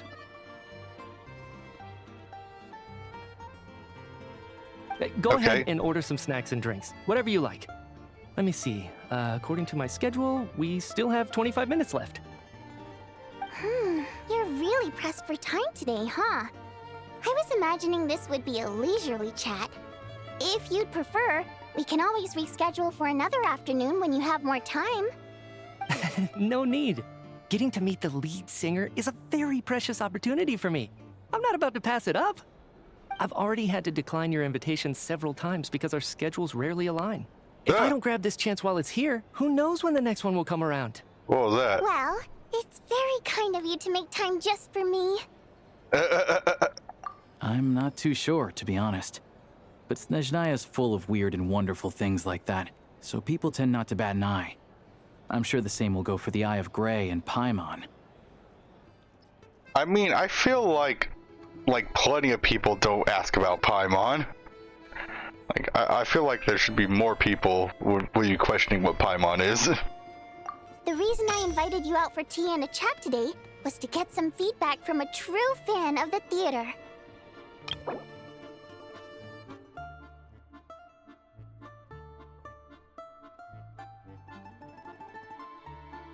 So he can, wait, I don't get this. Though he can be rather talkative at times, his scarf more than makes up for it? Okay, that's a weird way to phrase that. Well, I genuinely have nothing bad to say. No matter how many times I hear you sing, it never gets old. It always seems fresh and new somehow. Maybe it's because the more times I listen, the more details I notice. Or maybe you simply improve with every performance, delivering it better each time. Thank you! I'm delighted to hear that! Could you give me any specific examples? Oh, yeah. The piece you sang today, for example. Beneath the Frozen River? Uh-oh. Hey, what's with you? I'm just praising a good performance. I always used to find that such a bleak and lonely song. But the more you listen, the more you realize that it's not as cold and nihilistic as it appears. When you really dig down into it, there's a certain level where you're surprised by the emergence of hope. Wow, I'm impressed. I didn't expect you to pick up on that. Actually, I only tried out that angle after talking with a composer. Still, Beneath the Frozen River wasn't on today's program. Uh-oh. Oh, really? But it's a classic. You sing it every time. Uh-oh, is that why the scarf was trying to cover his mouth? Almost every time. Oh, well then. Let me say a few words about that other all-time classic, Flying in the Wind from the Mountain Sparrow. I didn't sing that one today either. My voice wasn't quite up to it, so I switched it out at the last minute. Uh-oh. But, Uh-oh. Shooting himself in the foot. Sorry, Mr. Mitya, but you were at the theater today, yes? Of course I was. Remember? I said hello to all the troupe members before the show started. You, Odette, and the others. So what did Odette sing today? Wait, Odette sings? Elegy of the Snow-Winged Goose, of course. Wait, Odette sings? I thought she just dances. Correct. I see. I see. You find my singing boring, don't you? That's why you don't remember a single song. Looks like I'll need to cut a few from the program next time. No, that's not it. I swear. All right. I'll be straight with you. I'm sorry. My mind was wandering as you took the stage today. That scarf is I enjoy watching your interesting. shows because the exquisite performances stimulate the mind. It always sparks some inspiration for my research. So, whenever I get stuck at work, I come to the theater for a change of pace. Odette's dance during the Elegy of the Snow-Winged Goose today was simply incredible. It got me wondering what she's been going through recently. That look of sheer defiance in the face of utter tragedy? It was so inspiring. I started scribbling in my notebook right away. Not that I made a ton of progress in the grand scheme of things, but I still think it was productive. By the time I snapped out of it, the entire show had finished. So what you're saying is, you didn't listen to my singing at all? Oh no. Unfortunately not. I'm sorry. I don't know which is more disrespectful. The fact that I don't always come for the show itself, or the fact that I missed your performance? Seems like things are getting a little awkward. Media just stepped into a conversational minefield. If there's one thing Vodyanitsa doesn't like, it's people who show disrespect for her performance. This meeting was so hard to set up. Don't tell me it's already falling apart. Uh-oh. It's fine. I suppose this is affirming in its own way. At least, it shows that our performance really touches people's hearts, right? Don't let it bother you. It certainly doesn't bother me. She's bothered. She's showing a lot of restraint. Well, I'll be sure to let Odette know how much you adored her performance. Please don't say that. I always love your performances too. It's just that inspiration struck at the wrong time today. I'm usually all ears. I know, I can tell. That's why I value your opinion. I'm sure some people can't stand it when others praise their coworkers right to their face, but not me. No, sir. Dude, there's something about her eyes that are kind of eerie. Fair enough. I still feel kind of bad, though. But you know what I really can't stand? People who only show up to the theater to pretend that they're cultured. Makes me sick to my stomach. Oh, yeah, 100%. There are too many of those people around. By the time they're walking out the door, they've forgotten all about the show. What's wrong? You look furious. I don't know if you've heard about the boss of the Iskra manufacturing plant. He isn't even a theater investor, but he always demands the same privileges as actual investors. Box tickets only, premium drinks, even the right to request specific songs. See, look, like, her expression, sometimes, like, her eyes just kind of really, I don't know how to explain it. Well played, Vodyanitsa. Seems like she's harnessing her rage to steer the conversation back on track. Now that you mention it, I've interacted with that guy before. I gotta say, everyone holds him up as an example of a benevolent businessman, but I don't know. I don't see it. Yeah, he couldn't care less about what's happening on stage.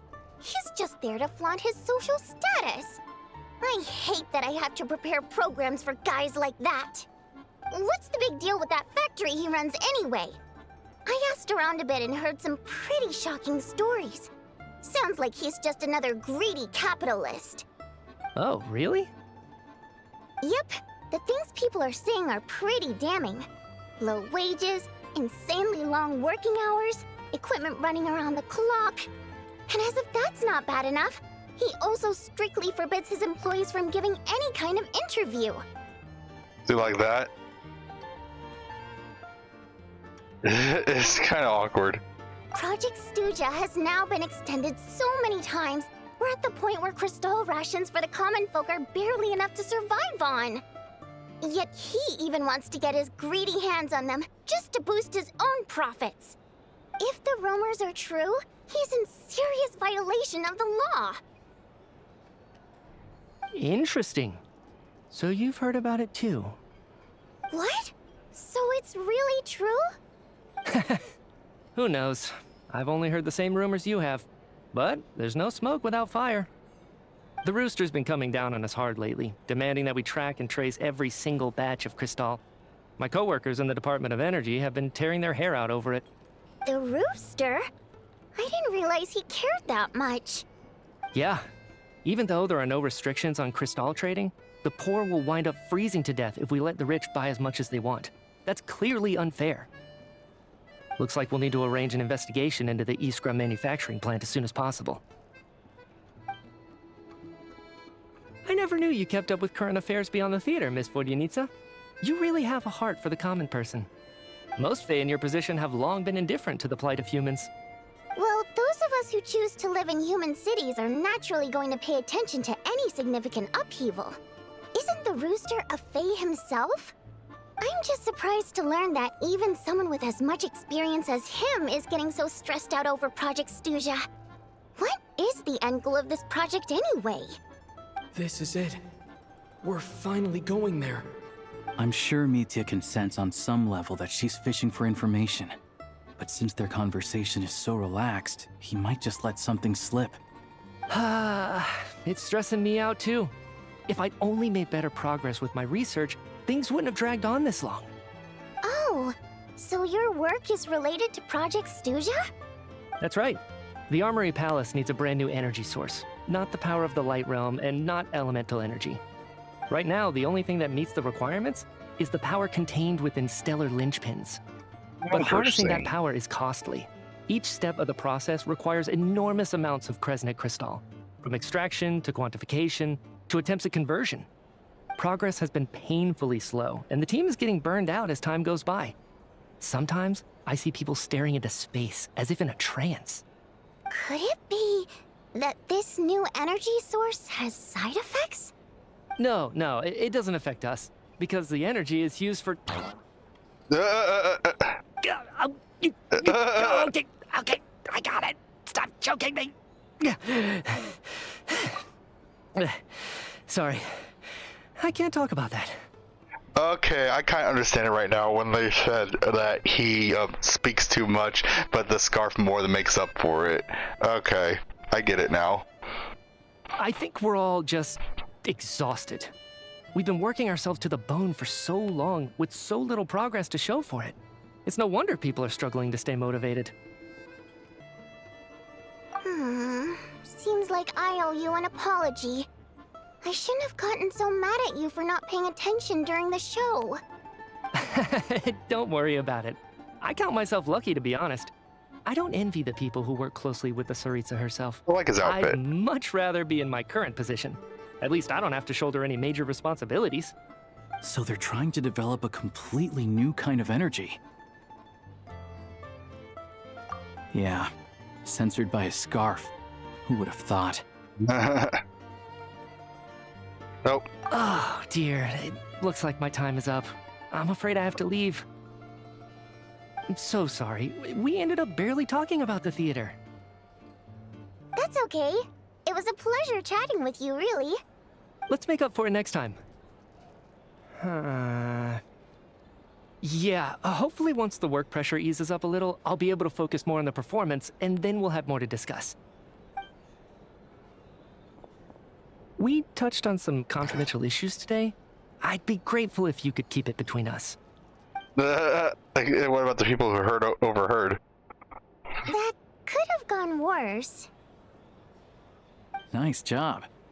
Why was Mitya in such a hurry to leave, though? Uh-oh.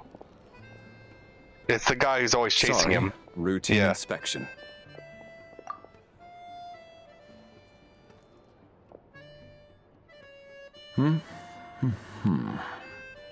Okay, let's go. So he wasn't rushing to get back to work. He must have calculated that Valeri would find him here in exactly 25 minutes. That's frighteningly accurate. One of the main duties of the Special Assignments Battalion is to ensure that important figures stick to their schedules. All right, time for us to get going too. Excuse me, check please. Wait, so he arranged a meeting with the Star and expected the Star to pay for it? Okay, well, whatever. Arch enemy, okay. I like read that too fast and I saw it. I didn't get it. We'll settle our check too, then. Oh, hello there. Mr. Mitya paid the check before leaving. And for them too? He also asked me to pass on a message. He said it was an honor to share his tea break with Miss Vodyanitsa and her two friends.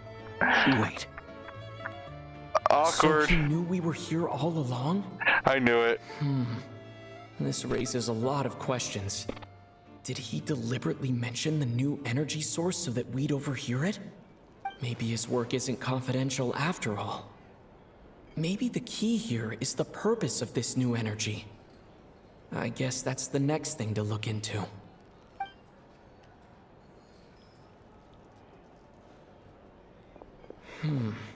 Vodyanitsa and Alosha have left. Time to head back and call it a day. Oh yeah. I want to do one thing before we continue. I forgot. I unlocked this point. So I'm gonna teleport here real quick and activate the statue. See what the new phrase is.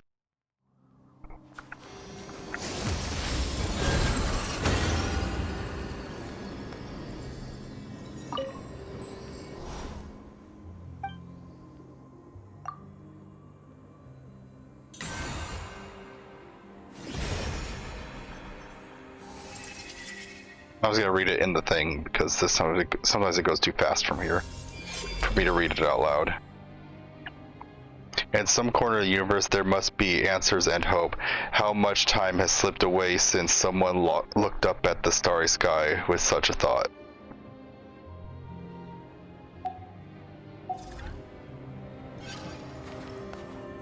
And let me see. Where is he? Oh, there he is. Oh no, still rank 2. Huh. Anyways, I just wanted to check up on that. Pause till I get to Paimon. Okay, we're back here.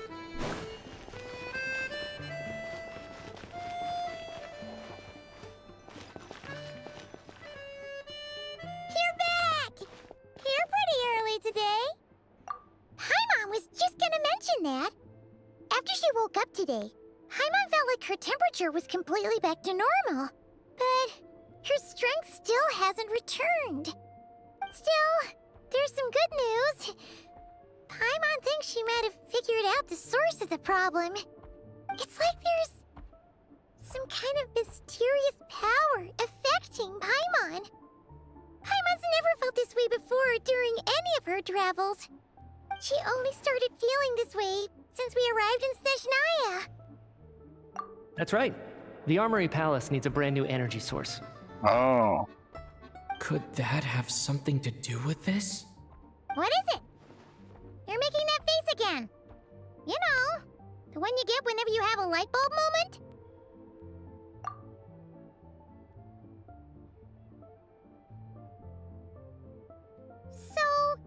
They're trying to develop a new energy source here? And you think that might be why Paimon's feeling unwell? Well, Mikia denied that the energy they're researching has any side effects. Although, he did say that people working on the project have been having issues with their concentration and short-term memory. That sounds like side effects. So, those are completely different symptoms from Paimon's.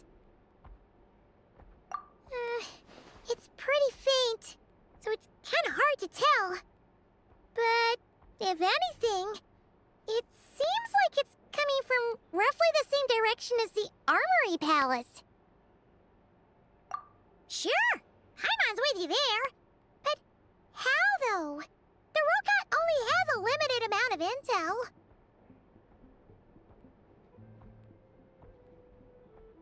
Oh, great point! They argue about Project Stusha every day. If we could sit in on one of their sessions, we might pick up some new leads. Good idea! Oh yeah, while you were out, Paimon tried all the yummiest looking desserts in the Podvoria restaurant. This one seemed right up your alley. So, Paimon saved some for you. Come try it once you finish writing your letter. Wasn't that the thing that the singer girl was eating, or was on the table at least, while they were talking? What is it exactly? It reminds me of French toast, but with cream, maybe? Grilled cheese French toast, maybe? Oh. They said it was a dessert, actually, so maybe not grilled cheese. French toast with cream, I guess? I'm guessing that's honey and butter. I don't know. I'm hungry. It looks like they didn't eat any. I'll wait till 2 days later. Okay. Alosha replied. He says that we won't be able to speak at the Vecha. but he can arrange for us to attend as visitors. Time to get ready. Then head to the Snezhnograd Vecha. You're back! Paimon's been working on the crossword puzzle in the newspaper. It's actually pretty fun. Oh, shoot! Paimon forgot the next word. Oh, she had it a moment ago. Think, Paimon, think. Yeah, I'm surprised she's taking this so well. I feel like she'd be really like trying to like make sure she goes on adventures and be upset that she's not doing anything right now. Maybe she's just hiding it.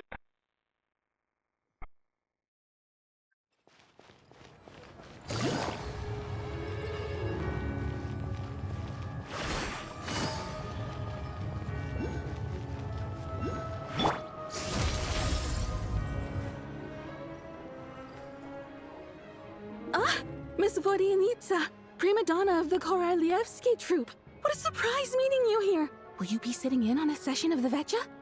Sorry, I'm not taking interviews today. Oh good, you're here. The session's about to begin. Let's get inside. Please wait, Miss Vodianitsa. Could you introduce me to your new friend? Nope.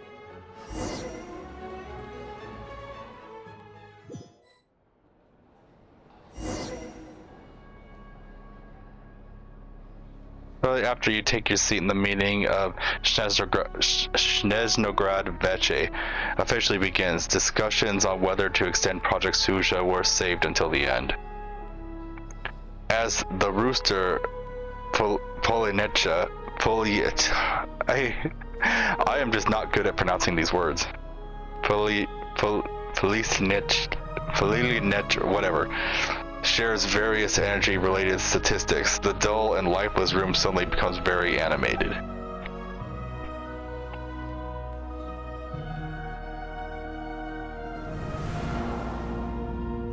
Oh. In summary, the energy management commitments made for the outgoing period have been delivered upon. Furthermore, both the production and consumption of Kresnik Crystal show clear signs of stabilizing. So he's a Fae?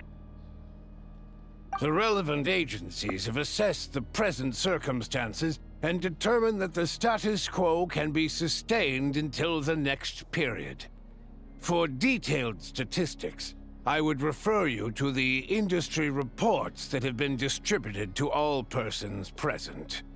It should also be noted that while the recent blizzards have led to a significant increase in people's energy expenses, this is strictly a short-term phenomenon associated with a remotely located monster. Her Majesty the Tsaritsa is giving her full attention to this matter. We should have every confidence that it will be dealt with swiftly and conclusively. There we are. Over there. I was like, where are we? Oh, it's Pantalone! Sandrone, Child. Let's see who else. Anyone else noticeable?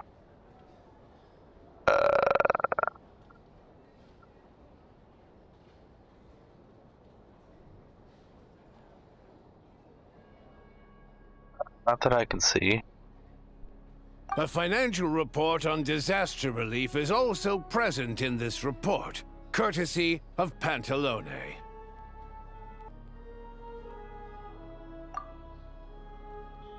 They cover the same old ground every single time. The rooster never seems to mind, but everyone else is getting tired of it. There's a general lack of trust. People aren't seeing any tangible benefits that affect them directly. Of course, none of that will be reflected in any of the reports on the table. Yeah, if it weren't for these hard copy documents, I could have at least made something up.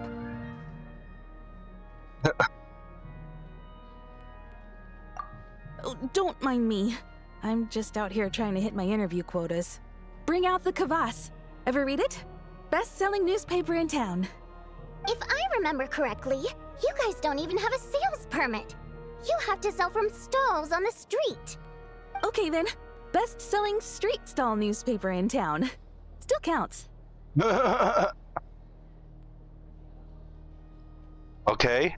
Mirror Nova. Order! We will now open the floor to the representatives. If there are no further substantive issues to discuss, we will then proceed to a vote on this motion. Snezhnaya has a long tradition of treating members of the Fatui armed forces and their dependents favorably. But recent surveys shows that Fatui families in remote areas have access to 15% less crystal than the average civilian family in Snezhnograd. It's been said many times before, but it bears repeating now. There needs to be a clear and consistent rationale behind how crystal is allocated, or we will soon face immense public backlash. Perhaps you wouldn't need to keep repeating yourself if you would hear me out for once. I say again, true consistency exists only in principle. In the real world, fairness is relative. You appear to treat resource allocation as a simple function of production and population. So what about when the equipment used in production breaks down? Have you factored that into your equation? And do you even know how long it's been since Snezhnaya last conducted a census? If I knew the answers to questions like that, I'm sure I'd be a very wealthy man. And I doubt I'd be going by child. I'd like to bring the focus back to the specific issue I raised. Or do you wish to deny that favorable treatment for Fatui dependents is our long-standing policy? It's easy to be a critic when there's no accountability. That seems to be a running theme in the anti-Project Stuja cohort. Defeat the ringleader and all other problems will magically resolve themselves. That's what they seem to think. But in case you aren't aware, not one jot in my report would change whether Project Stuja continues or not. So you have no intention whatsoever of finding a solution to this problem? On the contrary, I'm the only one here who ever brings solutions. Child opened by speaking up for the armed forces. What? Regrator struck back with style and a war of words ensued. What? What was that? Our reporter was live on the scene to get the audience's reaction as it all unfolded. Who do you support? The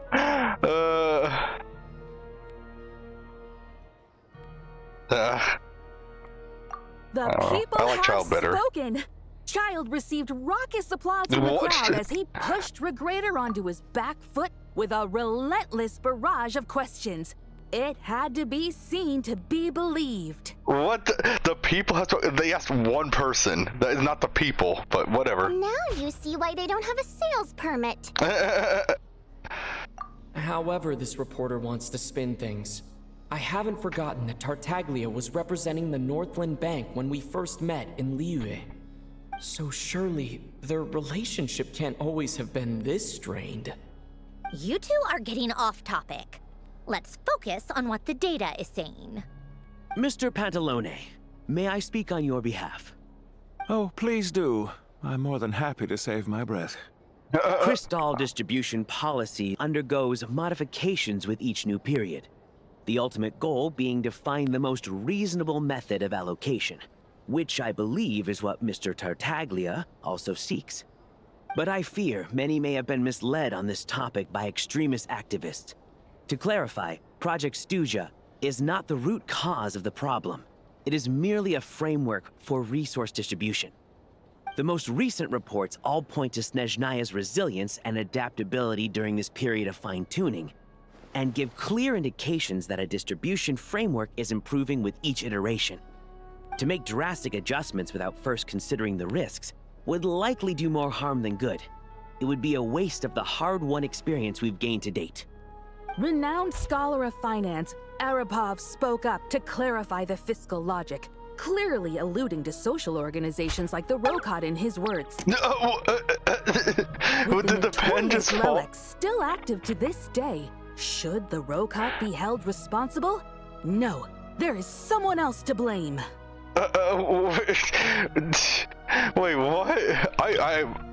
She's all over the place.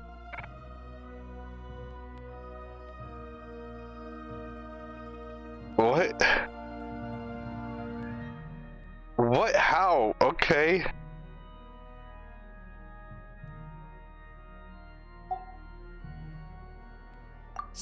just rephrasing what Mr. Pantalone said. The Rokot are the critics he accuses of taking no responsibility for their actions. Oops. As for Lilac, you won't have heard of him yet. He's currently the most famous member of the Rokot. Well, more like infamous. Ending Project Stuja has become an obsession for him. Unlike the more decent ones among us, he believes that votes in the Vetcha are all that matter. I mean, is it okay for her to say among us with the reporter right there? I mean, couldn't she have just heard that? So whether it's threats, coercion, or bribery, he'll use whatever means necessary to get people to change their vote. And since we're already on the subject, what do you think of Lelek's methods? Are you for or against? I mean, bribes, threats, things like that, but I feel like this is the safer answer. But I feel like it's probably being more extreme. Well, whatever the story is, his actions benefit us all. We stand with Lelek. At least someone here wants to take this discussion seriously. I've been considering that issue myself. What you really need is more precise regional data, right? I think it would be easiest to let the Fatui handle it, since they're already in charge of Crystal shipments anyway. We may as well get them to collect some data while they're at it. Whatever you need, you can ask the Fatui to look into it for you. In terms of supervision, I think the Druzhna would be a good fit. I had hoped to discuss this with Miss Vesna, but sadly, she's not present. I will be happy to take a note of your suggestions and present them to Commander Vesna for a decision upon her return. The Commander has always taken a keen interest in Project Stuja. However, given the Druzhna's demanding workload, I'm afraid it may prove difficult for them to provide any practical support. Let us refrain from jumping to conclusions until a concrete and actionable plan is in place. My apologies, Lord Rooster. There are numerous issues to address here, including manpower, time sensitivity, and reporting lines. Nevertheless, I support drafting a proposal. Follow the usual procedure, and it can be raised as a new motion for all parties to evaluate at the appropriate time. In that case, I'd like to share one thought before the proposal is drafted. The issue of time sensitivity was raised just now, which I presume relates to the official reports. In fact, the Energy Commission already collects regular statistics on each urban center and its surrounding area. Would these be of any use? That's a good idea. I read every issue of Svietloslaidovka's report, and although my focus is mostly on the section about equipment operation, the energy consumption statistics also yield a lot of insights. Be that as it may, does no one see an issue with using local data to determine Crystal quotas? In the long term, it seems like a very risky solution. Not if they are used purely for reference. So long as we have the report from the Northland Bank's headquarters to corroborate it, no one will be able to fool me. Very well then. It appears that this arrangement is acceptable to all parties. Yeah, sounds good to me. The members reached a provisional consensus on the issue of improving treatment for Fatui soldiers.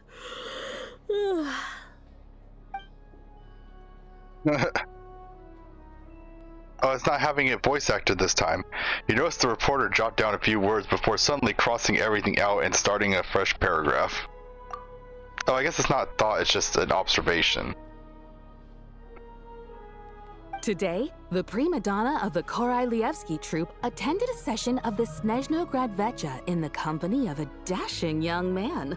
The question on all our minds is, what is the true nature of their relationship? Write anything like that again, and I'm revoking your permission to interview the troupe. Got it?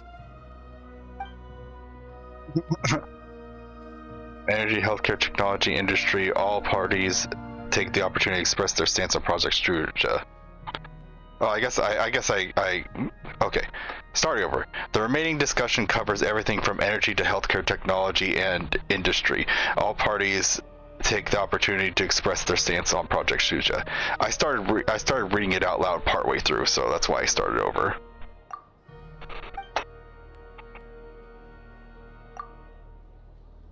You ignore Miranova as she carries on writing her sensationalist report, but after a while you start to feel that reading the news from her might actually be more interesting than being here in person. Now then, if there are no further contributions from those present, we shall proceed to the final vote. Hey, check it out! Chogunov? What made him vote against? Why now?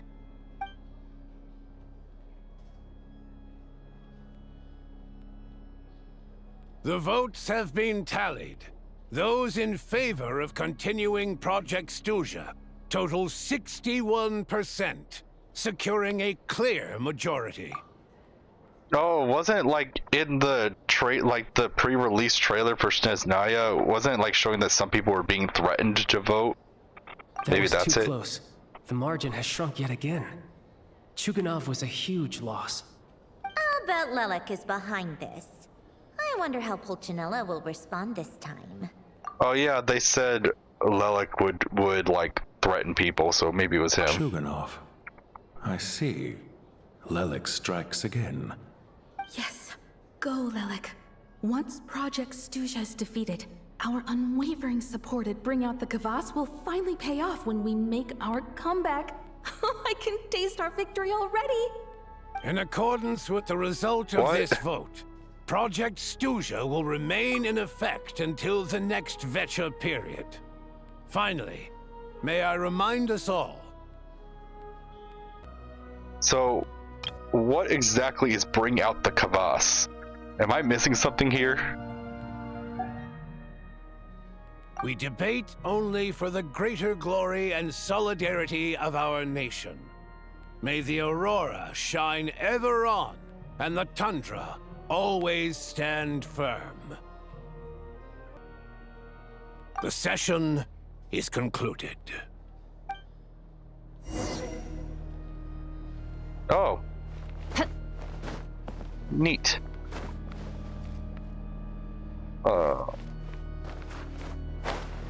Sandroni and them aren't here. Child's gone.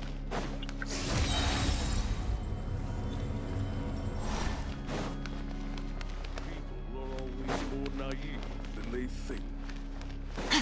And this place is no exception. Yep. Okay, no.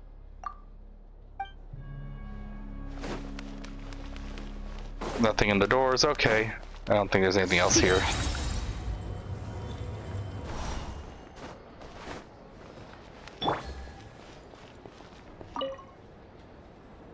I have to say, I really wasn't expecting Chuganov to vote against Project Stuja. Well, in principle, Snezhnaya's business and political elites ought to be the ones least likely to oppose it.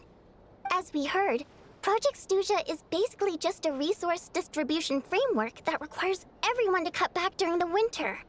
But even if the policy got cancelled, the Tsaritsa's energy needs wouldn't suddenly go down. The extra demand from the public would have to be filled from somewhere. So logically, the factories would have to take the hit. Okay, so this is something that's been kind of confusing me.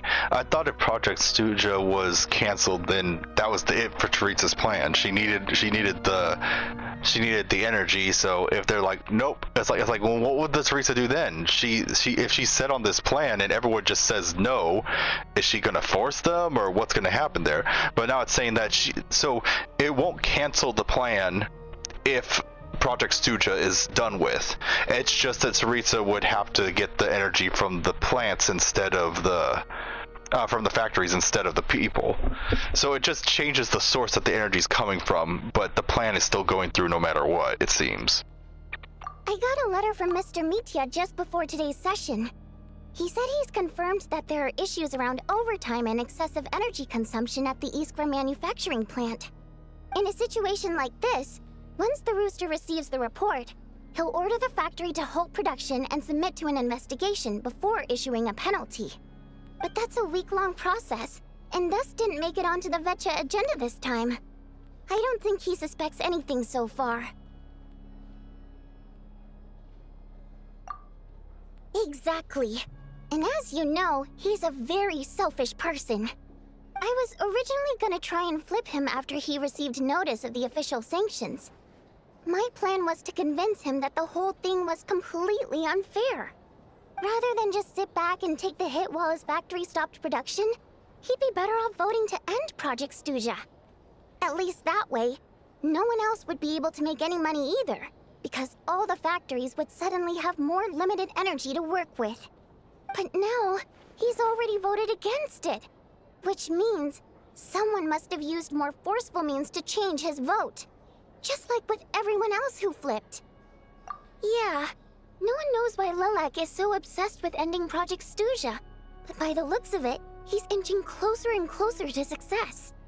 Lilac must have strong motivations, given how he'll stop at nothing to achieve his goal.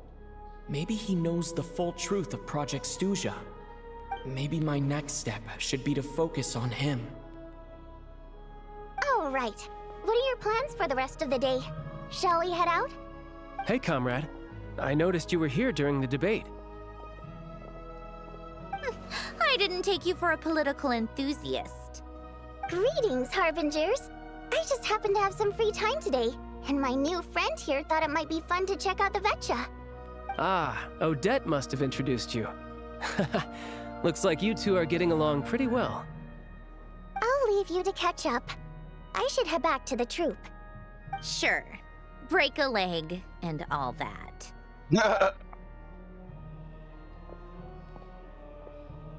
Thought it might be fun to check out the Vetcha, did you? Things are never that simple with you, Traveler. There's no way you're here for kicks and giggles. Tell me I'm wrong. Oh, yeah. To some, he's a captivating enigma. To others, he's the bane of their existence. No one ever thought that some anonymous nobody from the Rokot could cause such a stir. Huh? You want to look into Lelik? Then I'm sure his days of anonymity are numbered. What do you think, Sandrone? Fine by me, I guess. If the Traveler actually manages to expose Lelik, it'll be doing Pulcinella a favor.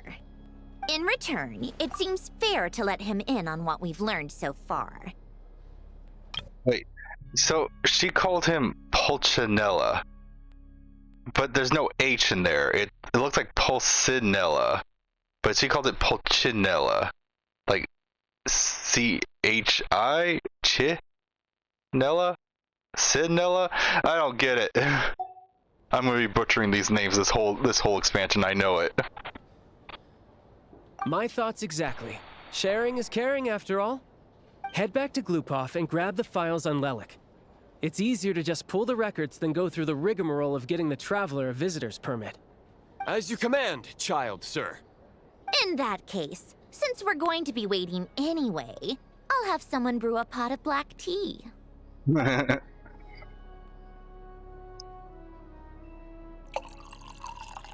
Oh, is it pouring by itself? One common thread among the many incidents Lelik has been involved in is that the victims are all too scared to share any real information about him. Clearly, he must have threatened them in some way. His modus operandi is to silently infiltrate the scene and leave a threatening letter behind. But neither the letters nor the crime scenes ever yield any clues to his identity. So all these files have to offer are short statements by the people affected. They don't give us a lot to go on. If nothing else, it shows we're dealing with a trained professional who's versed in counter-surveillance. Yes, and to that point, he often strikes in highly secure locations. The victims are high-ranking and influential people who take their personal security very seriously.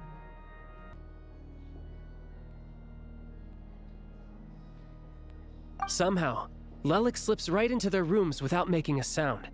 There's never any eyewitnesses, nor the slightest trace of a break-in. If he can get in and out undetected, it means he can strike without warning. Not that that's ever happened so far, but the thought is enough to scare these people sleepless. It's hard to believe that a human being could pull this off flawlessly every time. So they switched the focus of the investigation to Faye. Ah, there it is. Unfortunately, no one's found anything yet. Careful. Don't underestimate me. Although, truth be told, I'd probably find it hard not to blow my cover. Direct confrontation is more my style. We haven't ruled out the possibility of Lelik being human. It's just, there can only be a handful of people in all of Teyvat who'd fit the profile. They, on the other hand, plenty would have the ability, but few would have the motive. No, not as strong as me. You'll never find the culprit with criteria like that. Let's go with a little weaker than me. It's Skirk. There's no denying that Master is strong, but meticulous. We can only hope. I wonder what it said of He's just trying Nouvelette. to find a reference point. Stop getting fixated on who's stronger than who. But that's the most important thing. In my opinion, anyway.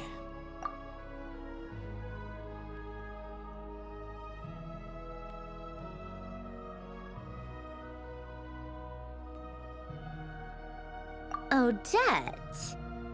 Yeah, that seems about right. Her skills are solid, and she's always calm under pressure. Except she's Fatui, so the likelihood of her working against us is pretty low. But yeah, much more accurate than your previous example, at least. No, wait a moment. Maybe we should interrogate that assumption. What do you mean? Which assumption? Her Fatui identity doesn't necessarily exonerate her. And when you think about it, the Rokot would be precisely what she needs to conceal her identity. Plus, she wouldn't need to be such a pro at covering her tracks. She'd already know where the Fatui will be and when, so she could choose the perfect time to act. Oh, yikes. I was just thinking out loud. Why is this starting to sound like such a convincing theory? Still, what reason could Odette possibly have for trying to call off Project Stuja? Arlecchino would be the best person to ask. She knows Odette best. Unfortunately, she isn't back yet. Rosaline used to open up to her in private about her struggles with Odette. As I'm sure you can imagine, Arlecchino is quite a lot better with children than Rosaline was. She gave her some tips on how to handle the situation, and Rosaline managed to reach a settlement with Odette before leaving. So I suppose there were at least no lifelong regrets left behind. Beyond that, I don't know the details about that side of things. But I do know that Odette definitely has a motive to hold a grudge against Project Stuja.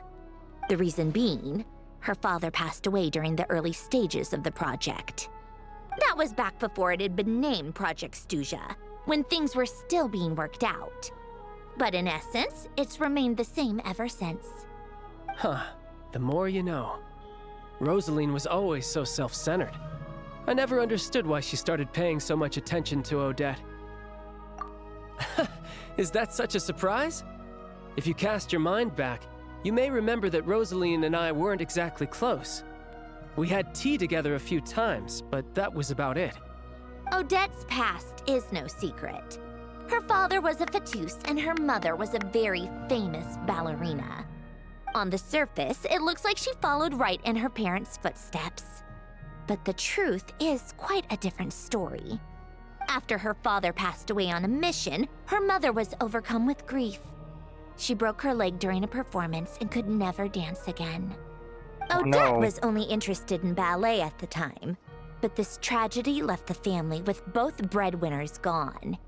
They could barely make ends meet. Per Capitano's policy, family members of Fatui who died in the line of duty had to be appropriately accommodated and provided with adequate assistance. So, regardless of how Rosaline may have felt about it, it fell to her to resolve the issue of Odette's family's livelihood. In the end, the solution they agreed upon was to have Odette join the Fatui. Right, because the alternative would have been a one-off compensation payment, I guess. In that sense, joining up was definitely the better option. Still, she must have had mixed feelings about it, right? If she doesn't even like the Fatui. It's just a theory, a possibility. But as a motive for Odette to become Lelik, it holds up. That said, I have no idea where Odette's head is at right now. or what her conflict with Rosaline was about. Plenty of people were on bad terms with Rosaline. I have no intention of trying to figure it all out. Yes, but there's not much point in discussing that now. Yeah, back to Lelik. Since our investigations so far have turned up next to nothing, we've got nothing to lose by trying a new angle. Funnily enough, Tonya and I had actually made plans to go to the theater tomorrow to watch Odette's rehearsal. Unfortunately, thanks to this Lelik situation, I'll be stuck working overtime again. Which means you can go in my place. No point wasting the ticket. Plus, you'll get to meet Tonya. Spirit Seeker. Quite the classic ballet. It was passed down through Odette's mother's family for generations, though it hasn't been performed in years. But Odette's been practicing it diligently, and it's finally ready for a return to the stage. Excitement is through the roof. Tickets for the official performance sold out long ago. Tonya's excited for it too. She's desperate to see it no matter what. Personally, it's not really my kind of thing, but since she's my little sister, I had to figure something out. I saw like the trailer for Odette, and it was talking about how she had to put her emotions into her dance, and like it was like anger or something. I think. I don't know. I might be remembering wrong. I've actually seen it several times before. The story's pretty straightforward. The lead character follows a trail of clues left behind by a spirit, gradually recovering her memories along the way. It's a tale of love and regret. So not exactly reinventing the wheel, at least by today's standards. But when that classic melody kicks in and the lead character begins to dance, it always gets me. It really is beautiful. She's really interested in it. Not an easy dance to do justice to, though. I know it's always been Odette's dream to perform this piece, but I'm not sure she's really ready. In that case, I think that even if she is Lelik, we should wait until her performance is over before we respond. I'll let you take it from here, comrade.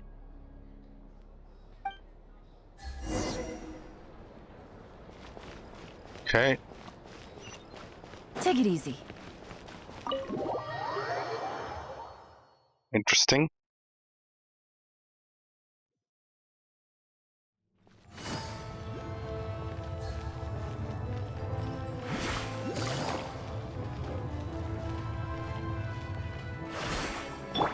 Merciless.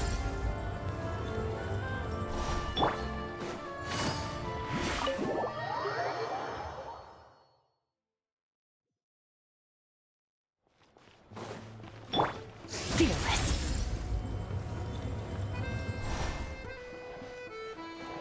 Hello again.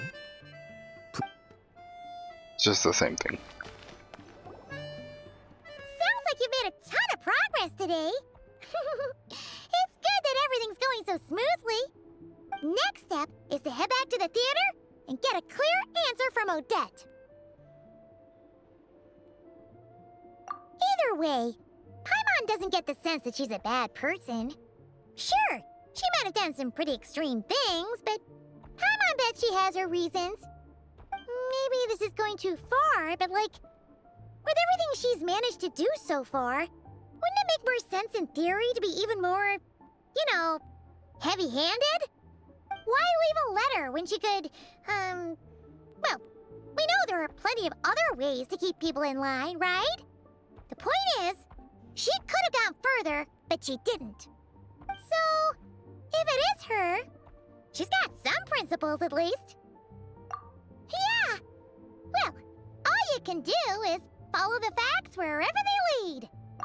No change, really. But that thing Paimon told you about yesterday? Paimon feels like she can sense it more clearly now. Hearing you talk about your day makes Paimon itch for an adventure. If only she could be there with you so we could experience it all together. Yeah, I wish you could be there too. I'm not used to adventuring alone. But don't worry, we'll get to the bottom of this.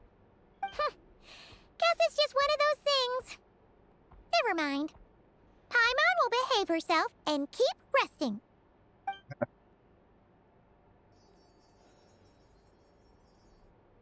If Odette is Lelik, she may well have inside information on Project Stuja. I have a feeling that Odette isn't Lelik, but maybe she knows who he is. Her father was involved with the project's early implementation, and tragically died in the process. Now, she's dedicated herself to bringing it to an end. Like, it feels like the clues are pointing to her, but I feel like that's like a red herring. It's hard to imagine she could have gotten this far without knowing anything at all about the Tsaritsa's true intentions. When she spoke to us as a member of the Fatui, how much did she let on? And how much was she hiding? Only time will tell. Maybe tomorrow, everything will be answered. Hey look! It's snowing! Could be a tough day ahead. Make sure you wrap up warm tomorrow.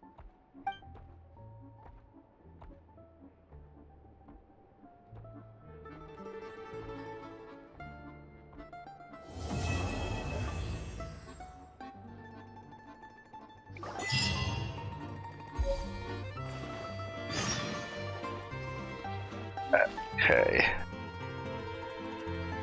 So there's that act, and then next we're gonna start the next act. See? So first act of Snezhnaya done. Wow. It's been a long time. Alright. I guess see you next time.